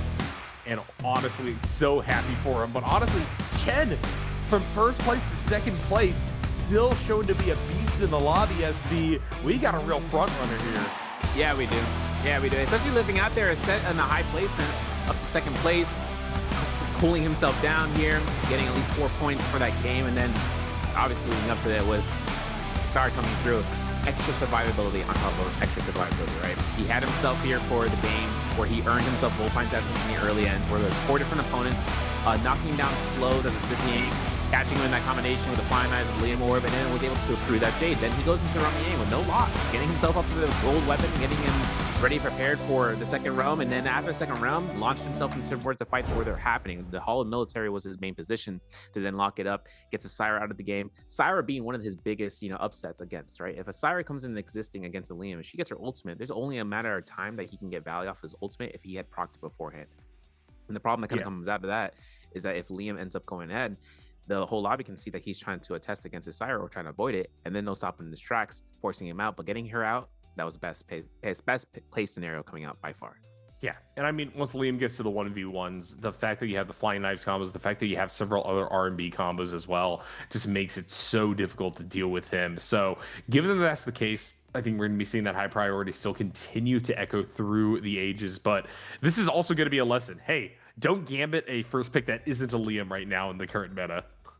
Yeah, literally. The fact that we saw that coming through for the first phase, a Syra into the Alani, I was like, yo, what's going on here? And then the Shaios to the second phase, I was like, okay, this has to be double pick. Because that's exactly what happened. Like, Verse was laughing it off and he picked up the Shaio, but then again, you saw coming into phase 3 where Star and Wufang were able to come through. Now, Wufang didn't get as much value as we saw. We saw what happened there against the Kylan as MTF from Team Wolves forced him into that corner side. Once that slash just came out to knock him back, F1 combo breaker right into the plaque. That's just an unfortunate circumstance. But talking about Shaio, how many players told Shaio away in game 4? I just told you guys. But with A2, B3, C4, D5 Twitch chat, I know you guys in YouTube chat, just make sure you guys go through the Twitch chat for those rewards. My man come out here for the sad face. He said, I wish I were a bird. And I'm like, yo, that's crazy reference as a name. But getting himself out there, we know that there was a chance to see those Shaios kind of go through. ASE's XY, for instance, was playing it up there as well as Verse, and that's the limit too. But for Verse, he just didn't get the chance he actually wanted to get those points back in. But listen, game 4 ends. We got ourselves going through game 5. The choices have been very limited, but a lot of double picks have been happening early on today. Yesterday, in terms of day 1, only one double pick I think occurred by the point of game 5. I think that came out between. I think Verse was the first one to actually double pick that. But before then though, everyone was single picking. They weren't taking any chances. It's just that this game had a really set difference between those face picks, especially coming from games 2, 3, 4. Well, here we go. Coming out of game number 4, these are how these players did. Star, number 1 spot, 6 eliminations, tying Arano, but getting far ahead in terms of the ranking points.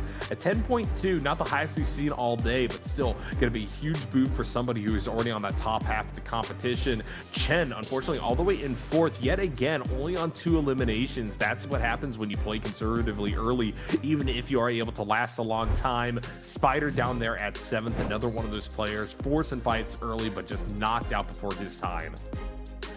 Still looking at the bottom 6 right now and seeing whether or not 521 can get some sort of turn back around, as well as slows and as well as the Jails HM. Jails HM has been able to participate within JL for the past year or so, so kind of hoping to get a reiteration for him. DRG should not playing today as well as 625, but MTF is on his first day, 11.5, doing a lot better than what it seems to be for the first 4 rounds. Still having 2 rounds to kind of earn out points. Otherwise though, with Edward and Alliance that he shall not playing today, 2E's Wufang's at 15.5. Little good points average coming through here. Still has those 2 days tomorrow for day 3 to kind of earn it up to stay in the top 12, as well as with Rao Shang here. They'll be in his second day. He needs to start ramping it up here to try to get the 27 or so for the threshold. Give or take. We'll have to see what happens. But for XY, 24.6. This man's already in 7th place. Overall, SS1's excellent at 26 for 1 day of playing, is still in the top 6, while Chen at 5th place, 32.4, 33.2 for Verse. WZ to Rana for 36.5 in 3rd, Spider for 39.7 in 2nd, and then with Star finally taking out the culpability of 1st place, my man's on at 42.5 in the overall grand scheme of things. Ooh, Spider getting knocked down for the 1st place position. I do wonder if this is going to be a signal for him with 2 games left on the day that Spider actually needs to win a lobby and do so by combining his aggression with the ability to actually go long, something that's been eluding him throughout the course of this bi-weekly. Man, I want to look at these highlights, bro. They're all gonna be Star, bro. They're all gonna be Star. I already know what's gonna happen here. This man is gonna be the first highlight's gonna be that kill against Slows, though, especially with the Fine Eyes. We saw the 2 different forms, though. We saw the Palm Lightning. We saw 3 different forms for those Infinites. We're gonna double check and looking at that as these clips come by trying to use bring out. First one comes out from the board. Star gets his Fine Eyes with the R&Bs. You can look for it again with the horizontal, the 1-2s, and reprocs it with the 1-2-3. Then that case comes out where he gets the orb again, and he can just reset, forcing the V1 proc because it being no knockback because he's not within range. Then the second one comes out here. Well, rather, this is gonna be that fight between MTF and Wufang. This is gonna be where the ultimate comes out, where even after this grab comes to the R&B, jump R&B doesn't go through. It doesn't confirm there. Soul Shatter though does. Hard confirm as Wufang comes out here and getting chased down here in dire straits. You know that MTF had the opportunity of using the Soul Ultimate, maybe not even needing it, but he went for it anyways, and then forced Wufang in that terrible position. My man got that. I know exactly what words he spoke throughout that whole time. But this is where that slide over positioning comes up from the Kong sword, NARAKA, as he got that TOD. Yep. Beautiful TOD at that as well. Arano, unfortunately, I was gonna say didn't know what hit him, but 100% he knew what hit him because this was an excruciating long TOD as well. And what sucks is that he had a combo breaker available at that last second, but that last little bit of help him. He's pissed, yeah. Yeah, because he had his combo breaker exactly the moment that orb was able to be thrown out at him. Aerial dash from Star comes out here where he was able to spam it up. Blue focus spam is crazy for a uppercut because it is a raw uppercut that comes out, and it is blue focus. Chen wasn't prepared for this one though. This is situation number 2. 1-2 R&Bs means that he can go ahead for another Palm Lightning spam some kicks into a free orb, which meant that he can then fully launch out his opponent. Didn't want to take any sort of opportunity for him to take any sort of healing if he had Mortal Defiance, right? The opportunity to throw in his face is one thing, but if he had Mortal Defiance and he wasn't in the zone, that means that he would have gotten a heal proc, which meant the fight turnaround would have happened. So he threw him in the zone, forcing the heal deficit for the weakness escalation, and it comes out. But man, these Jades, diabolical at the end of the day, as well as the amount of damage this man got away with this amount of kills. Yeah, 100%. Look at that. Good balance on all fronts as well. 13,000 damage, not the most, but that's because all the damage that he was applying, SV, was very effective damage. And most of it coming from that flying knife, 6K on that front. But very patient, very solid play here by Star will get him that first MVP of the bi-weekly. Congratulations to him. And, you know, he's been someone who throughout the course of these 4 games was kind of bubbling up, wasn't able quite to make it to the very end, but now it's shown what he could do. Yep. And then going into this game, right, Chen is going through here as game 5 commences. 4 phase picks to give you guys a quick heads up and making sure you guys keep track of that. As it comes out to game 1 or game 5, right, into phase 1, about as Chishang and JL's HM, they're going to be in the first phase. The most notable picks coming here for Spider is that he's in phase 3, right? And phase 3 kind of gives him the opportunity to kind of think about what he wants to do if it's available. Like we saw in game 5 or game 4, I should say, those off-choice first picks ended up working in the favor for those phase 3 gamers, specifically with Star. So if anything happens, they are not going to allow that to happen again. They're like, no, we're locking in Liam. We don't even care. Lonnie as well. You know, don't give him the opportunity for phase 3 to get the double pick opportunity. But here's the problem: is the fact that Spider had burned his second pick option, which was Yodo, and he chose Yodo again. And I'm not saying that Yodo isn't going to be the optimal choice, but there's a chance right then and there if he's choosing it first and outright, that we could end up seeing the Shio to kind of come back into it. And that's exactly the worst case to happen. The Shio just comes out and full wrecks it. It's a triangle, right? It's a triangle effect, right? You got a Kylan, and the Yoda counters at the Kylan. Then the Kylan counters out the, Kylan theoretically counters out the Shio, but Shio counters Yoda Hime. For Yoda Hime come through. And the reason I said the Kylan kind of counters Shio is because he can force shield procs. He has 4 seconds of immunity. He won't die outright if he loses his HP to that point. It's so long as that he's on the offensive to just burn it up and then go right back into it. It just sucks because Yodo is also an appraisal of value that is at a very, very low amount in this current meta. Yeah, unfortunately, SV, for as much as I love the fact that this RPS exists and we have this triangle, I need to see Kylan be something besides absolute combo fodder for the rest of the cast right now for this to ever apply in one of our games today in the NBPL. Dude, yeah. And another thing too is just in seeing how the survivability aspect comes out from these players is just what they're going to be stacking up early on. I think kind of thinking about the Jades that you can kind of figure it out that really earns themselves a value, whether it's HP or mitigation, right? Survivability really is the name of the game. We even saw in the interview where I was about to say Fong, where MTF was going up against XY over by the Noble Cave, and he said that fight it lasted like 10 minutes, felt like. But one thing is for certain is that he knew the operation of the ultimate charge to be built up. Usually the builds are usually the same with the preparation clipboards. Rage damage is going to be something that kind of gives the players enough culpability in just farming it up. And once you realize that you're dealing a bit more damage than your opponent, and you know your build for certainty that you do enough damage to come out when your ultimate comes up, you then turn the fight around in your favor, especially when your opponent doesn't have anything left in their pockets. All right, here we go. Game number 5 now. Star winning game number 4. Wants to try to make it a back-to-back. So far, been denied that for today. But that last game, I think, was a good sign. The question is, will he be able to achieve something like picking up that Liam again? In pick order, definitely going to be a little bit further down on the priority list. And while we have seen Liam get out of those first 2 sets, I think that was a fluke that is not going to be happening for a second time. Oh no, 100%. By next round, Star will be in game. Star will be in game phase 4. Liam being someone that's usually picked in phase 1 to 2, at maximum we saw at phase 3. So no one between Jisheng, between JL's HM, they shouldn't. And I say this, the knock on wood. They shouldn't allow to go through. JL's HM hasn't played Liam yet. And Jisheng either hasn't been able to play that character. But as well as Lonnie. So both of these guys could choose Lonnie into that first phase. And if whether or not Slows and MTF decide to go through it and they decide to pick up the Lonnie, first off, Slow has Lonnie available for his name. And MTF already has chosen him. So if he decides to go for Lonnie, that would be his double pick. If he goes for Liam, that would be his first pick. It might be a split between these two. All right. Zhang, someone who hasn't been able to taste the victory, but has come close throughout the course of today, I think is another one of these players slightly held back by that count of average kills. I know has the potential to win duels. I just need to see him do that. I think a step forward on that front will just be forcing a few more Realm Yanks, particularly the first set of them. No, definitely. And then Rano as well, I kind of seen him in terms of the top. He's safe. I know it's not a positive note to say it that way, but he is safe in terms of like the scoreboards, the reasoning. So for Rano right now, for WZ, all he's got to do is just keep a good average. He's in top 3 right now with 36.5. He's not, going for first place necessarily. He is just going to go. He's going to try to do, if he can experiment, now would be the time, especially this being his last 2 games.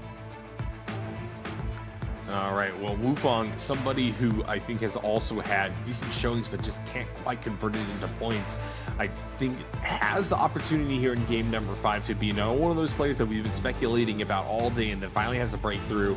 But Spider, man, this is the story of the day, and not necessarily in a good way. Coming out on top from day 1 of his competition, he's just been unable to assemble a full game where he's able to turn his aggression into dominance. Yep. Now, phase picks. All right, so I might see a split. It might be a definite split from HM, as well as for Jisheng. Like I mentioned, the Lonnie pick is available for HM to go through with it, as well as for Jisheng, but neither of them have been able to pick up a Liam. So the split could be happening right now, and if Slows and MTF gets availability, they go for Syra. I think they would honestly go for Syra and allow Lonnie to go to phase 3. That's my anticipation, because I've seen, these Syra picks have been, they've been going left and right. They've been going through the phases 1 through 3 as well. So take a look and see about this for the pick ban system. Like you guys may or may not know, the pick bans have been adjusted. The system is this. It's whether a character has been chosen once or twice in the phase, they will be banned for the future phases in a set round. For this, that means there's no more triple picks. There's a Lonnie, there's a Liam. I'm telling you. I'm telling you, bro. That's going to be the anticipation coming out here for BBE Slows and for Wolves' MTF. Seeing the Syra coming out here for Slows. MTF coming out here for Syra. Listen, this means that in terms of the third phase, this is either a Shio double pick or it's going to be a split between Shio and Justina. But I see Spider just choosing Justina just because. I don't know. Something about it. He's going to go for the Shio, though. This will be his chance of actually locking her in, and then a Yoda Hime from Yin as the early end. For the latter half, NARAKA, take it away. I'm tired, boss. I'm tired. I'm tired of seeing Lonnie and Liam. Okay, well, here we go. Move on going on to the temples here. This is actually a pick that I wish we got a double of. I think that would be a very interesting lobbies on the horizon. But here's the Kylan for Star. Can the victor of game number 4 be the one to actually give any amount of relevance to this absolutely bashed on character here for today? What? No. Okay, never mind. I'm happy again, boss. XY going for the Viperning in solos. I love this character. I love playing her in solos. I also am not good at this game. You know. Don't worry about it. Don't worry about it, bro. I play Bubba. It's okay. Listen, as everything comes out here, I know Prospect's in the chat. He's looking at the Viper like, huh? And I know that Wu Chen pick coming out here from Verse is also a counteraction for that. And then just seeing him to the Akos, that's going to be the last phase. That's going to be the last picks, the last round. This round, broski. This round, I'm not even ready for it. I'm not ready for it. If a Viper ends up going ahead, because XY played Viper when her rework happened, and this happened when Frostbus was actually playing against it, or actually watching it, viewing it, and seeing what XI was doing with it. He was running F2, last I saw, with V2 variation. On LAN, I'm not sure if F1 is really the best option for it in terms of solos, but if he goes for F2, there's a lot of availability for that. It's a knockback, it's also goal focus, and it's a shotgun blast, right? It's a huge hit of damage towards the HP bar, or rather towards the armor bar, damages outright. So for him to kind of work this one out here, I'm curious. XY really is that RMB longsword demon, so if he goes into F1 into the RMB cache for the longsword, this is that round. This is that round to settle it in. We are on Fireflies, so his off drop would definitely, exceptionally, it wouldn't have to be anything else but a Firefly drop. Yeah, Firefly's going to definitely change the contours at the start of this game. That being said, for as much as we've been talking about how this incentivizes early pressure, people have just been going at it, just, traditionally. No accelerants needed. They're just smashing phase from the get-go here in this Biweek number 1. So excited to see how things get even more hectic here in the Nbpl as we move to our 2 final games of the day. Here we go. All the competitors locked in, ready for the match. Big Band's coming through the skills. First point I'm looking at is Viper. It's going to be F2, V2. That's going to be the variation. Knockback Shotgun Blast with the V2 variation. He's going to make sure he can go for a huge amount of damage into the catches. And of course, having the V2 means it's silence, but it's a big target on her back when she procs it out. That's why the biggest weakness is coming through Viper. Now for Verse, going to be walking into the V2 Wu Chen with the F1. F2 for Chen on the Akos with the V2. And then obviously Yoda Human comes back again here for the F2 V1, this time for 521. And I'm looking around the forces, and everyone's the same. I mean, Kylan's going to stay into the V1 variation for FPX's Star. Shio going to have the V1 F1, and of course for Wufang for the V3 variation onto the terms of the Tumult. And it's more the Tumult change where he's not losing cooldown, he's not investing a cooldown, I should say, for his F ability when he throws a Wisp. He's actually having that in the background while he's resetting. That's why Tumult really just comes out here to be that guy. He is the one that kind of sets him up to be one of the stronger forces. It's just whether or not he's going to be picked up here in the first half. I doubt it. It's just an option to be counter out into the latter 2 options, phase 5 and 6. But our map drops come through here. Looking at these drops right now, and as a matter of fact, ASE is definitely going to be looking towards his Fireflies, as I stated, over towards inside of the Plume Castle region, if not mistaken. Yep, 2 dropping there in Plume Castle. One of them being Chen is going to lead to, I think, a slower tempo to this game overall, as one of the moves' main loot spots is not that heavily contested. People dropping on the periphery down to the south of it, maybe try to accelerate solving that puzzle. Gonna have to see exactly what the angles are going to be, but there we go. Person in Z, winner of the last round. It's going to be something to watch out for. Across the rest of the map, lot spread over to the southwest. That's where the action could be. Furthest down south right there, and so therefore having to move up and sweep through a lot of these areas is going to be Spider. And, well, we know what Spider does when he re-encounters another player. Goes in, doesn't let go, doesn't let go. Now, you know what's tough is off drop. I saw XY literally run north because he did not get any of the Fireflies. His spawn RNG was not in his favor, so he's going to go ahead, try to go to the top of the first. But we do see Spider with MCF for 1 click over by the Fortress of Kaviani. Actually, no, this is actually going through his RNG. Yeah, he's going to get early health check on. He's going to be 1-2 jump LB. F1 still available right now for MCF. He's going to dash out here to this Manticore Arena location. I think MCF looking for Scare Rush here. Oh! Denied. Great stuff. MTF in a lot of trouble. Spider, yet again, with the Statement Maker. Early duel juggled, was down on the value of their armor, and it doesn't matter. Now they got the blue armor from the corpse. Yeah, now Verse over to the Thorny Roller. He's going to be up against Wufang as well as Jin at the Jin Armory, I should say. For BBE slows, though, Scare Rushing up is not going to be enough. It's going to be a chase down between RMBs. Ketel gets released. Verse getting his first elimination here as the Wu Chen. Efficacy percentage is going to be ending up here at 7 to 80 by the time the rage tick starts to tick down here from that Solo. take him to the sky. Good shielding allows for him to have his pick of where he wants to try to dive in next, and it will be on top of Wufong. Wufong now going to get chased down by Arano. Arano happy trying to bogart space and get on in. That being said, one nasty hit not going his way means he's going to go into freeze. Thorn and Roller going to be coming around the corner here. Got to watch out. We've seen one person taken out by this today. Arano with a good juggle. Wufong in a little bit of trouble. Thorn and Roller now arriving on the scene. He's gonna get knocked back into it. Gets clipped as he tries to retreat. A disaster, but Arano overinvests on the chase. And now Heat's team is low on health. Burst dives in, gets Wufong, and looking for the double double. Yep, and now the Forbidden Seal is active. There is no opportunity for Verse with the ultimate. It doesn't matter though. They've limited to R&Bs, 1-2s, catches it, and that's gonna be 3 eliminations for Verse. He is up to 3. He is a kill leader. He does have enough money for armor to be purchased for rarity. Oh, and people actually wonder why I think Holoroth is the best map. Oh, it's so funny, man. It's so funny. And I think this is going to be the case right now. This puzzle is also another objective in Holoroth. One of the maps that really ends up to be another factor that comes in to get that gold rarity weapon. Star and the HM are still contesting between one another. Talon versus the Lumen. Now, this is going to be interesting because Star is at 52%. He is still in his first life. Has 2 eliminations. Looking to try to go ahead for the LMBs to try to mitigate any sort of range R&Bs from those fly knives. But I think for Star right now, he's just going to try to go ahead and try to create an open field of battle.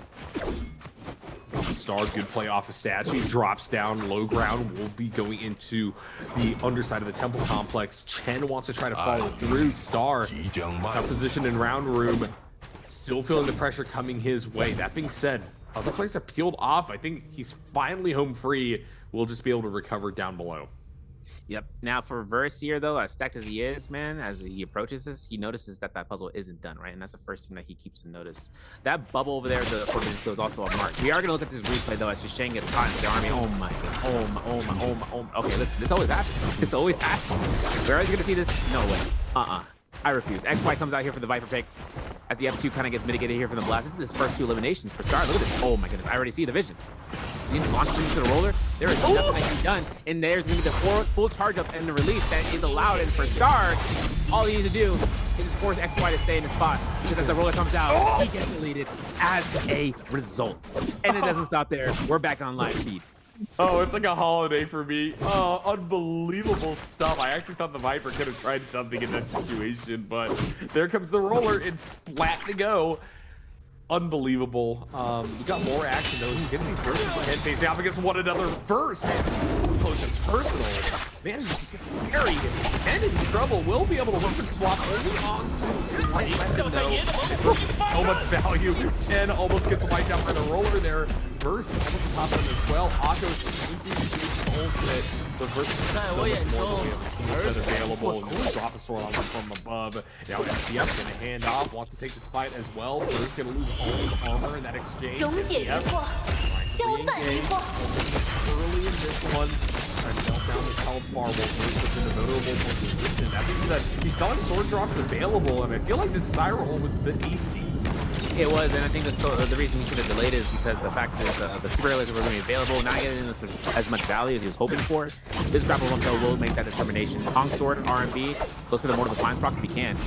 And double tap dodge. First getting the F1 to reset up in the air. Gets double Embiid, and there's XY for the run back, baby. Let's go, let's go. Viper comes out here again for the rerun, and is looking to try to delete out the Siren.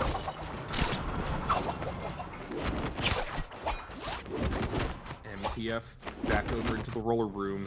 Needs to buy space.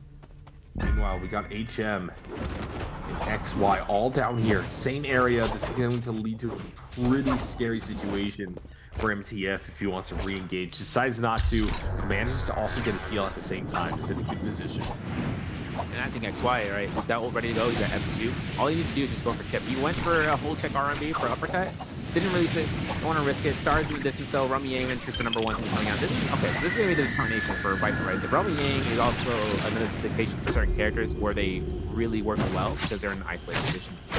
Viper also gets a lot of value off of that, but Star gets a raw uppercut to jump LMB spam. So there is nothing to save XY for all the damage, and he gets tag dodge for the N2. Yo, okay, Star's gonna be making this a very, very embarrassing effort for XY because that F2 is red. Parry was good though. We pick up those first blades, we go for the Armory 1.0 release, jump LMB as a return to sender, and we go for ultimate cast to try to mitigate it for the blue focus in the team. And that might be it. Wait, no, it's not gonna be it. There is nothing that's gonna keep going for it for Star. One R&B into the jump L2. No. Okay, there we go. who comes out and XY confirms it with milliseconds on the cast. If it had occurred, it would have been Star come turning it around, but XY is on 2. Yeah, XY, good for him. You know, showed what that Viper could do in these situations. A little bit skeptical of this pick in general. Definitely something that you see in specific trios comps, but really, really difficult for Viper to get everything done in a solo environment. That being said, Realming Inc. could be where she shines. Not really a whole lot of places to go to try to escape out of the way of the ultimate. So that's why we're going to see XY try to contest this for the fight. Spider down here, I think also someone who usually would be very eager to try to go in for one of these, but I don't know if he's going to have the opportunity to do so. That being said, we got MTF here. First, also going to the Realm of Yang, trying to trade. Big aerial fight started off. MTF drops down second. First position near column, going to be able to find them off of the phase rush. MTF in a little bit of trouble. Good navigation around. First, going to force out the Cyro ultimate early, and now it's just a matter of not getting staggered. Unfortunately, the Dazzle is going to connect. And what that means is that laser beam is actually going to do significant damage. First, trying to get over to the other column, will be able to do so, but gets staggered yet again. And it's just getting an armor resto in the meantime, though. And so as Syra comes out of his ultimate, this is versus fight to lose. He has everything available still. Syra not in a good position. MTF looking to play around column as well. Blue focus needs to be canceled out as Burst slowly walks up for a answer back. With them at about equal armor. That being said, like right now, Burst has the ability to drop that ultimate and has the swords available now. Good coverage is being utilized here by MTF to try to make this out. Now for this ultimate to be ran its duration, I'm not even sure if Burst wants to hold on and be here. I'm thinking about it. 1-2s are going to be enough an opportunity for chips. Breaks out the F1 now. He has an opportunity to hold it here. And there's going to be a chance right now to see whether or not we're going to see a steroid drop down, right? Oh my goodness, the Horizontal Catch Soul Break is going to confirm that. I'm pretty sure it would have confirmed. So now that's, on turnaround after the F1 is going to cast it. All three of them, but Burst burns it up, and he might actually get 1, 2, 3. Yep, there it is.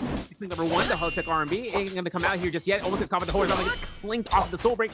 Constantly comes to the chips. No parry. Now, no, that Burst is looking to the couch. Bomb dash. No! Gets jump RMB. That's a leash attack coming through here from the dagger from MTF for that first. It's never over till it's over. MTF proves that right here, right now, and is going to profit mightily off this Realm of Yang.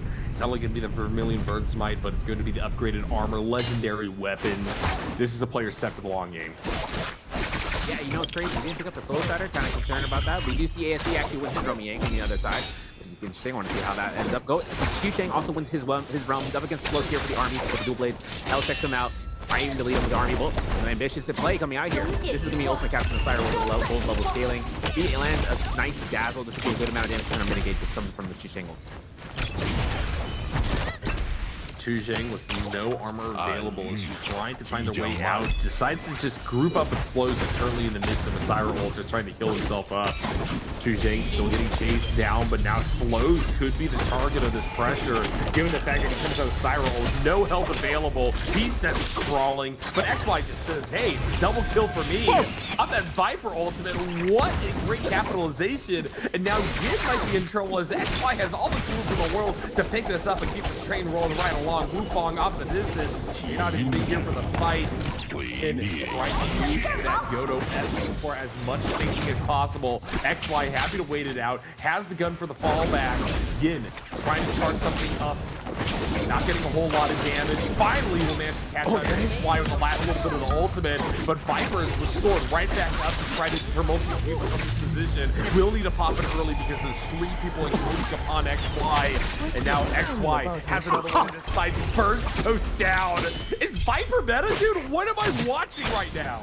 Yo, look at this man. 1, 2, 1, 2, 1. He's WTing it. He carries it. Oh my god. You know what's crazy about this too is that Yin took both of his kills, but he still earned it back up.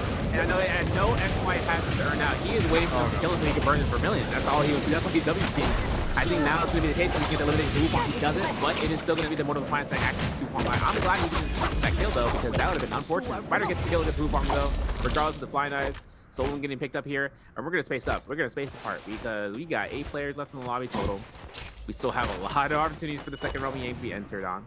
No one in the game right now, at least to what I can see, has unique completion skill. We have to see the bottom of the top 6 or the top 4. We see MTF here for the 1-2, looking for the catches off the HM. The HM gets caught for the 1-2, almost went for a 3, and he's still thinking about it while there's 2 other opponents on this outskirts. Yeah, MTF versus HM. Going on right now, but now 3 other people descending upon this area. You said it's time to space out, but I think that we're gonna see a few more eliminations before that actually comes through. MTF gonna have to pop Cyber ult, and it may not matter. There are multiple targets for them to try to blink on, but really we're at a position where as soon as he comes out of his ultimate, he's going to get dogpiled here. So he needs to try to get one of the limits where they do so, or get someone significantly weak enough that they want to chase them instead. Arano is that target. Good damage coming out, but not enough. MTF is going to be beaten down here by Star and company. Now Ron is going to be spacing up here towards us. Like I said, no other players, and it looks like it's confirmed no other players in the Yang depletion. This means that there is a confirmed 8-player count in here, and now it comes into the Romy Yang. Now for that, come on, let me see this Romy Yang. It's in the Viper. So, Dagger versus Fan. Rarity, of course, the scaling on the F2 is going to be a lot better. Oh my gosh, I can't believe it. I can't believe he threw it. That was such an anticipated blue focus that can come out in the range in the pillars and the R&B catches here. Zyro ultimate anticipated for XY. Now it's all about the kiting game to the pillars to wait out the ultimate to cast B2 at exactly the right time, which is right then and there. There's no combo breaker to save. Slows as he falls down. And as it comes out here, all he needs is a death 2 to kill confirm. Star on the chase yet again. 10 on the 1 touch. Oh, and just unfortunately gets his angle cut off there. Star looking great. Nicely situation, able to convert that back into full health. He's ready to take a late game. MTF somehow still getting in fight. Arano yet again also having to dig his heels in. Going to be down on tempo though, in a tough position. Drops down. Almost gets something off the scale rush. MTF decided too risky to follow. Here we go. Knockdown finally going to come through. And Arano is going to turn the tides now up ahead in terms of resources. MTF might be in trouble. Yeah, and I didn't notice is that the Soul Shatter can be canceled with the quick area. That's crazy. Anyways, other Romy Yang happens here. XY comes out here to get the kills again, who is at an unhealthy state. Gets caught by the orb. You have fine eyes? Oh yeah, we do. It's over. It's over. It's over. Let's just... Oh my gosh! Wait! He got the V2 off in midair! There's no way he got that coming out of that! My God. Oh my God! This is XY's game. That looks like All right, well, here we go. Other Roma Gang, and that one is so we don't even have to go to replays for this one. It's going to be Spider trying to test his luck, and Chu Zhang is going to say, well, I'm the house, baby. I'm taking it all down. Spider, just 1 touch left. Chu Zhang tries to fire ball off, and here we go. Shale going to try to respond in kind, gets lockout number 1. Chu Zhang sends crawling, across the sidewall. Spider able to hit them with the RMB, dashed up. Chu Zhang now actually in a dicey position. Spider been on sliver of health for a while. Here we go. Big block to stop goalie stance. Chu Zhang taking to this guy. Needs something to drop down. Can't quite find it. There we go. Double touch. Gets it. But too close for comfort.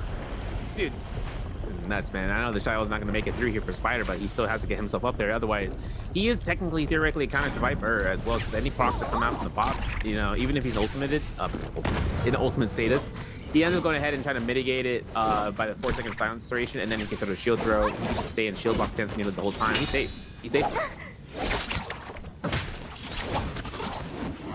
right, well, XY yet again finding himself in the midst of the action here on the Viper Ning.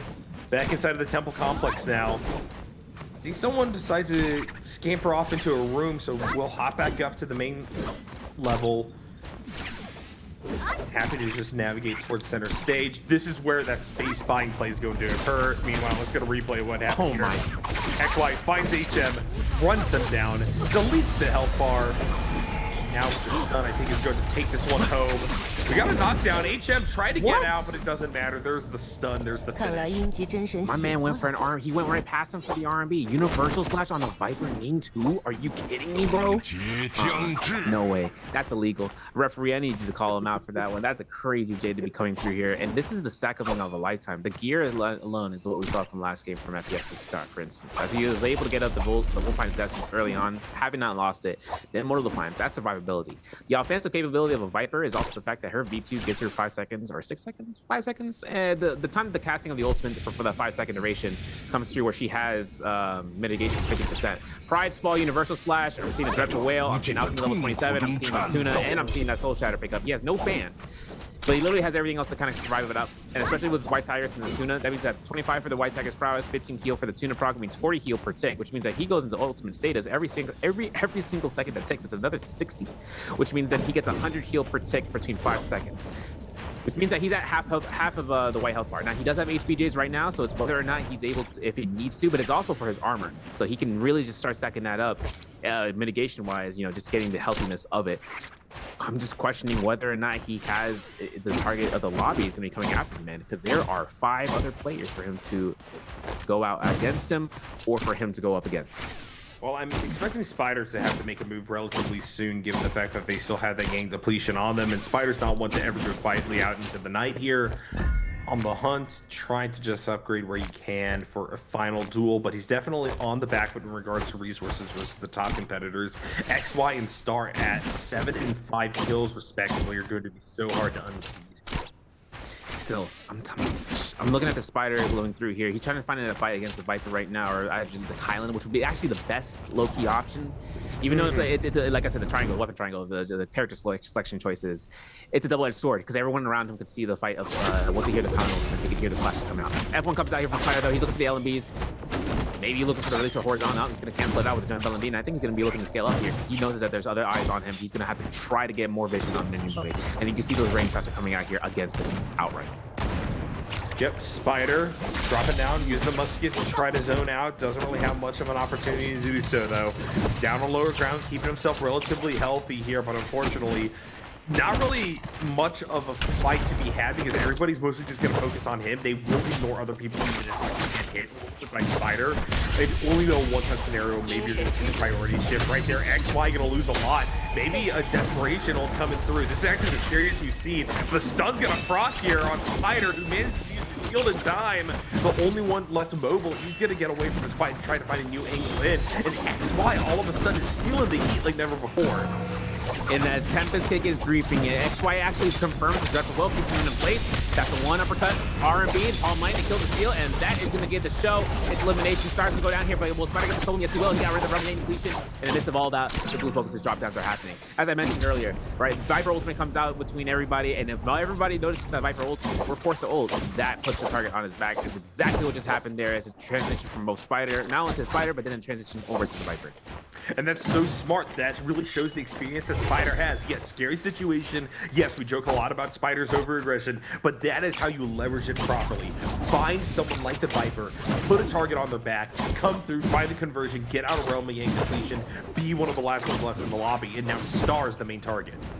Now looking at Star right now, 6 eliminations, having a multiplier opportunity here. Nice raw uppercut. Oh, F1 use from Spider. Remember what I said? Oh, nice slap for the LMB, but watch for the Capital drop down. That's going to be forcing out the ultimate now. This is going to be a case right now for the pickup for that purple armor. He might get 1 heal. I say maybe. Everyone is looking at him right now and trying to force up the shield block, but mostly going for the range shots. You can see it from the pistols. You can see it from the bow shots. I think someone has a scatter shot in the background. Must have been an FPX to Star. Still, Spider goes straight towards the throwing rolling in the underground of the Salvation. He can't exit on the other side primarily because that weakness escalation is going to start going through. So he will have to return from once he came. Star playing on the periphery of this fight, knowing that he's able to get the range advantage at any given situation with the flying knives. Arano going to heal up in the distance. Star doesn't want to go for the full commit or engage. We'll go right back into trying to find a trade. MTF also going to force the issue now, especially as the wells pop up. Looking at this chance right now to see any pot shots from flying knives. Nice parry Star. You know it's going to work out in his favor because that combo breaker from Justina might force out the lobby. He's going to go ahead and try to contest this if he can, at least. The Yang Spirit Well is such a strong position to take, especially considering that he can probably even ult to confirm it. It's just whether or not Syra, that biggest point of contention, can add her and saving her ultimate until the last possible second. Cloud Weaver from Spider, though, as those fist blades come through, it's going to be the one thing that sets him up to get a full field of effect, and now forcing out the Lonnie ultimate with the Syra combo breaker to be utilized.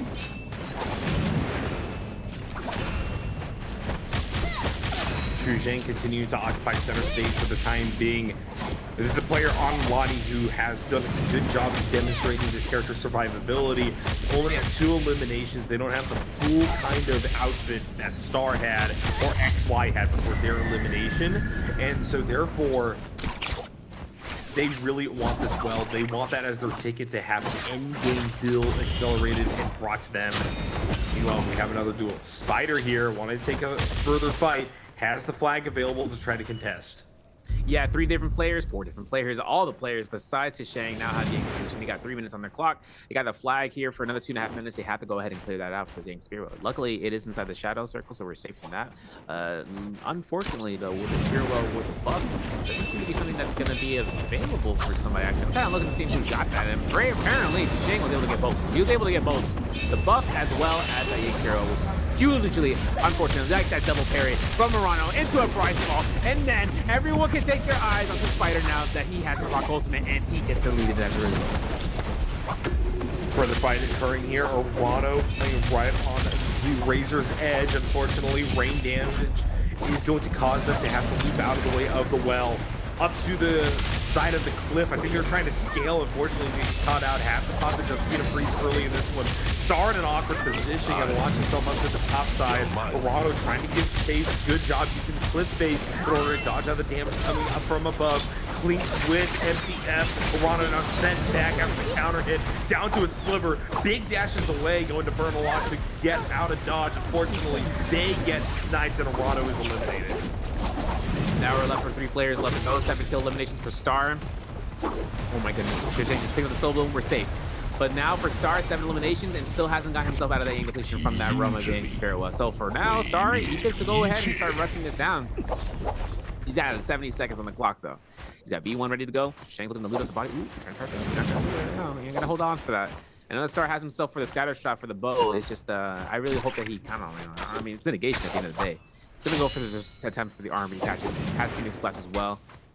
Or at least I'm not sure if he does not have a detach. Still having a chance to see whether or not Star is going to be looking to try to chase the ring around the Rosie, but 45 seconds. Very beautiful. Yeah. Gonna go army. Phoenix Blast is gonna come out. Star's been on point with those parries. The problem is he can't parry that much fire from above. MTF now in the health advantage. Star just wants to relentlessly keep running them down though. Try to imbalance as Zhang comes in. MTF going to try to ult in time, and that means that now we're in a scatter situation. Star in a lot of trouble. Now going to also be hit by the drain coming through.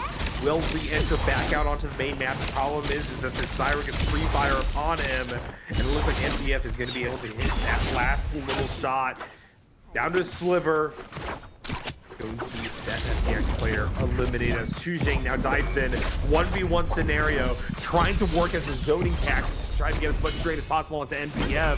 Zhang getting in under them now. About equal health. Zhang has a lot more armor to play with though. Yeah, and even though these two won't be getting MVP, they will be trying to get for the first place placement. Zhang looks for the LMV, looks for the Cap. Crash LMV comes out for the F1. I know Zhang looking for the bow shot for some sort of attempt there for some chip. Sobreigh comes out again and again. This dagger gameplay is diabolical for the RMB. There it is, the catch for the F1. MTF making sure he can kind of space away. He's looking for the chances, seeing what's going to be the next move. MTF looking to release all of these blue focuses. Shang is now getting early parry third on. And I'm pretty sure he's been looking for the catches off the LMB. Yeah. There it is. Train's going to grief here for a second, but the Kabloom still catches. It's a lot faster than a regular RMB. Soulbreak doesn't come out here. And we got the Soulfire Blades. Doesn't catch though. It gets double tap dodge, and MTF will look for 1 health reset. Yeah, MTF getting that reset, needs to make something out of it. Unfortunately, they're immediately going to get counter hit there. Great parry there from Zhang. It's just going to put them in even deeper waters as now MTF is down to barely any armor available. And now with free reign and the high ground advantage, Zhang is able to hop in whenever they so desire and stop any more health or armor restorations. Now MTF is sent out towards the shadow. More health drain going to continue to affect them as Zhang is on top of them once again with the dual blades. Up close and personal, MTF realizes they just need to try to win the exchanges from behind. May not have the opportunity to do so as there's the time ticking as well on an ultimate coming out from their opponent. MTF gonna pop Syra right here, right now. Zhang maybe a little bit too deep. Didn't read the charge, and now MTF has the ability to try to bring this one back. Syra ultimate continuing almost on the expiration point, but Zhang has lost so much health during this exchange, and now MTF is actually the one in advantage. Zhang still has their abilities available. MTF not so lucky, only with their F to try to combo break one last time. We're in a stalemate. Both players are going to heal up. Both of these guys going out here for round 3 into the fight. There's going to be the last Lonnie Orb. It's going to bounce. It's going to connect. It's not going to do much because the effect of the heal has already been applied. And we're going for a tuna proc out in FTF. So this is more sustained. 15 heal per tick. Gets caught in the Kabloom. F1 combo breaker. Had to be used. Had to look towards these horizontals though because they have to really watch out. It's canceled. It does it again. LMB to the RB. Look for the 1, 2, 3. Release those. We look for the 1, 2s. No 3. Please. And we know the counter comes out here. Kabloom still getting spammed out here as MTF looks for a horizontal as a wild haymaker. 你的破绽显而易见。 MTF gets another parry. Chuzheng in trouble. Half health. Nunchucks on top of them. Chuzheng able to get a blue focus in desperation. 2 back-to-back, but it's not enough. MTF will win it. And that's going to be coming through here, but we know Star had those eliminations to Kylan. He was up in the 3rd place. He got the 8.5, if I'm not mistaken, so earning himself up here for that MVP. Otherwise, though, the highest kill gain was given, I believe, for XY. I think he was up to 8. So maybe. I think he was 7 as well. I think this comes out, though, where the end game circle isn't in Viper's favor whatsoever. Then the series starts to like trickle down towards where those first round picks really come out. MTF really trying to go ahead, popping through here. I know that he had his head on his shoulders with that chance of like fighting between, regardless of Syra as Alani, but also just to kind of work himself out as the last surviving player. What kind of concerns me coming through here, kind of seeing about what was the play once it came down, like utilizing his ultimate, right? Getting a chance of actually seeing with the Syra ultimate in a way that was a way to mitigate any potential from a R&B release that came out from the Dual Blades R&B. I think one part that kind of sets it up, such as Shang really just wanted to use Spacer's advantage. The only line of sight, though, is that when we got an unsuspected dazzle in midair, we weren't really able to get that as soon as possible. But it still comes out to the victory. He's still coming through here with the win. And, of course, with Star coming out here as a Kylan and to round 5, seeing a Viper in round 5 as well. This is especially one of the more premier options for this first game, for at least in terms of the second day. So coming off of this end, NARAKA, we have ourselves to kind of get that leaderboard going through, but Star is still on top. He's still in first place, surpassing Spider even more so. Yeah, yet again, Spider just unable to get together a game that really would catapult him to the top of the leaderboards. Not for lack of trying in that one, though. Some really impressive showings for him, as well as across the rest of the field. Some really, really good picks that I think led to a very dynamic and very aggressive game. We haven't had anything go to Final Circle. We have not seen that shadow fully engulf the map. And, speaking of aggressive games, here's the question. How many kills did FPX ZQ Star get in game number 5? 6, 7, 8, or 9? I think you already gave us the answer on that one. Of course, I'm going to chat a little bit of hints left and right. For you guys, though, in Twitch chat, right? YouTube chat, you guys are out there, but like I mentioned, Twitch chat only gets those rewards, so make sure you type the right answer. But yeah, with 7 eliminations coming through here, he did get knocked out in 3rd. That Yang Spearwell really set up the tone for him, especially for every other remaining player. Where we actually saw Chishang actually get, not only did he get the Spearwell or the Mystic Might, but he ended up going towards the Yang Spearwell, which was still being contested. Syra Ultimates hadn't been procced out here, and none of the abilities really going through. Then we saw the Justina get completely sent out. There was nothing left for anyone else to do once Alani rolled up here with that buff. So that being said, Star comes out here with 8.5, seeing XY with 7 eliminations with 8 points. Second place Wolves MTF was with 7.8 points, and this comes out to where with a multiplier. And for Verse, though, 4 eliminations, no ranking points. This man got his kills early on. And remember, Verse is playing Wu Chen, and he was popping off. It's just blows that he did not go out as late as he was hoping for those extra points. 4 points were also given to Spider as well as to Shang. 3 points for Yen, HM, as well as Zilrana with 1.5. 0.5 for Chen and Wufang, but Slow just didn't get any eliminations, nor placement points, so eliminated as the first 3. So kind of hoping to see how the choices kind of come through here. I know that XY comes out as an outlier choice pick for the Viper. Is it going to stay? I doubt it, but it is something to keep in mind for those 12 character pick selection possibilities that could end up later on in the face pick selections. Otherwise, it's also an opportunity to see it in finals, but in a comp selection, a tournament selection, whenever one player sees another character, they might see it as another player, and they know exactly who they are, so they know what to expect. All right, here we go. Standings overall, Slows down there at the 18th position, only managing to get 4 points. 521 tied with him, 17th position. Now, it is their first day of competition, but unfortunately, these showings are just basically in line with, unfortunately, what we've been seeing, particularly out of BBE in both solos and trios, where they're finding it difficult to actually find offensive plays and therefore eliminations that lead to higher placements. Now here we go, middle of the pack, Asia, Wufang, MTF, Mike, Chuzheng, and Jin all together. You can see those who have competed for 2 days. Chuzheng there, unfortunately, up to the 8th position, but there's so many people that are going to look to just try to leapfrog him. Mike in particular, hungry for some more wins as he will enter into day 3. Yeah. 51 points though. I think we're taking 13% of proposed points, I believe, if there is proposed points. We still have to see that out and see that ends up going through. Obviously, day one performance is 18.3 for Star, but today so far he has the highest average right now, even surpassing XY. Whoa, he's 0.1 ahead from XY, and this is XY's first day playing. So a single day performance is what I'm trying to say, right? Having the most points earned out in a single day in terms of it being so far. So for that being said, going through here, game 5 coming out, and where we enter into game 6 is going to be where we go to Morse Out Night. Our clips and highlights still brought to you by China Unicom. We're going to be entering where we saw all of these Tony Roller fights, right? We saw all of these fights coming out here except the Tony Roller underneath the Salvation Podium, and it went brazy. Not crazy, brazy. Yeah, right here across the way, we see the attempted approach there by XY, and then XY gets flattened by a rolling pin here as we see them take another fight. This was a really extended trade to show the power of this Viper pick, and the reason why XY was able to jump so far up just on virtue of the number of kills that they got. Here we go. Ultimate to continue the chase down on the Verse. Verse realizes there's nowhere to go. We'll just die on top of the rocks. You can see XY having the time of his life on this pick. And then we saw him getting blown up here. Everybody converged onto him. Yeah, look at that. He's laughing. He's like, all right. Fair enough. The Karma prize ball comes out, and this is where we saw where Spider got full enveloped onto with all of these finite palm lightning range shots. Parries from MTF though to knock out Arano here with the RMBs and the hooked wing to try to go for the last hit confirmation, but a pistol shot, boom, and that was all that was needed. One little hit, and that pop, the pepper shotting from the pistol is really what sets it up, because it could be RNG where you don't hit the landing, but there's so many pellets that come out that it ends up going ahead and confirming for it. Same thing here for MTF right there for Star, right? It's like a burst shot, right? It just goes ahead and just shoots whatever is in the front of it, and then it'll just end up popping out. And if you're low enough HP, that's all it needs. It does a little bit of a modest amount of damage in some cases, but it can end up doing 156 for some instances, and that's a lot of HP when you're looking at it from a ratio.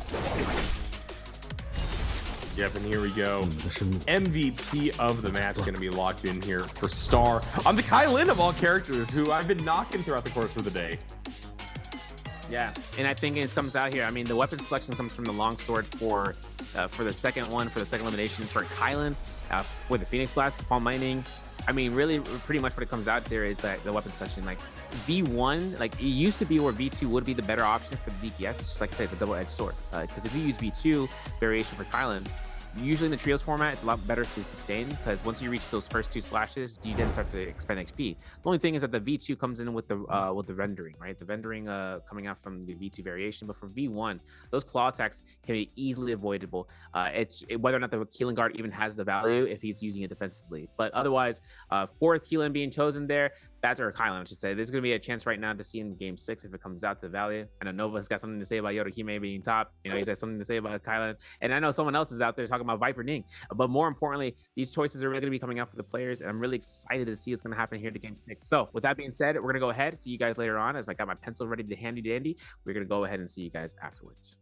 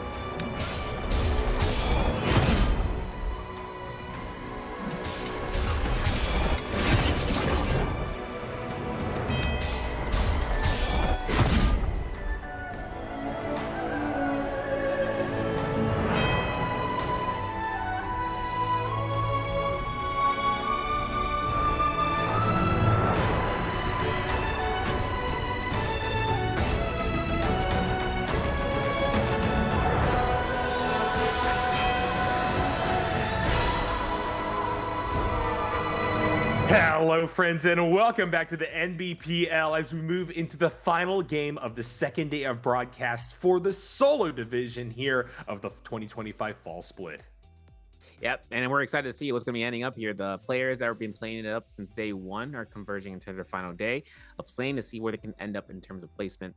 Top 12, like mentioned, is the only positions to enable finals positioning, and then if they end up going through for that position, they also take any sort of points that they carry on for pose, which takes a certain percentage, usually 13%. They usually take that into their first game to hopefully win it out. But first-time players here, day one players here, MTF from Team Wolves, also formerly known as Akuma, Bong, the Dagger God, ends up going through. But talking about a god right now, at least in the eyes of the scoreboard, has been Star. Now, if you pay attention, right, look at his scores, right? Average ranking points, average kills, may not be that much, right? But he's still popping off in terms of the season and allowing for him still to be in first place overall into the first week, into first day.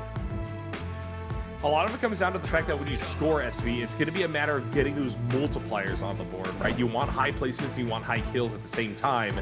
And so what that means is that if you have a few pop-off games, but in between them, you know, you're struggling a little bit, you're getting eliminated early, that is still preferable than having a more kind of consistent run where you're kind of scoring low on both of those. Yeah.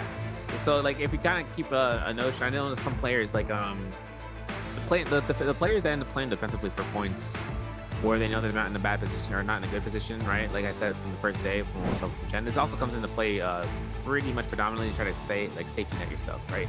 Sometimes in trios, you would see this where players or the teams, I should say, end up going through, getting points, getting kills early on.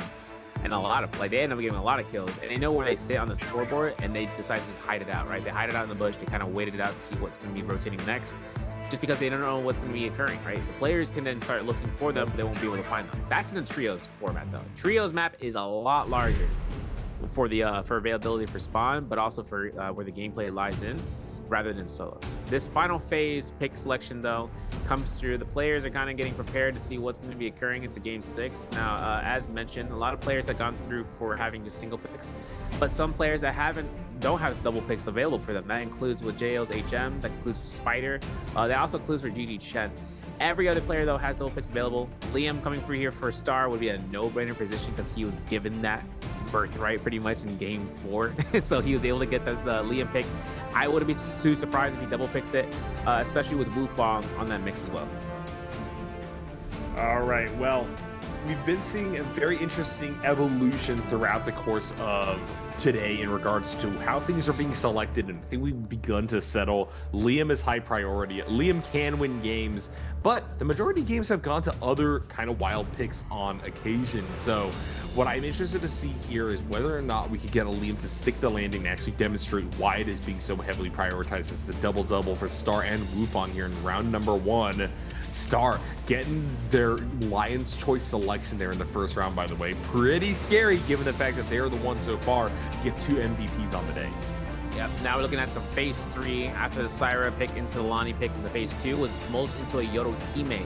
This now allows for Battle Shang and JL's HM to decide upon this. Now for JL's HM, he doesn't have a double pick available, so he can't pick up Kylan Lee or an Akos, but he can decide upon picking up Jacina, which he will go with it. Shang is going to make it also that double pick phase. Now we're going to phase 5. Phase 5 coming through for Arano as well as for GG Chen. GG Chen on a double pick, he can't pick himself up Akos, and he definitely can't pick up Shayol, so he's going to have to really decide upon his availability options here. And as well as for Arano, he has double picks across the board. So Kylan's going to be available, Valda for Arano is going to be picked up, and then for ASC's XY, both of these guys have double picks available. Whether they decide upon picking up, Shayol's, they could go ahead and do a double pick right now for it. Wu Chen picked up for XY, though. Opportunity lies into Verse, whether or not he wants to play this out, because I'm pretty sure that for Verse, he could just go ahead and double pick out the Wu Chen as well, like he did last game. He just getting in a placement, but instead Akos is his opportunity to strike. So he'll leap into that, and with that final phase, we are hard select for the characters to be chosen for this game. Interesting that we're going to continue to get at least 1 or 2 Akoses trickling in throughout the course of these games. I feel that this is another character that's just kind of underperforming, not really something that can do much outside of duels, but we're getting like a multi-man environment, particularly mid to late game, where it seems like Akos has been struggling. Let's see if someone can finally leverage this pick to make it work as we move into, like we said, final game of the day, game number 6. curious and seeing, man. I want to know what's going to go through for Star, what his positioning is going to be. Just because now we're on Firefly, we got Rage off the rip, and certain characters that have full value includes those, as long as they got a high weapon scaling in the beginning. And for Liam, he really just depends on the weapon selection, thankfully. If he gets a single-edged weapon, such as a Hong Sword or Katana, if he has terrain to his advantage, he can go for the side uppercut. We saw that coming out here for him against Arano inside of the Imperium in Game 4. But if he gets Flying Eyes, that's an easy hit. All right, that's an easy access, a combination that you can go for it. So long as he's able to get those two weapons. Otherwise, other weapon selections, so he'll just have to play it for neutral and hopefully kind of win it out. Nunchucks would be a cool opportunity for him to go through. It's just whether the other opponent is going to allow him to stay standing up. All right, well, a lot of these players getting ready for this game, looking prepared. Now, for some of those at the bottom of the standings, it sometimes feels this deep into a run, if you especially have played for the days out, so you kind of got to accept your fate. But things can turn on a dime. We've seen exponential growth over the course of a single game that has more than doubled the totals for players before what they had done in their winning games. So it's not the time to give up. I think in particular, Spider really needs to make a mark here. This is his last chance. He's on the Lonnie, one of the best picks. He needs to get the win. Yeah, I'm looking at Chendo for that Kylan pick. My man got that V2. He's bowling it up. He's got the rendering slash. This means that if he does go, it's a double-edged sword ability. Like I mentioned, it consumes HP after the first two slashes, and it's whether or not he is forced to use defensively, in which case he can just infinite slash. Then again, curious and seeing how he's going to turn up against these guys. It's really going to be strong against a Tumulch low-key, but it all depends if he gets caught into the wall. Otherwise, our spawns are pretty congested. Possessed Winery, and even just with Celestra, to the pool of cleansing, a lot of players actually taking some of those spawns over there, but it is really close cut there. Oh yeah, let's see how the drop occurs. As we move on into more styles, I think we are... Oh, there we go. I was wondering, was anybody dropping up top? No, we're all going to be located here on the west side of the map. I was thinking, man, am I supposed to be reading something in Chinese that I don't understand? No, it is rather the case that nobody wants to go up on top of the hill. We're all dropping here on this left side. Yeah, the Ventai Temple might be a reset position, but it wasn't available for the players to take the spawn. I know some players love taking an intern to the Ventai if it was available, but they might reset over there. Our spawns, though, are really holding down between Servant's Grounds and Zest. So whether or not the guys from 521, if he decides to go down south, if HM takes a corner pocket turn and he gets good gear, he could just start to steamroll now. Noble Cave, five Fireflies available over here. Players are going to go ahead and splitting off here versus able to pick up one. Not having started Rage, by the way, but we're looking at the start who does, and in case he is fighting up against Slows with the jump elevator to try to confirm this up. Slows is trying to go for his Trove pickup, but a nice catch off of that means that this RB is free to go as fast as that goes through. First elimination. And a snappy one at that. Star coming out on top. Spider, and again, initiating an early fight. Wufong down to no armor. Spider going to be in a similar position. Maybe we'll be able to swap back up to commons. Spider deciding to break away from this fight. Wufong on the far loop around, maybe looking for a way back in. Spider drops down onto the low ground now. Waiting with blue focus to try to find somebody. RMB, though, not going to connect with anybody, as Wufong also going to launch back up to the top side. Spider approaches. Good job trying to get a counter hit. There's Wufong. Going to cross back across. Both of these players still relatively healthy. Abilities abound. I think an extended fight here will lead to at least an ult trade, and we'll see what happens from that point on if they decide to continue. Yeah, because there is a Firefly on the outskirts of that area, so I'm not sure if they want to take that journey if it hadn't been done already. Otherwise, over by the Daylily Meadow, we are going to see MCF getting forced out to combo break it. We got the Summer Skin being brought up. Spoken. Yes, it is. Now we're going to see Verse actually getting caught by the RMBs. Got to be careful about this one as MCF kind of works around the corner. Open to wonder whether or not Yin's going to be continuing the chase. Remember, Yin spawned by himself, but now he's locked in. He's got blue armor and the common Flying Eyes. Still going to make it work with the Cyro Ultimate on standby. As Verse has 4 grapples, now 3. Up to the purple fist plates. This is going to be heavy scaling right now. MCF doesn't get F2 staggered by the Akos, in which case, Verse finds more supplies, finds more time to stand still, but no armor patterns. That might be a little bit of a problematic situation with this match. First on the approach, Star's in trouble. I think it's probably just TOD as Tuzang already had them to about half health, and now the Pokeball. But somehow Tuzang, opposite direction, Star, one more at least on life, can be able to hop over the rooftop, try to cross through into the building. Won't quite make that touch, but still is buying space. Yeah, I think he's going to be looking to try to find an armor swap inside one of these buildings. He's breaking ankles. Shing doesn't get the stagger off of that. His ability was just in time. Star's still trying to look to see about these Troves and what's going to be available. Gets through the Raptors. Common armor swap. Picks it up. He's now at plus 600. And now for Star, Nice get LMB. That blue focus was good. 2-on-1 swapping to the halberd, which is beautiful too. But I think now it's coming down to Star just falling down that red terrace because he hears another body. All right, Chuzheng up top on the high ground. There's someone below. The question is if he wants to initiate for this trade. Navigation across will decide to get up onto the breach building. Star behind them here. Both these players relatively healthy. With the timer ticking down, I don't think that either player wants to force the issue too much. Now, this is just jockeying for position. Far side, I think that is Yin. Bubble up, ultimating right now. We're going to see what comes out of this one. This could be the actual last Kingpin before we see a shift over to a focus on Realm Gang. Yeah, parries. Massive coming out here against Yin. Jump LMB is going to catch. Yep. So that decides attacks. Goldblum is his, and then with the counter option coming from Wufang, Wufang's going to go ahead, face out the F1, pace it up, and now Versus on the chase. He's going to be looking for the staggers. He gets it. Now looking at to see whether or not the LMB is going to catch here. The double tap dodge roll comes up from Wufang. F is going to confirm this uppercut. One up jump LMBs and two jump LMBs. Catch LMB. No, he's going to go for a third one. This is going to be giving Wufang a little more time to find an armor stone if he can, but now it's going to be able to reverse and keep that chase going through. Nice scrap stagger. Jump LMB does not connect there, and a parry like that ends the day for Wufang for 1 life. And now Verse up to 2. Verse in a really good position. This is a player that has shown their stuff throughout the day. He's always been looking to impress. Right now, all the way up in the 3rd place position. If he's able to build even more of a nest egg for himself with a dub on game number 6, he could be the one that we see coming out on top as we move on into finals.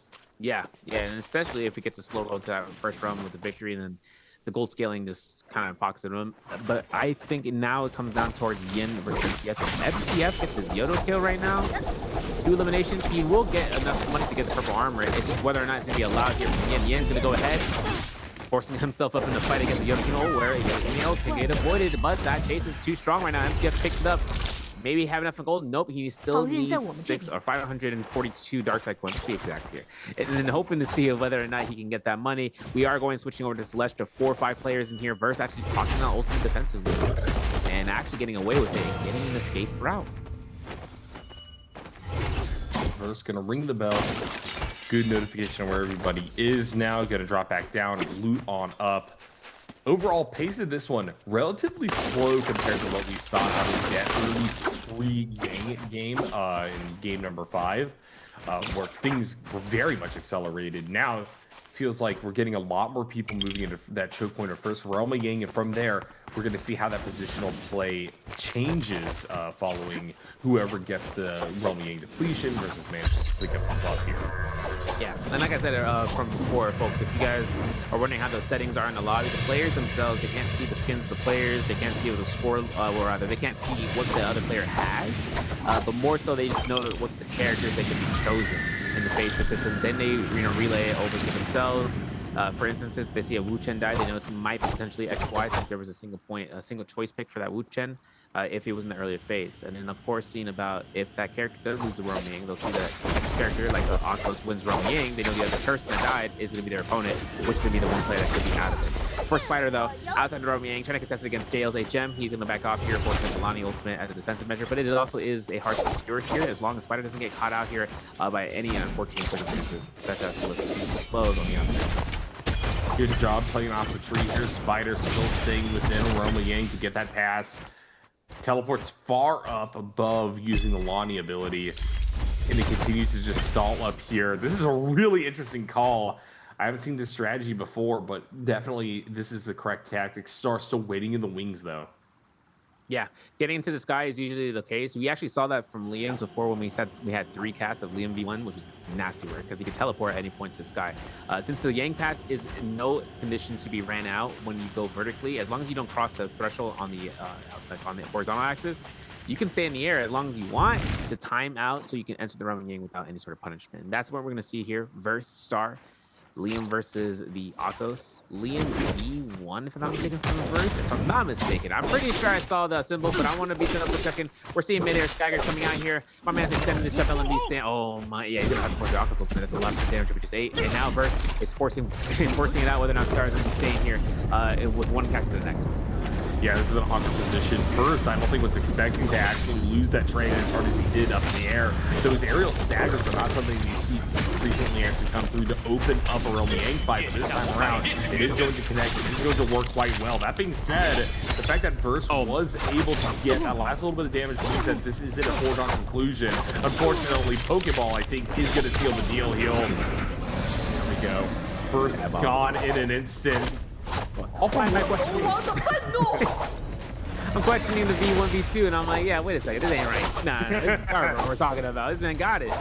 So it's kind of a difficult situation right now for XY as he's getting Baldur's Spirit. His F1's available, but those shotguns are 1.0s. They are hurting. Air strike his HP bar. It's nice to keep you after 1 horizontal. He's took a steel throw. He's F1 though. Got that chance for the Mortal Defiance. He can throw it in place here. Throws it in place, try to protect himself. So it's an opportunity to crouch, heal, and I think he might be safe for this as long as he get caught in uppercut. And as I say that, he may get caught. Reload, jump R&B, that's going to be Arano's elimination, and that's going to be XY going down for that realm. And now Arano on the upgrade route. Wow. Arano getting into victory inside of Realm of Yang, getting a buff. This is a player that's been getting a lot of kills, particularly in the second half of the day, SV. And so here in game number 6, the fact that he's going to stack that with his victory early on, means that he's going to be one to watch out for. 3 Vermilion Bird's Mites, 4 in fact, have now hit the Rift. These are all players that I'm very excited to see get these buffs for sure. Yeah, now it's going to be the or miss. Now I'm kind of concerned right now for the first one for Wukong. First gets caught by the second one. Has ultimate. He's good to go. He is say, okay, he got crouched into the LMB. That's unfortunate. What is going to force the ultimate? Reaching for the catch here. We're not going to have any other high rarity weapons. We get muscle shots. Still confirms 2. Maybe go for the stagger off with 3. Not going to be the case. He's still going to be looking to hunt this down. Now Wolves is MTF is over in the distance over here. And I'm not sure. He's going to catch that again. It's going to be another musket shot, potentially. Nope, it's just see the F1 combo breaker be used, and with Verse, he still has F2 in case he gets a close gap position to throw out the stagger. First up top, decides to dodge down to the lower level to put pressure on Wukong, who is happy to be healing up for that time being. Now the chase will continue. Verse heard somebody drop down behind him when he was up on that cliff face. I think that was MTF, so he knows that there's the potential for a third party to come through if he engages too deeply on Wukong. Which kind of means that he's willing to play a little bit further back, just trade the blue focuses until someone over invents. Wukong, though, managed to find the first fight. A lot of damage. Versus sprawling, down to half health. While he does have the ability to drop down on the low ground, the fact of the matter is that Verse also has Realm of Yang depletion. His elimination's above him, and that's his day over in an instant. Yep, now we have this chance for the cave. I'm not sure if MTF's in that too because there's a lot of poison streams around here. And that's going to be the case. F1 and Wukong knocks him back into the poison. And this is zone take damage too, so if he can keep him in the zone for long enough, MTF is going to lose at least 750 HP from that. Otherwise, he's going to lose it passively to the zone, and that's going to be it for MTF. As Wukong comes out here for the elimination here, that's a free kill, that's a free elimination, and that is, my friends, going to be the end for the Yodo he made for this round. 3 eliminations. We've been seeing a lot of 3 kills for these Yodos. And now we're going to see her going down. We got 7 players left to go for the second round of the game. XY also eliminated off map. That is notable as he only had 1 elimination, and so being frozen in that 5th spot for someone who won a very interesting dominant early game in the 6-game series makes me a little bit worried about how he's going to look after some other players get up to their stage of competition. While this is happening, Star will be able to get a brutal shot up against Spider. Spider with a Vermilion Bird's Mite, I believe, will be able to just respawn, get back on to the field for the battle. But right now, Star is the man to beat in first place, looking to extend that lead. Yeah, literally, he literally upgraded that common finance of her rarity. He has it on standby. I can't believe he got the 2-on-1. I thought Terrain was going to grief him out, but unfortunately it didn't. And now it's going to be coming to Star again. Spider comes up for the run back. He's going to go ahead. Ooh, wow, spacing out the R&B's blue focus. I'm not even sure he's going to get the LB. Yeah, there it is. That one is going to have to be burned out. He got way too close, Captain Arm. That's all I'm going to say. So Spider having himself no ultimate here, having no fireflies, it's going to be an upset. Might be seeing his R&B catch here for this chip, but this is going to be a moment of desirability for Star. If he wants to go for this F1 into R&Bs, he's going to have to switch over to Planet very, very soon. All right, Spider followed through. Good job on the tech chase, utilizing that cord, but however, there is someone trying to zipline onto his computer. And with that in mind, he's going to just hand off. He's fine if somebody takes the elimination away from him. Star, meanwhile, just trying to stay alive as Wukong is now going to be the one that's going to try to land a killing blow while he's happening to Star. Looking to charge back up. In a lot of trouble. Spider still up ahead, looking for the snipe. Wukong, though, will be able to pick up the kill. And now it's not only Spider and Wukong, but also Arano here for the fight. And it's tough, though. It's tough. And when I saw Spider go up for the crouch on uppercuts off of the Hong sword and trying to go for the infinite, that grapple stagger, that was disturber of the piece moment right there. Because it would have been something that Spider would have earned.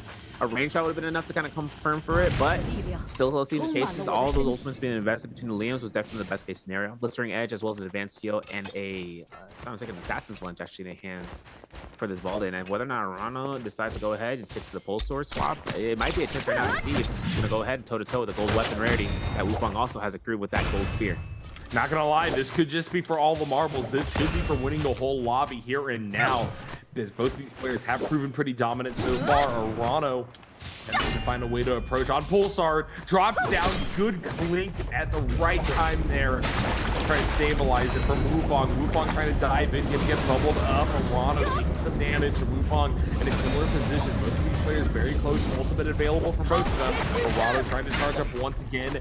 Tight quarters, unfortunately, able to find anything off the bubbles yet again. 3 charges left on this one, as now the Vortex is going to be popped. Good damage coming out here. Wukong still comfortable enough to prevent ultimate right now from being dropped. Over to the far side, tries to circle back here to drop the sword down, yet the Pokeball. Arano's in trouble as now he is about to get bubbled. Good job dodging out of the way using Bubble. That's gonna buy him a little bit more time. Blue Focus Charge gets the knockdown! That is what we call a read, ladies and gentlemen. And that's that Blistering Edge with pistol shot to pepper it up. And I know it's going to be seasoned up with Assault, 450 degrees Fahrenheit. I know you guys know we're in the E region looking to get cooking up here in Celsius. It's okay. Multi-format, though, from Chen. He's looking at the LMBs. I'm not even sure. Okay, barely I meant this like 6 quadruple backflips in a row. But I know Chen's going to be looking for the R&Bs here. If he can get the 1 Stone Form proc, that forces out HM in a weird position, especially with the Hong sword. I think he's going to be looking to try to see go down these two focuses. The R&Bs are going to continue. Chen gets a scare rush off of this, which is the fist in the middle of the action. I love it. And this is going to be where it's going to be throwing your opponent into disarray, but that R&B, this is the second one. B2, remember that every time he strikes, he gets HP back. So this Keelan guard is going to be coming out. Imprint's good, though. This is going to be the confirm for the freeze. And if one comes out to be invested, gets frozen, gets R. Okay, apparently missed those. And that's going to be where Chen actually survives. He's got one more charge up, and HM exactly what happened. The unfortunate circumstance. Yeah, a wild play there. Unfortunately, that is going to be Chen unable to emerge victorious inside of Realm of Yang. And the problem with that SV, and one of the real worries at hand, is that given the fact that Chen was 0 elims before entering into that realm, that was basically his way to try to catapult his build forward. Now he doesn't have that opportunity, and now he has to try to find a kill while inside a depletion. This, I think, could be the end of the line for him. He's waiting that out. Ron's waiting for the Soul Altar spawn. See if he can try to find it between Chen and Wukong, though. This is tough. This is tough. Considering that everything comes down to territory, it's like when the lobby knows who's exactly who's left, and there's only a certain amount of players. Nice aerial dash coming out here from HM, though.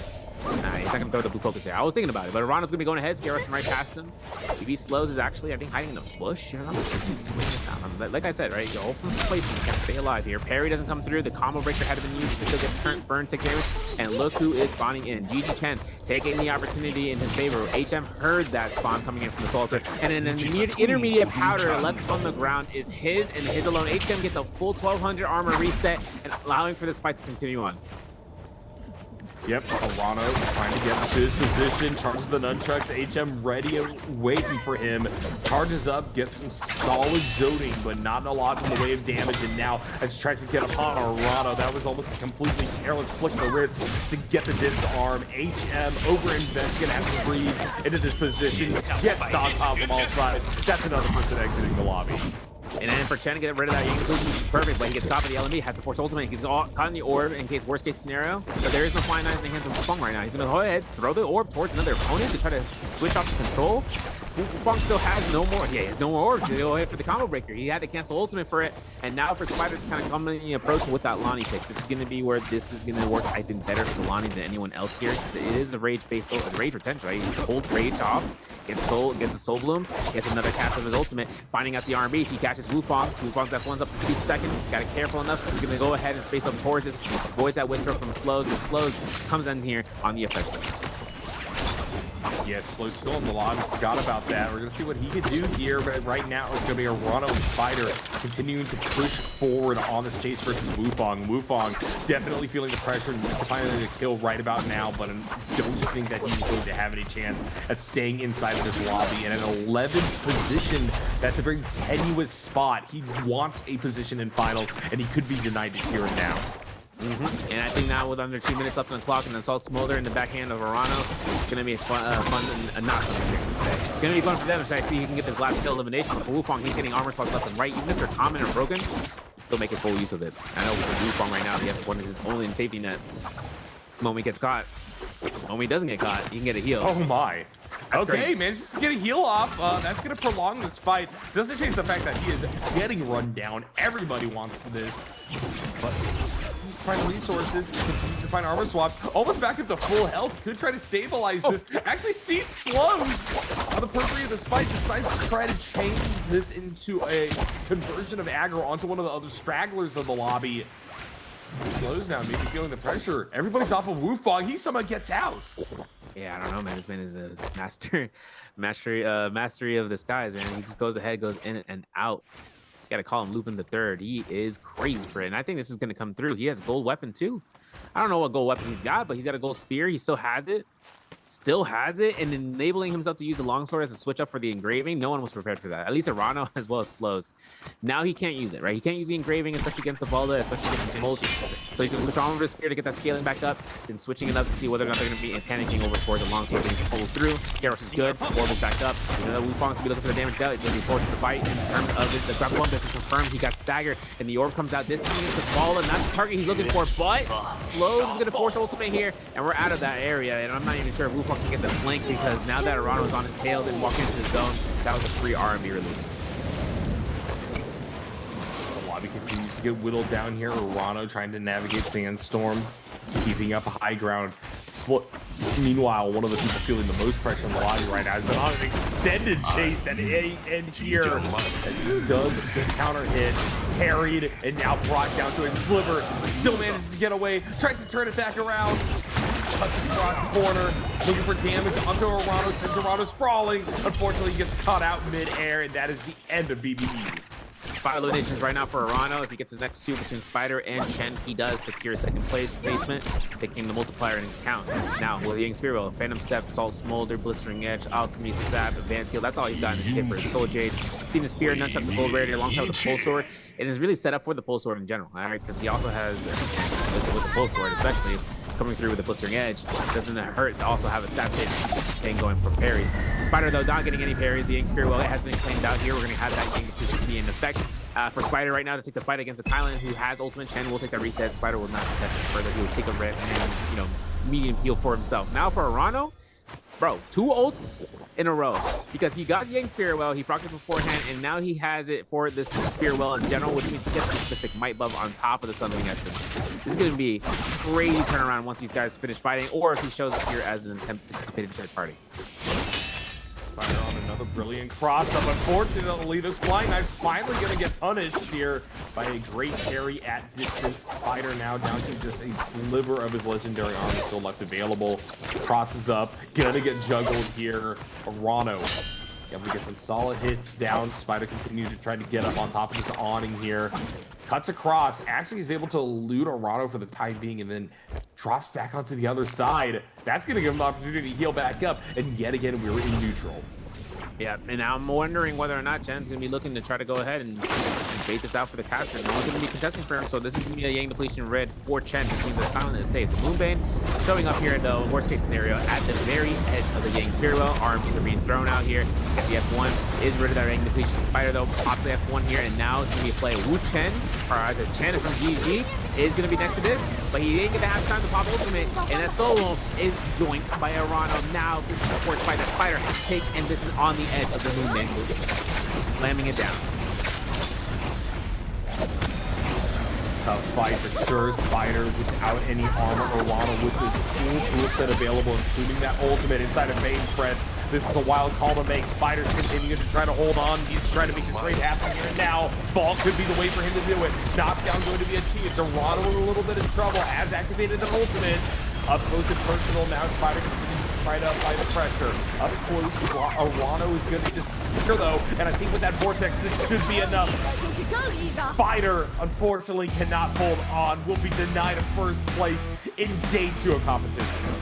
And with Arano picking up that 6th elimination, that means that he gets multiplied. That means he does, in fact, secure that 2nd place. Plays on the Valda as well as the chase downs. You see the smirk going over there. He's chasing everyone down, going through inside of Servant's Grounds, allowing for himself to be in the control of T's Wufang, right? When we saw the Liam orbs coming back and forth, and then seeing about how he was able to kind of like space away, but then getting that, getting the chance of burning up the Tumult's, ultimate, getting the soul bloom pickup from Wufang, and then forcing out slows in a predicament. Then puts him in a great premier spot to get all the loot that was on the bodies, all the jades that were kind of held onto there, and then finding out the spirit well to be his own on top of the other spirit well, and then just going through those last 2 eliminations for himself, winning it out and securing that silver placement for final, or rather, I should say, in the overall scoreboard before we enter into day 3 for solos. Yeah, absolutely fantastic stuff, SV. This has been a really good day of competition, and I think that if anything, it's showing just how tight things have gotten here in the NBPL. Top players and bottom players, not much of a difference anymore. There are 2 delineated clear flights, which was kind of the case throughout a lot of the spring split. I think anybody here, for the most part, has the opportunity to take down the lobby, and those who were outside of the running were there because of extenuating circumstances. Like there's only so much you can do if you're 5-2-1 or your BBE when you have to bring that sub in when they are not oriented to the solos world, because it's a whole different ball game than when you're playing trios. 100%. I mean, the mindset between a hybrid player to go through intentionally hybrid, right, is like something that sets you up for a lot of in-betweens between what's going to be priority listing for solos, and then with the trios, the macro gameplay is really the biggest side of it all. For the players, though, getting prepared here for the EWC, the top 8 for CN, which includes a plethora of the CN players, they are going to get more and more practice here before they enter into that stage. I'm not sure which patch version is going to be available, whether it's this one or the Inner One patch. It will be interesting to see if that one does go ahead and go into effect. Otherwise, if the players are preparing on this patch, getting situated in terms of the solos mindset, it's just also part of that process of whether there's things to be changed between now and then, or if there is going to be an uptight patch change, then they have to prepare for that as well. Yeah, definitely the case. A lot of stuff to look forward to on the pipeline right here, right now. I don't think that the meta has been fully settled either, SV. I mean, look at the stark difference between the draft of game number 1 and all the rest of the games today. Things are still being felt out. I think there's some more experimentation to be had with Viper Ning in particular as well. That was a pretty interesting game that we saw out of XY, and I think that many other players could do a whole lot to leverage her as kind of a counter to the current meta. Oh, yeah. Viper really came into strengths for trios, for instance, right? She's really strong in the opportunity in the early game just because of the F2 ability. So finding a target outright with a teammate allowed for you to kind of like chain up an attack into a blow up with the F2.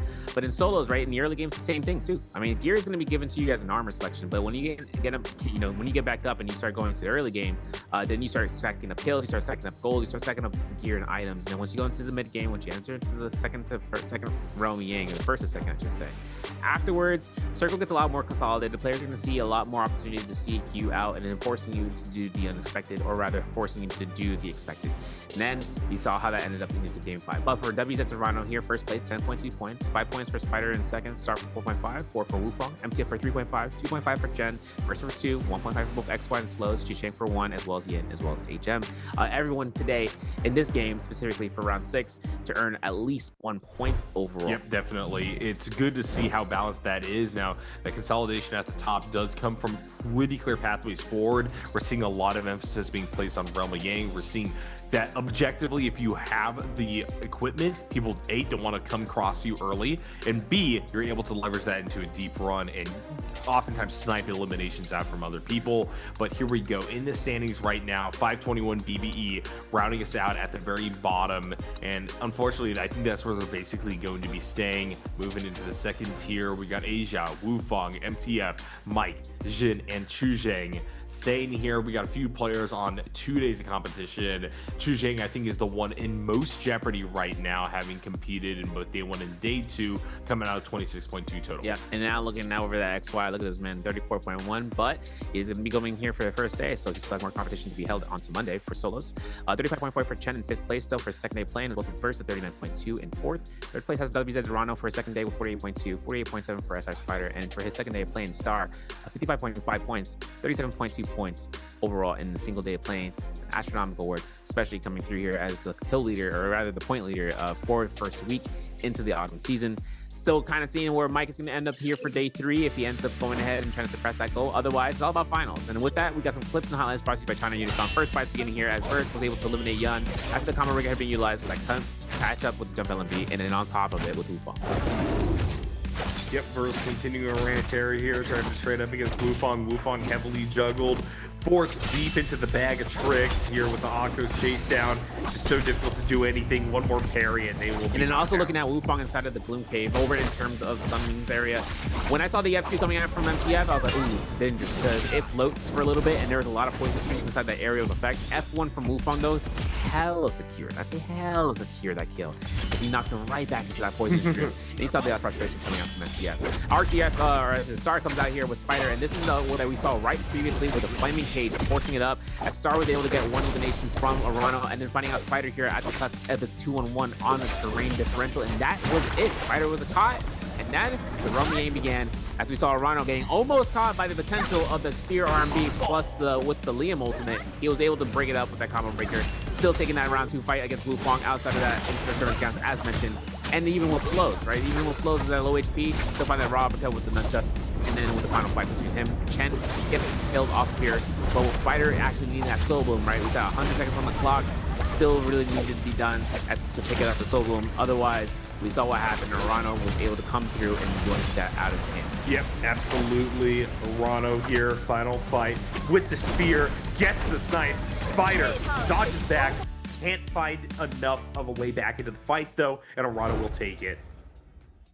Gonna have to see this MVP going through. I know there's gonna be an interview coming up later on, but kind of to review over for the first 2 days. Like you said, there's a lot of things to be meta shifted in terms of what's gonna be normal, right? First thing that just adjusted from the players coming through here for this season is getting available for those systems, the pick bans. The coaches are getting prepared for that as well, just to kind of see about what's gonna happen even now from now until the future, because we got a new system coming through here. We're going for another edit for how those pick bans really turn up. So I'm kind of curious in seeing how the players are really kind of adjusting towards that. 12 individual picks was something that I was always determining and seeing once I saw this revision of it, where the players starting to think about more comp picks. Usually you would have 6 to 7 to 8 up to 9 picks to be available, but with the chances of those single picks being brought out, you still have to revolve around having that availability of options on the table. That's why we're seeing Valda being brought through. Still though, we have an opportunity right now for it. Whether or not the players be coming through here for the interview with Jaeger, we do have an opportunity of also seeing what's going to be in the minds of them. Now, this is always my favorite part because this gives you insight of going through for players. I see that a lot of players kind of want to know what the players have going through for them. Play styles is one thing, gameplay styles, macros, decision making, and even what was going through their minds during fights. Like we saw in the last interview, MTF was going up against XY, who was at that point the kill leader in the lobby. Well, rather not the kill leader, but the one who had the most points so far in the days, and he ended up going through and just breaking it down. We even saw other interviews coming through here, like we saw with Mike in the past about his thoughts about the meta, but we are going to go ahead and see about what this player has to say, and we'll be right back afterwards. Ladies and gentlemen, welcome to the post-game interview. This is Jaeger, and now I'm standing here with our player and let him say hello to our audience. 来吧，先跟观众朋友们打招呼吧。Hello， 大家好，我是来自成都积极的陈。欢迎陈来到我们的赛后采访。It's first time to see you and really nice to meet you here. 那我们这边也是第一次见到我们的陈来到我们的赛后采访，也是欢迎你来到 NBPL. So first, I would like to know, what's the opportunity let you join in the NBPL and why choose to be an esport player? 那我这边首先想问一下，陈是一个怎么样的契机啊，会让你来到了我们的 NBPL 呢？然后又是为什么会自己想去成为一个职业选手呢？我当时平时没事打打天人，是前段时间的锦鲤杯，我平台赛比较出色吧，然后成都积极的经理通过这个联系上了我，问我有没有这方面的想法，然后他跟我说打这个应该不会有太大压力，让我上去放开玩就好了。虽然说现在看来还是很有压力。感觉被骗了，被诈骗过来了一样。那我特别好奇，想问一下，其实自己来做这行的话，选择职业联赛，选择职业选手，会得到家人和朋友的肯定吗？会的。就比如说我刚刚拿了一把战神，我姐还有我姐夫就给我打电话，一直给我打。哦，这他们是很棒。很支持我的。哦，他们随时都在观看比赛，是不是？哇，真的太棒！这种家庭氛围真的太棒了。To be honest, the opportunity I came here is because I have very high ranking in the game, and that's why the manager of the team GG they just call me and let me to be here as a esport player, and they told me as an esport player there's no any pressure, but now it seems like it's a lie. But for me, I think my family, they are really support me. Like today I got an MVP, and my sister and his husband, they call me and congratulations to me. And it's really a warm family. 哇，真的是非常棒的一个家庭氛围。我觉得这么好的一个开端，我觉得将来一定也能在这条路上越走越远，对不对？好，祝福你。那接下来就让我们进入有奖问答环节。Okay, let's move on to next part. Answer for treasure.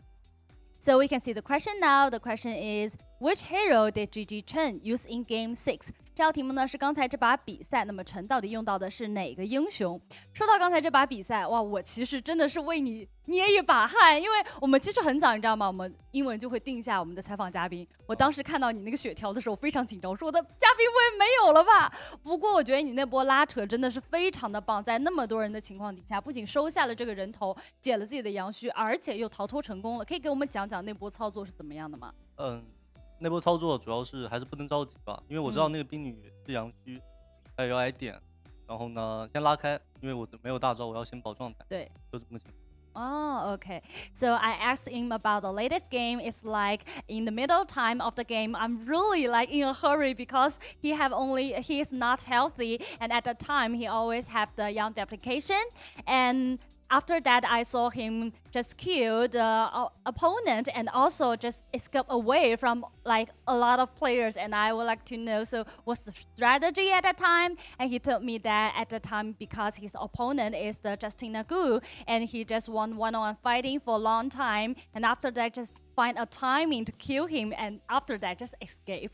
哇，其实那波真的非常的极限，也是关乎于这个英雄。哎，我们到底这个英雄是什么呢？我觉得关注比赛的一定知道答案了，但是我们还是要来倒计时一下，好不好？来，准备好了没有 ？Okay, I think all players prepare, and let's start counting, please. 答案是 B 啊。先来说一下 3, 2, 1，好不好？我们倒计时一下，让他们有一个可以大家截屏的机会，好不好？来，有请。3, 2, 1。Yeah. Okay. Screenshot. So now it's time for us. The correct answer is B. Congratulations, our lucky guy. Okay, I lost because it's the first time here, and also I would like to know, so for you on this journey, so what's your expectation and like your goal for this year? 那因为毕竟是职业联赛这条路嘛，也是我们的这个体育运动，想问一下，对于今年的自己，我们不说一定要拿冠军，但对于今年的自己会有怎么样的期待呢？先拿个周冠吧，多少还是得有个冠军。So my goal for this year is the championship, but I think just bi-weekly final championship is good for me because it's the first time I came here, and I wish I can have a bi-weekly final championship. 好的，再次感谢陈。哇，其实作为新人的话已经非常的棒了，就希望你可以早日完成你的梦想。第一双周的周决应该是没有问题了，接下来就看你的表现，好不好 ？Okay, cheer up for you, and thank you for today's interview, and we will get back to our casters. Yo, big ups on Chen, man. My man's bringing out the same ambition that we saw from last year from BBE's Frostivus prior to that being Alliance last year. He's like, I just hope to get to I just hope to get to the weekly finals, right? And then what happens end up going through this game and said, I want to win finals. I'm like, okay, my man got the ambition. We got it going. And with the scoreboard, it really goes to show that. I mean, with our top 12, right? And mentioned here in the 12th place with the age out with 15.5, this is going to be that determining factor, right? 26.2, Chisheng set the bar. He set the limit in terms of the average that needs to be surpassed. And then with XY right there, 34.1 with just one game alone. But to whether or not Chen stays through, which most likely will be the case, top 12, 35.4 points. There's no way, but there's absolutely no opposition for me to think that there won't be a chance for him not to make it for the finals. Just hoping to see how he ends up going through against his peers, especially this being his first year in terms of the season.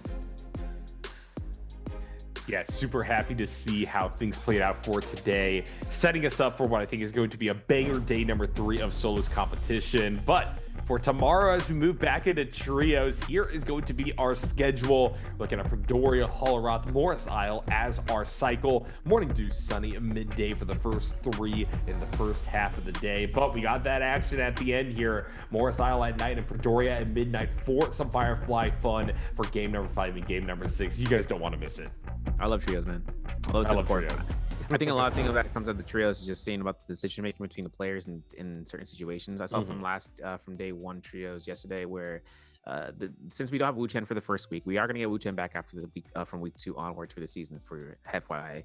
But with no chance of actually seeing him in there, the determination about certain comps that could be flipped around on its head kind of sets him up for, it's like, is he even needed? Right? If the taking the information from the players, taking the escape aspect of him, an insurance policy, if you will, that gets removed. That means that you have to take certain fights with a certain predicament. If you end up going through and investing, how well are you going to invest at? And that's why that Justina, the Viper, and the Syra pick really just came into strength. Just because when you see the Justina combination off of the Viper, allowing for a CC can chain off of a transformer such as with Tianhai, or even very rarely with the Fairy Shen, the allowance of having him out brings out that comp as an opportunity. Now, if he does get any sort of changes down the road, we'll have to see. Otherwise, it would be cool to see if that comp still stays true even after he rolls right back into the meta. Yeah, definitely. A lot of cool stuff happening on both the trios and the solo side. Shoutouts to Nbpl for keeping it so interesting meta-wise on both counts. Really, really happy to see us back on the field for trios. Really cannot wait to begin to commentate that again for the fall split, and also commentate with you again, SV. We had a chance going through here. We're gonna get some highlights going out here. Some highlights I actually brought out here from today, so that we can see, some clips and highlights. I know half of these are gonna be FPX Star, bro. Because the thing is that Star, listen, game 4 was send him testament. We saw that in yesterday for day 1 solos, where we actually ended up going through here. I think coming out of this chance with the Exon kind of coming back into the scene, he himself being able to put himself up for the effort really comes through, where he can still retain the information from the past, but also learning new things here and there. The comp selections coming through, their hero selections, whether it's Justina or otherwise, kind of makes it so that certain players really just have their strengths. Their weaknesses can be absolved if they suddenly, in certainties, find themselves in any of those predicaments. They look at the VOD, they see what they did wrong, they look at what the players are on the opposition, on the other hand, or what they were doing right, and what kind of gave them that upper edge in these final fight scenarios. Yeah, very, very happy to see how a lot of the players, but mostly Star, were able to kind of push that mid game and make really, really smart decisions to be able to pick up tempo. But I also got to give credit over to Spider. I keep talking about him in the light of, that inconsistency that we saw. Unfortunately, he was unable to get the win today, but was peaking towards that. A few more games on the day, and I'm sure that he would have been able to knock one away, given that he came in second there at the end. But he was the guy who engineered, I think, the reason why we never got to a true pure final circle today. He accelerated the pace of the games by being a constant thorn in people's sides, by taking people down and forcing fights early on. That also created those dynamics where there was a material advantage swinging one way or the other. And so then I hope when we watch the clips, we see a lot of those early fights, many of which he actually did come out on top with. Yeah, and then even taking the opportunity of seeing with Spider, double picking Yoda was his option for today. And as I said, if you're at a high enough lead, you're on testing ground. You can bring out the character pick that you want to try to test out as much. Yoda Hime was his choice for today. She has an opportunity of being buffed out in the future, like we see in the current patch in the live service, where she ends up having F1 to have gold focus on immediate. And like I said, F1 has a combo breaker innate. You just need to proc the ability first, and you got 8 seconds to make it count. So for him, it's whether or not he wants to take the utilization of that. It reminds me of old F3 from Atari, where the flash step comes out, where he can teleport past if he needs to escape from a dangerous situation, if he needs to allow for himself to push himself away from opponents and then divert their attention to another spotlight. Then again, he is the guy in the limelight. He is one of the players that have been championing it since since 2022. It feels like, even though 2023 was his dominant year, then going into 2023, where Mike was able to come through, come return, and just knock it out of the park. But I think one thing that kind of sets us in here, right, as it kind of ends out here for today, to be expecting with day 3 performances from the remaining players that have yet to play it out, seeing what they can kind of study out from this point on forward, and then being prepared. Like I said, EWC guys, it is 2 weeks away. We have MSC for the festival to be earning themselves out. Solos is at a prize pool of $150,000, trios at a $350K with a total combined limit of $500,000. Representatives from EU, from NA and SEA and AS are also coming into the field of play, so they will have their chances of representing their regions, allowing for themselves to kind of make it be known that there are ones that make it through. I'm really hoping to see if their regions can actually go ahead and be on top for it at the end of the day, NARAKA. All right. Well, thank you everybody for tuning on in for today. We're in the midst of an NBPL marathon, everybody. Make sure that you tune back in tomorrow for trios. But we are broadcasting for 8 days straight, and we cannot wait to have you here for all of it. Make sure to tune on in again. But for today, I've been NARAKA alongside Serverio, and we are so happy to have you.